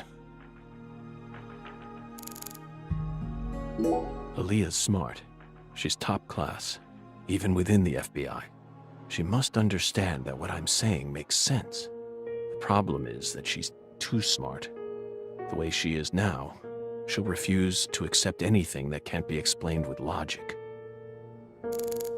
I understand what you're trying to say, but it's too perfect. It's too perfect, just like that report of yours. How could you come to such a detailed conclusion after spending years shut up in this room? It doesn't make sense. The only possible explanation is that you're bending the narrative in the direction you want it to go. Why do you think I left the field for 2 years after Greenvale? That case cost me not only my best friend, but also my special talent. I never thought I'd lose something like that. But ever since then, I've been unable to solve cases using that method. Metaphysical offender profiling. I tried everything I could think of to regain my lost talent, but it never came back to me. That's why I quit working for the FBI, and without anywhere else to go, I simply spent my days seeking truth, searching for an answer I'd never find. So time continued to cruelly pass me by, until finally a disease started eating away at my body. I thought it was all over for me. But about half a year ago, I finally reached my conclusion. Everything started with the red seeds. He and I encountered these seeds long before we reached Greenvale. Under the seething, mind-melting sun of Louisiana. Then, for some reason, in the beginning of December, I finally regained my talent. And instantly, I could see the other world again. Get it? Through allowing the cancer cells to ravage my body, I regained the power to travel to the other side. This is the only answer, Aaliyah Davis. Truth is a surprise, born from coincidence and an unknown power.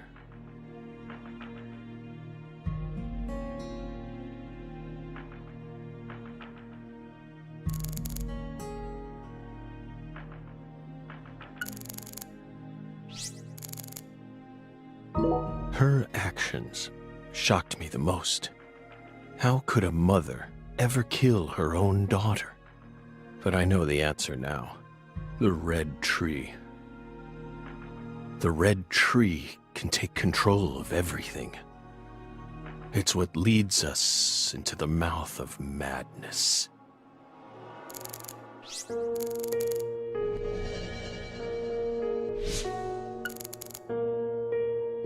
Two bizarre cases derailed your life.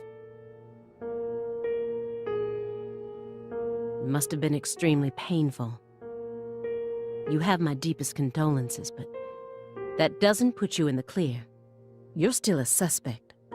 A suspect? For what? Patricia isn't here. The murders of Sheriff Melvin Woods and Candy Woods. Their bodies were never recovered. Katrina carried them away, along with many other lives. Aside from that report you wrote, there's nothing that proves your innocence. Hey, let's not jump to conclusions here. Oh, I'm not. I also suspect there's a possibility that he murdered individuals connected to other cases that he's worked on. The Greenvale report bears the same inconsistencies as this one, and both cases are filled with victims whose deaths were never witnessed. Stop. Don't say another word. If you so much as mention her name. If I mention it, then what? You will pay.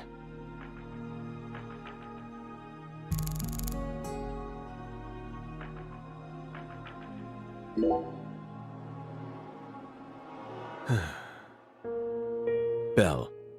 No. Special Agent Aaliyah Davis. You're exceptionally talented, I admit it. You found Lisa's body, then discovered the red seeds all on your own. You even noticed that there was someone else in this room. You've got amazing intuition. You're a hunter with an extremely keen sense of smell. But you still can't perceive the other world the way you are now. That's all there is to it.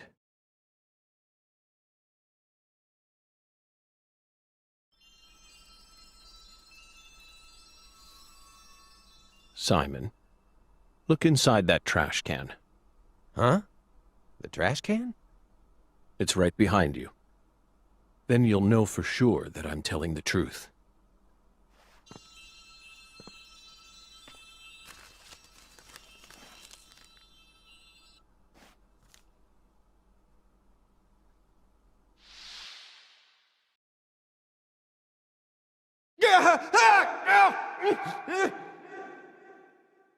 We told you not to touch the sanctuary! What is this?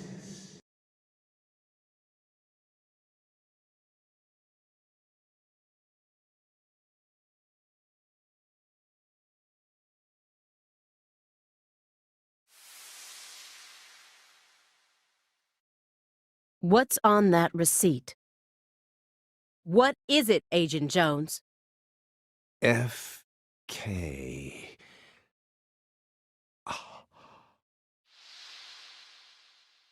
Contact a local agent and have them investigate Avery Smith's home. There are still agents investigating the Lucare area, right? Trust me, that's where Patricia Clarkson is. Trust you? Where's your proof? Ask Aaliyah Davis. Ask her about the name of the person who tipped her off. What do you mean? You're from Chicago, and you love pizza, right? Especially deep dish pizza, smothered in cheese. What does this have to do with pizza? Just ask her. And ask her why she decided to take this case in the first place. Got it? Pizza will never betray you. So you need to trust it, too.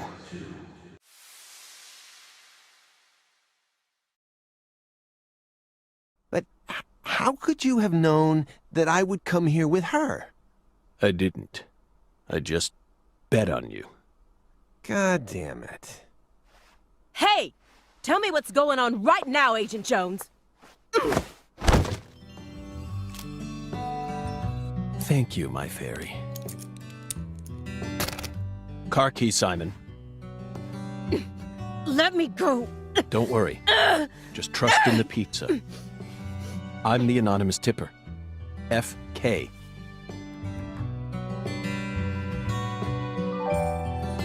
It's on the corner of 3rd Street. 69 Pontiac GTO. You've got excellent taste. Lend me your gun, too. Agent Jones! Don't you see what you're doing here? This is a severe obstruction of justice. You're violating the FBI code. Yeah, Aaliyah, I know, but pizza will never betray me. Pizza? Tell Abrahams to prepare a private jet for me at the airport. I know Robert won't turn his back on me. Wait, Morgan, are you serious? The chief would never lend out a private jet to a civilian like...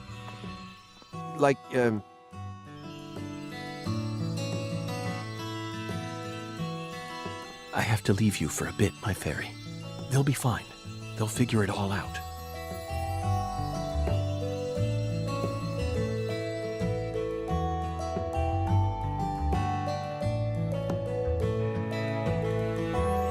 York, can you hear me? I'm going to go finish the job you started. That makes us even, okay? York, she really is a genius agent.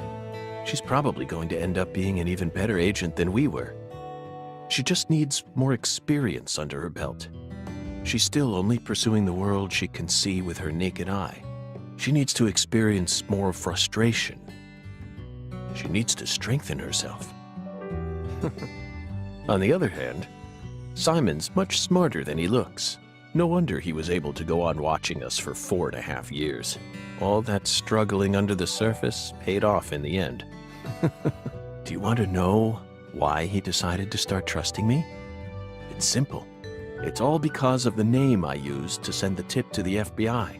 It's the name of that pizza parlor, the Chicago-style place with those trademarked crimson boxes, Franklin's Kitchen. FK. Yet again. They've got the best deep dish pizza in the area. Both Simon and I love that place. That's why I told him, pizza will never betray you. Will it, York?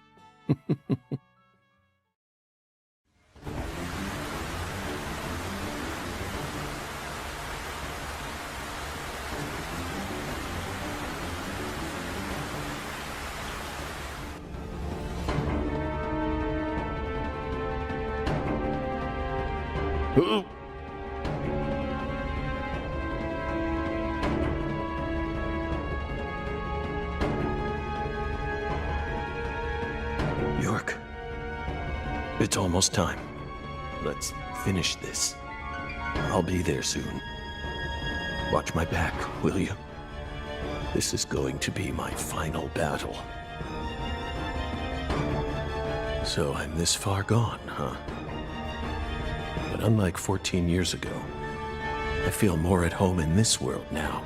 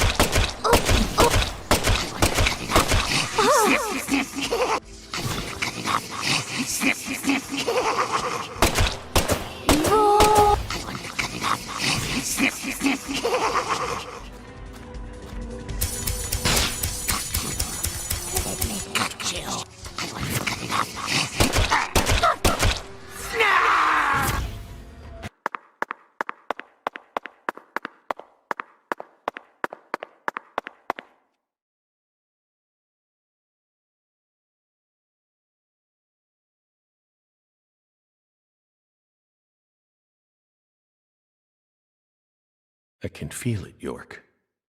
There's something in this room. What do you say we gather up some puzzle pieces for old time's sake?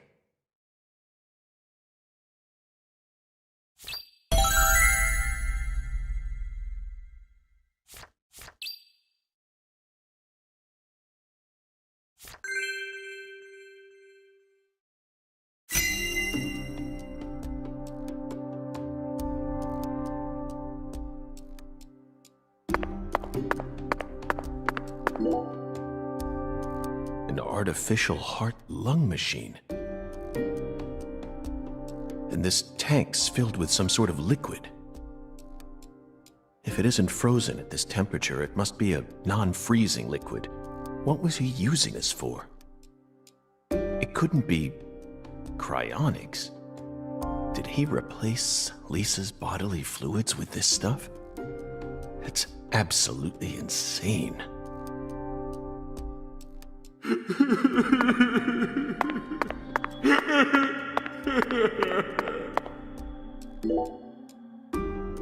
Lise Clarkson, the first victim of the Lucari case. I never thought she'd remain trapped in ice for 14 whole years. Hey, York, why didn't we work harder to find her? I regret it from the bottom of my heart now.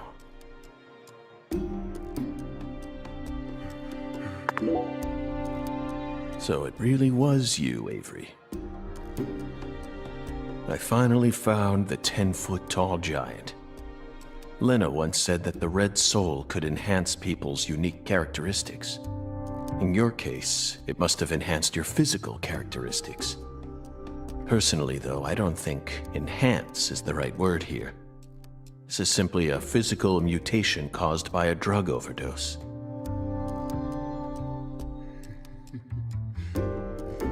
Please, so pretty. I'll protect you forever. Yup.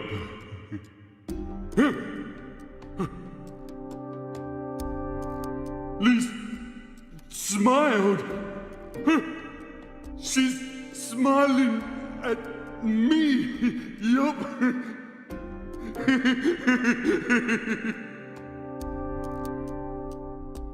She's smiling.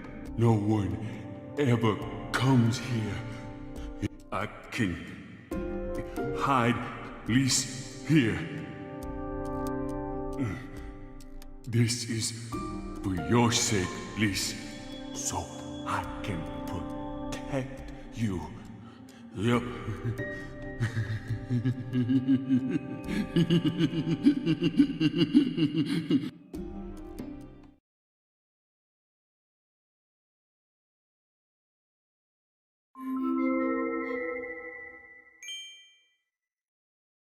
Avery trapped Lise here in that massive block of ice. He made his own personal altar that no one would ever find. And that liquid must be the solution that Sang Rouge is made from. He used that to keep her body from decomposing.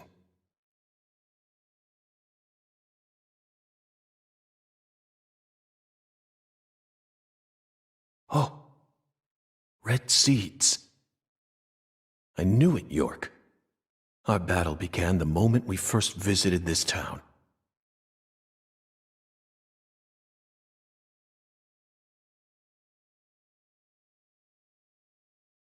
A trail of seeds.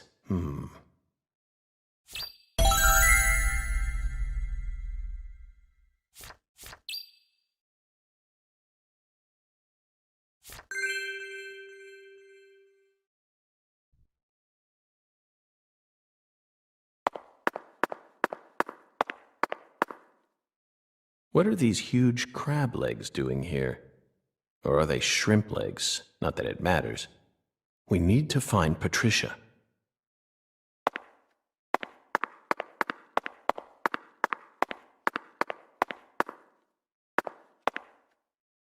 The seeds lead this way. This is where the final secret is hidden. Yeah, I know, York. Aaliyah and Simon would never be able to reach the other world through their mundane investigation. That's why we need to close this case. He's got a strong grip. Strong enough to crush a steel door. This must be the entrance to the Smarty Pants scientist's lab.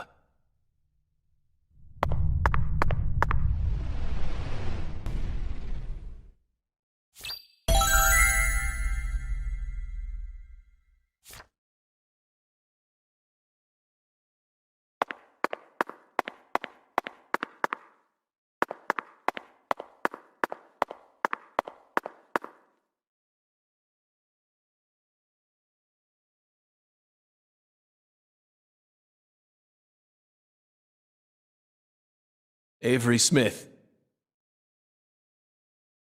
After all this time, I found my way back to you. Back to the truth about just how special Lise was to you. They mentioned you so many times.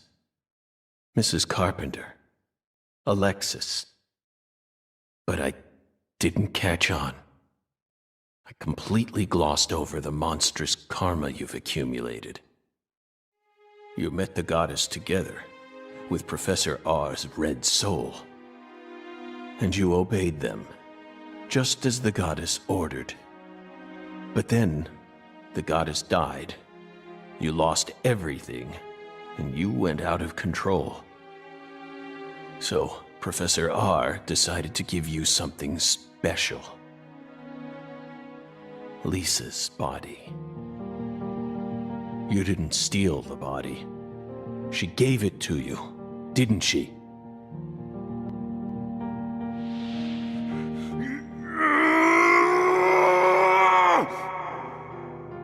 They stole Lise, my goddess!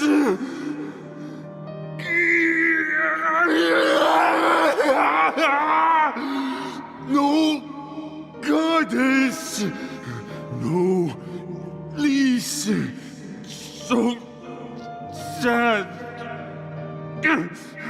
Hate being alone. Makes me sad. I'm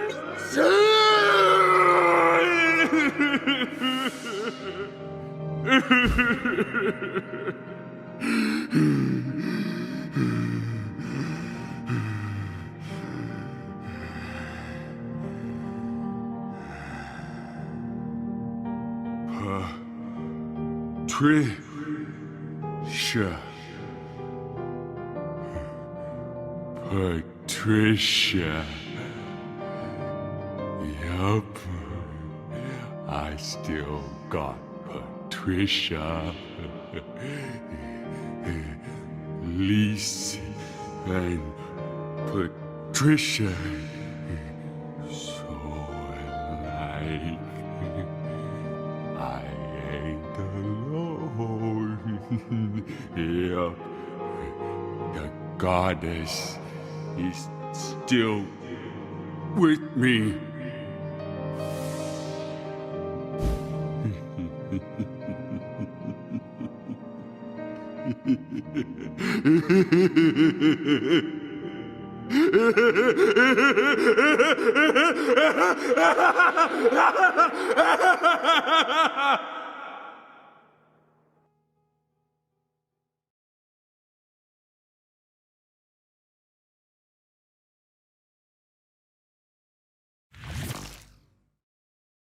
Where's Patricia?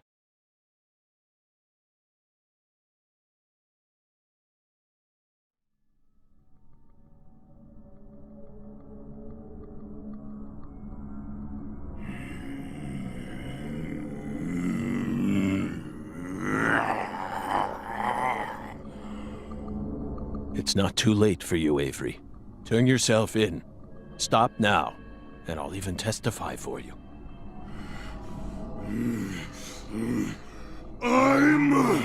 That's right. It's not your fault.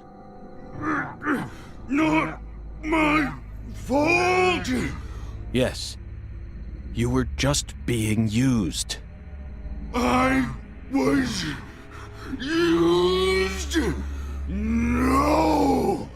No one used me! I'm the Guardian! I gotta protect the goddess!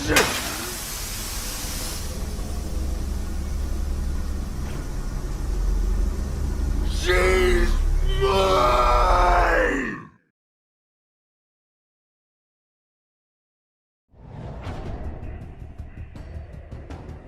She's my goddess! Now you die, meanie! Skinny! I'm her guardian! No one used me! You're weak! I guarded these! But you... Patricia's my new goddess! My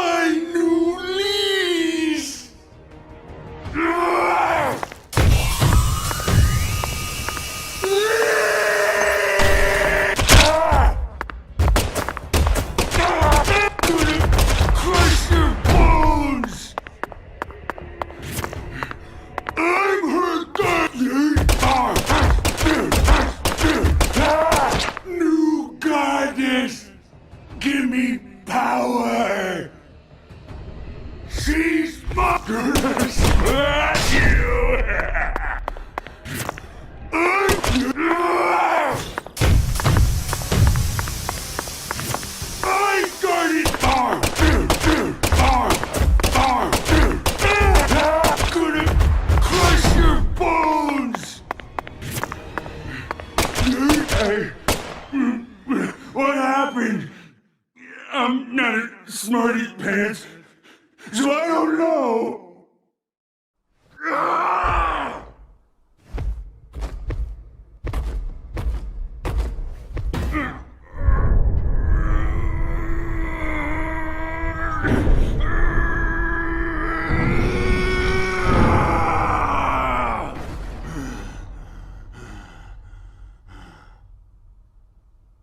Patricia.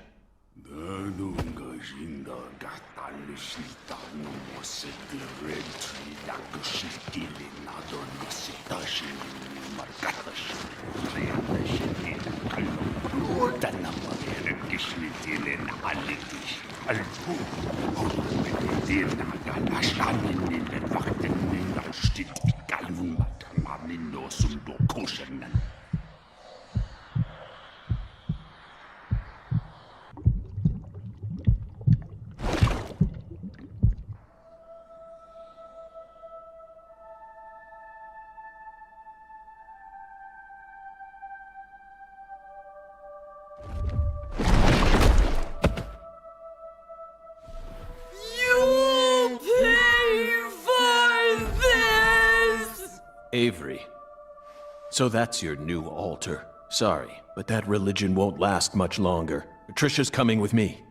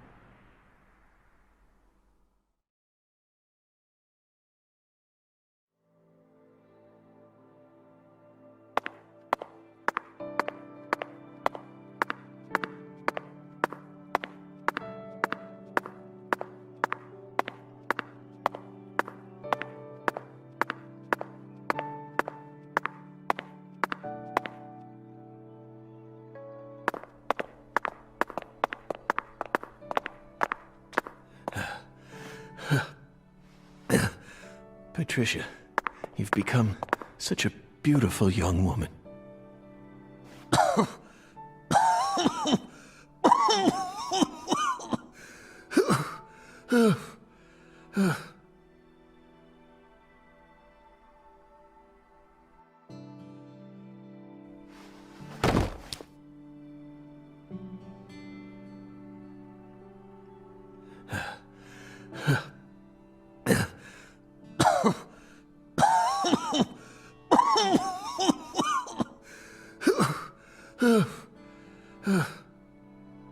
Why are you here?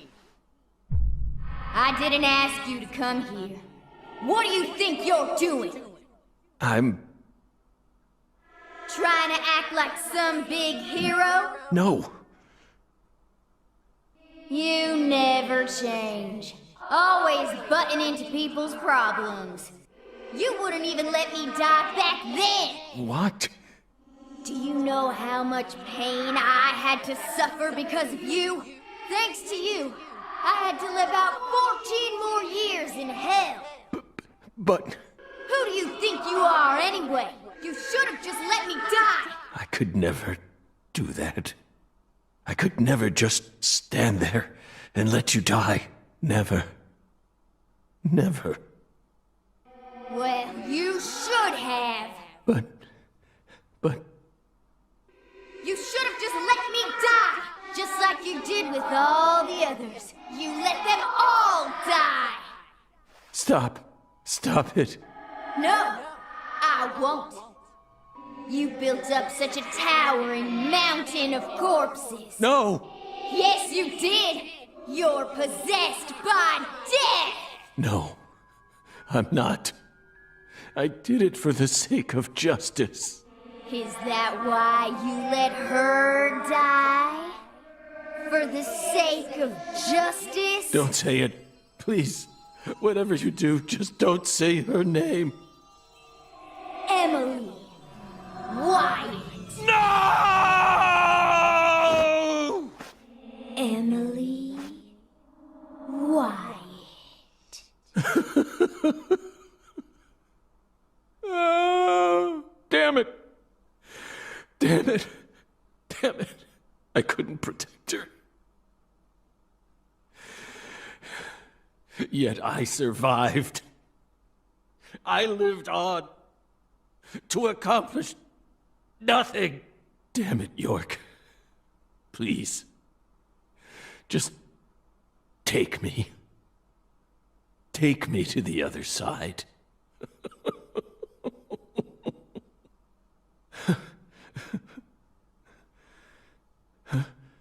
York? No, it's me, Zach. Kaysen. Oh, don't give me that look, Zach. I'm awful sorry I'm not York. But I can still save you. I could even take you over to the other side, if that's what you really want. Come on, give me your hand, old buddy. I'll lead you to where you need to go. Just like a lighthouse that guides ships through the dark, abyssal night.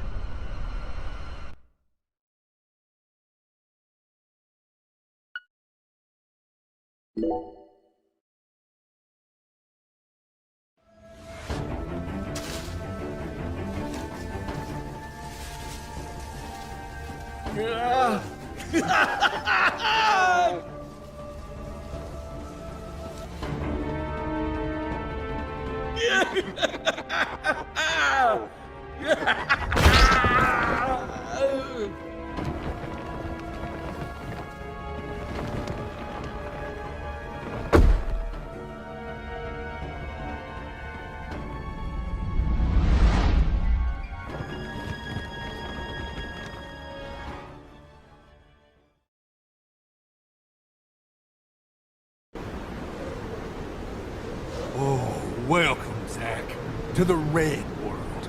You've become such a fine monster. Lena and George can never hold a candle to you. They really disappointed me, you know? Especially Lena.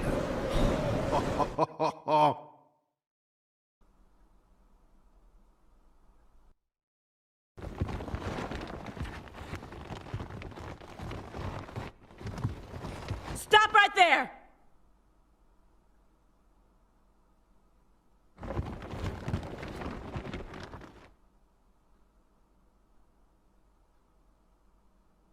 Is that you, Morgan?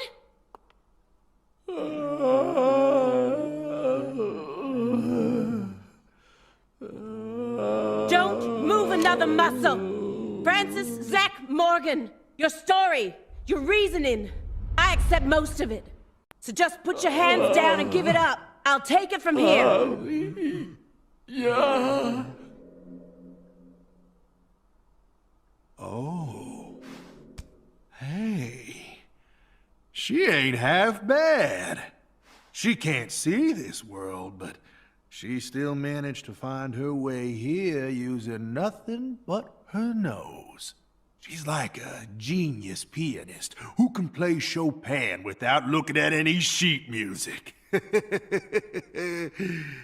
She's got potential. Isn't that right, Zack? Ooh, I just got a nugget of an idea. I know the perfect way to use her.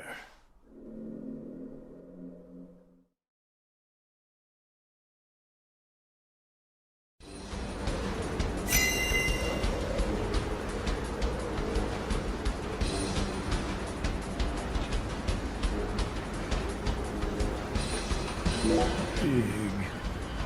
Fat. Pig. Hey!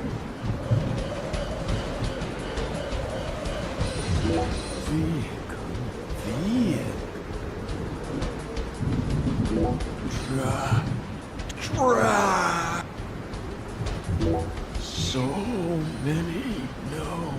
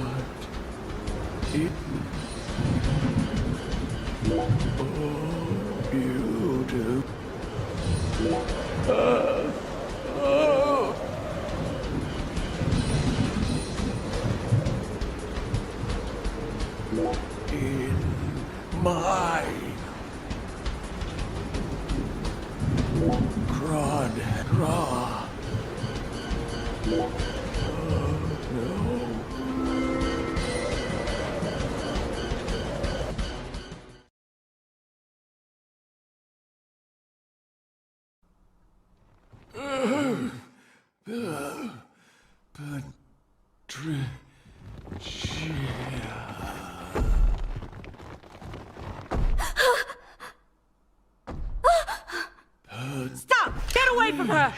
No!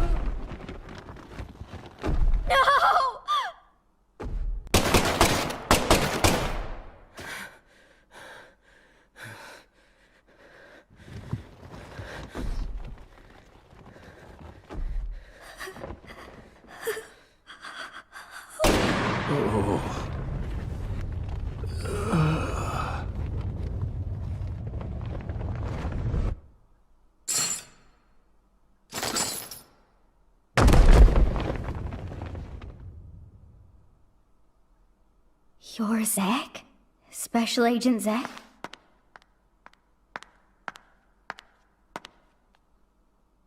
came to save me. Didn't you? Hey, Patricia. You've grown so much. Did you change your hair color? It looks great on you.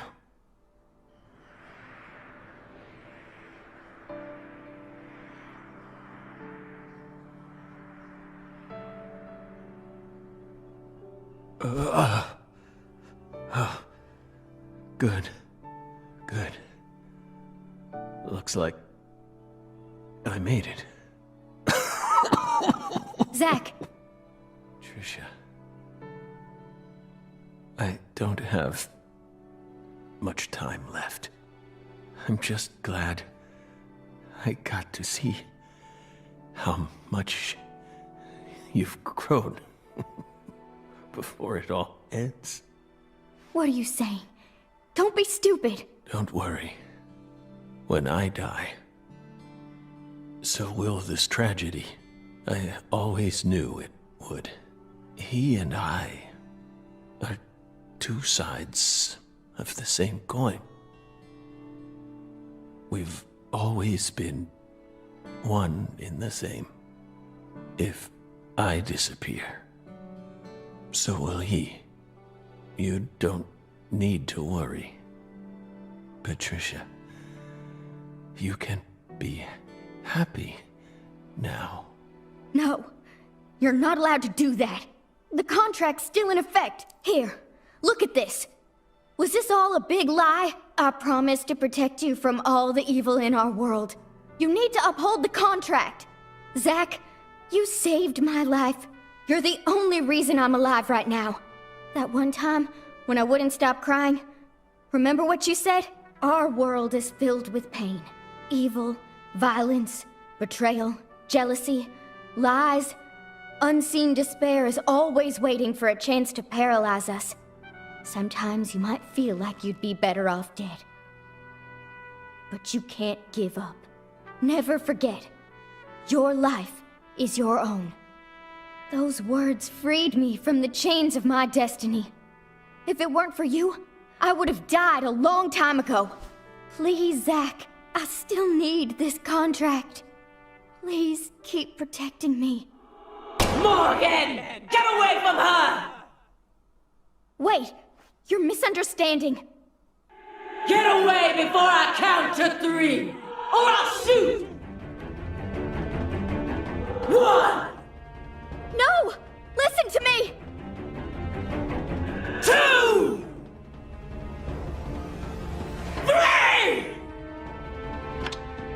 No!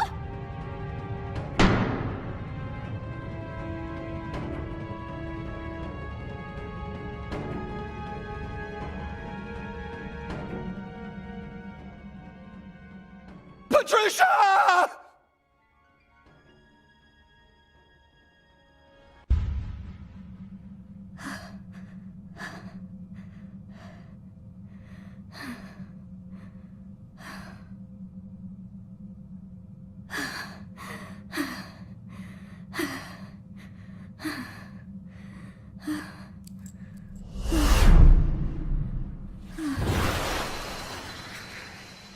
It can't be. Is this a miracle? Oh, God.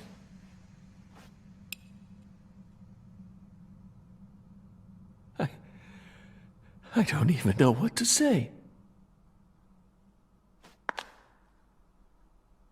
You've become quite the crybaby since I last saw you, Zack.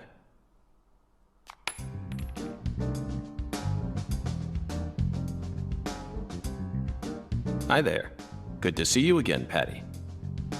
Who are you? FBI Special Agent Francis York Morgan. Please, call me York. That's what everyone calls me. Agent York? You're with the FBI? Just like Zack? Yes, that's right. I'm Zack, and Zack is me.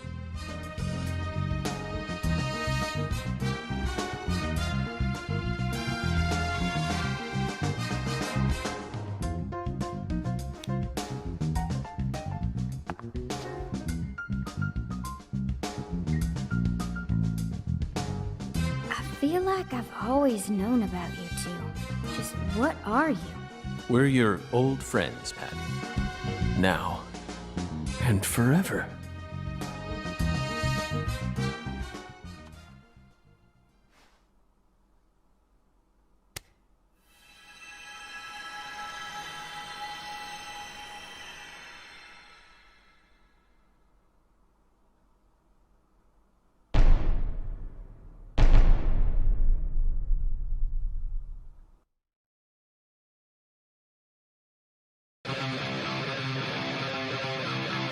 Aim carefully, sister.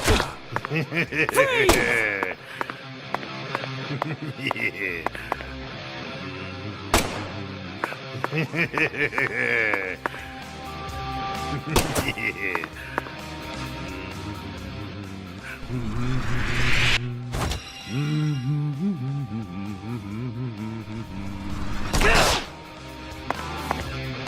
Aim carefully, sister. Freeze! Aim carefully. Freeze! Aim carefully, sister. I'm warning you! Aim carefully, sister. I'm warning you! Aim carefully, sister. Freeze!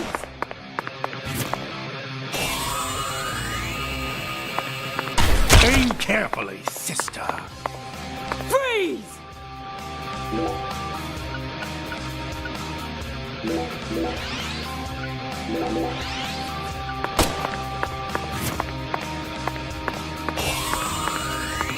Aim carefully, sister. Freeze!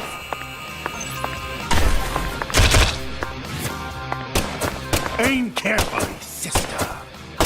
I'm warning you! Aim carefully, sister. I'm warning you! Aim carefully, sister. I'm warning you! Aim carefully, sister. I'm warning you! Aim carefully, sister. I'm warning you! Aim carefully, sister. Patricia Clarkson, I'm here to save you!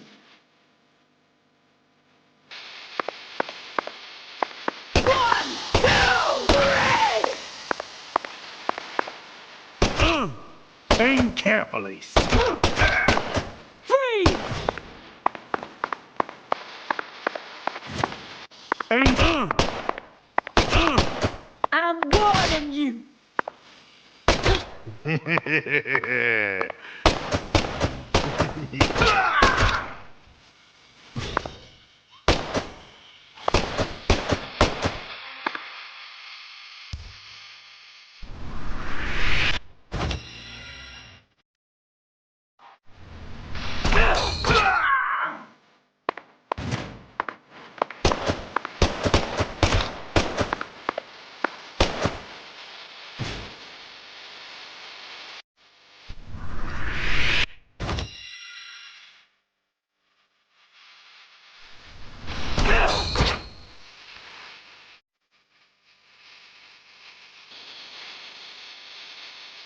You are the suspect, Mo.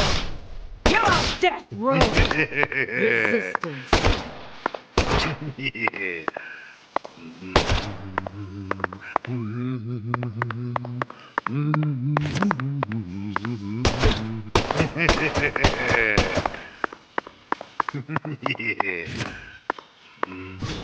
You are the suspect, Mo. You're on death row. And it's checkmate, Mo. How? All my power.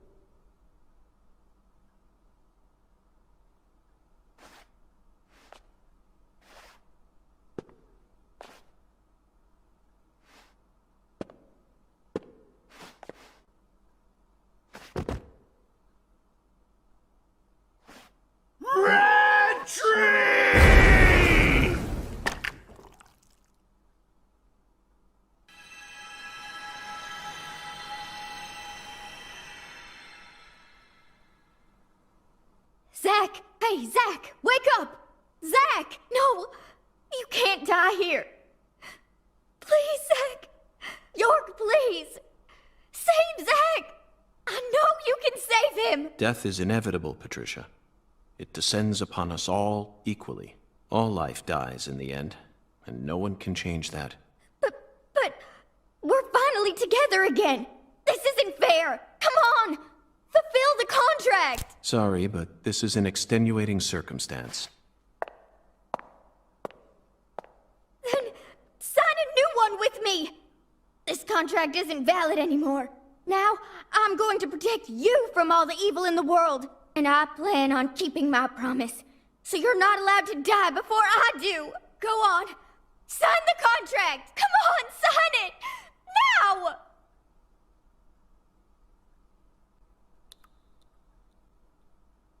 Are you sure you're prepared for everything that entails? You can only break the rules once.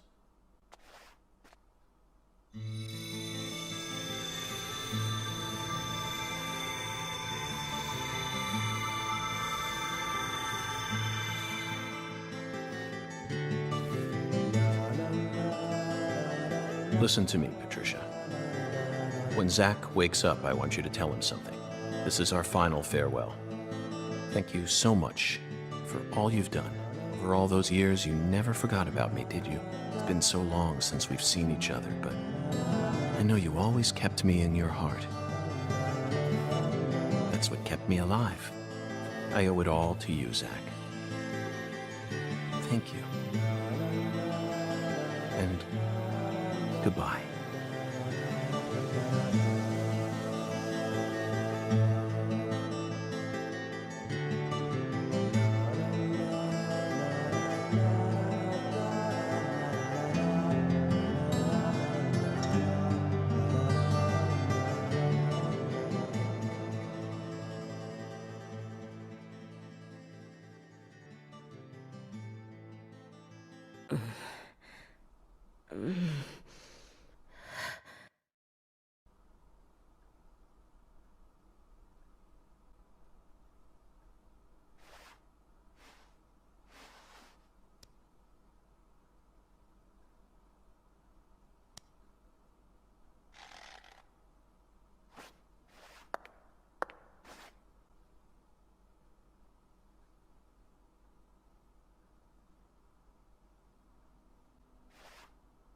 Thank you. Thank you, York. Thank you. Thank you.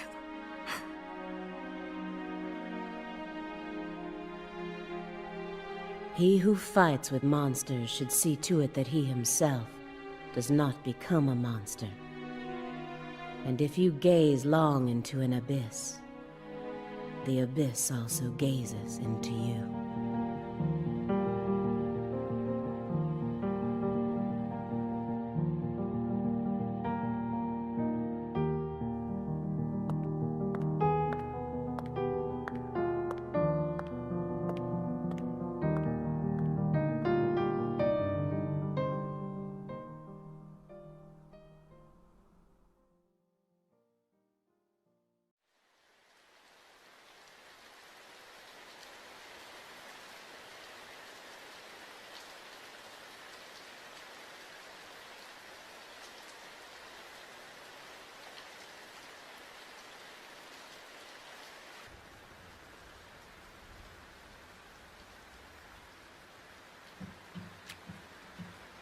Much blood was shed, and many precious lives were lost.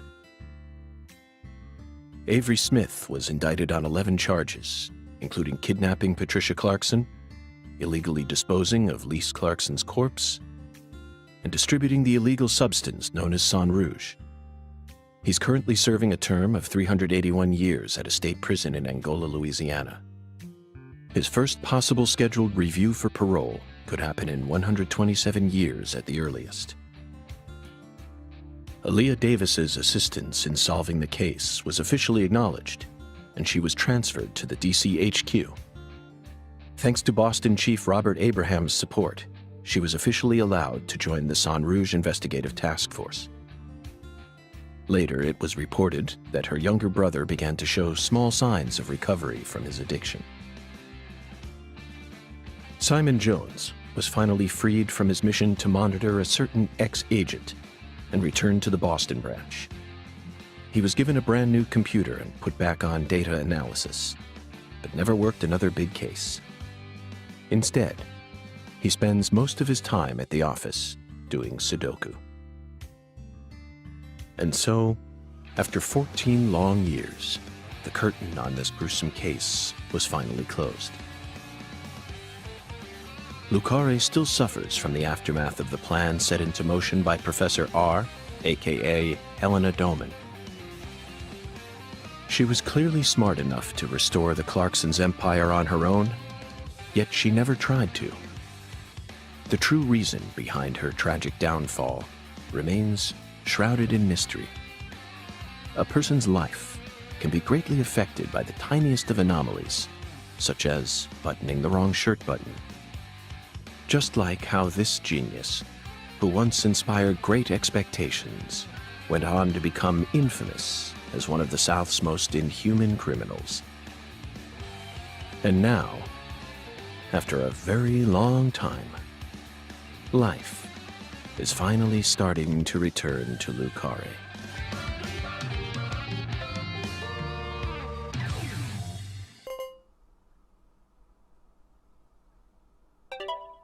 I stole this from Professor R's lab. I figured you would. I've read through it dozens of times, but it still doesn't make sense to me. I mean, at some point her plan started to collapse, right? Otherwise, I probably would have been killed early on. But here I am, alive and breathing. And the stalker who harassed me for years has been arrested too. Not only that, but now I have a brand new life when he's heir to the Clarkson empire. Both Lucare and the Clarksons' industries are finally showing signs of recovering. It's just hard for me to believe that this all went according to her plan. Yes, I understand how you feel. No matter how you look at it, things couldn't possibly have ended up perfectly in accordance with her plan. How can you be sure of that? You earned a new life for yourself through the effort you put into it. It definitely wasn't something that Lena gave to you. You made this life possible. You didn't do it all on your own, of course. You were only able to come this far thanks to everyone who supported you along the way. Could anyone really believe that Lena was the one who orchestrated all this? There's no way. I'm positive. All the people you've met thus far, and all the things you've experienced, created the person you are now. Lena's just one of those people and nothing more. You really think so? Still, York and I both fell for that message of hers. Maybe her plan really is still moving forward after all. Stop joking around. I'm seriously concerned about this. Sorry, Patty.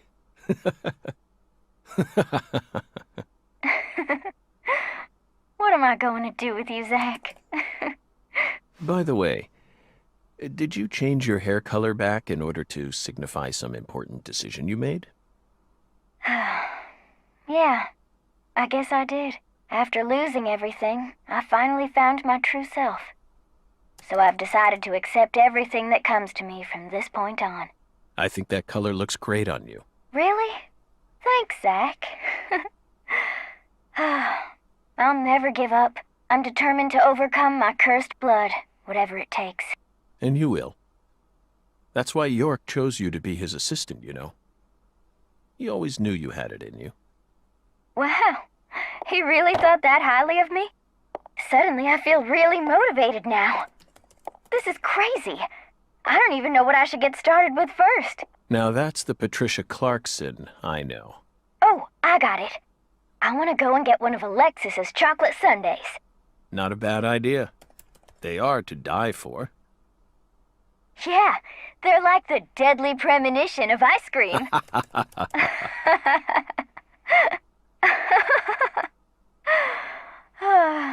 Well, so long, Zach. I'll come visit you next summer. Louisiana summers are just too hot for me to handle. You're always welcome here. Bye now.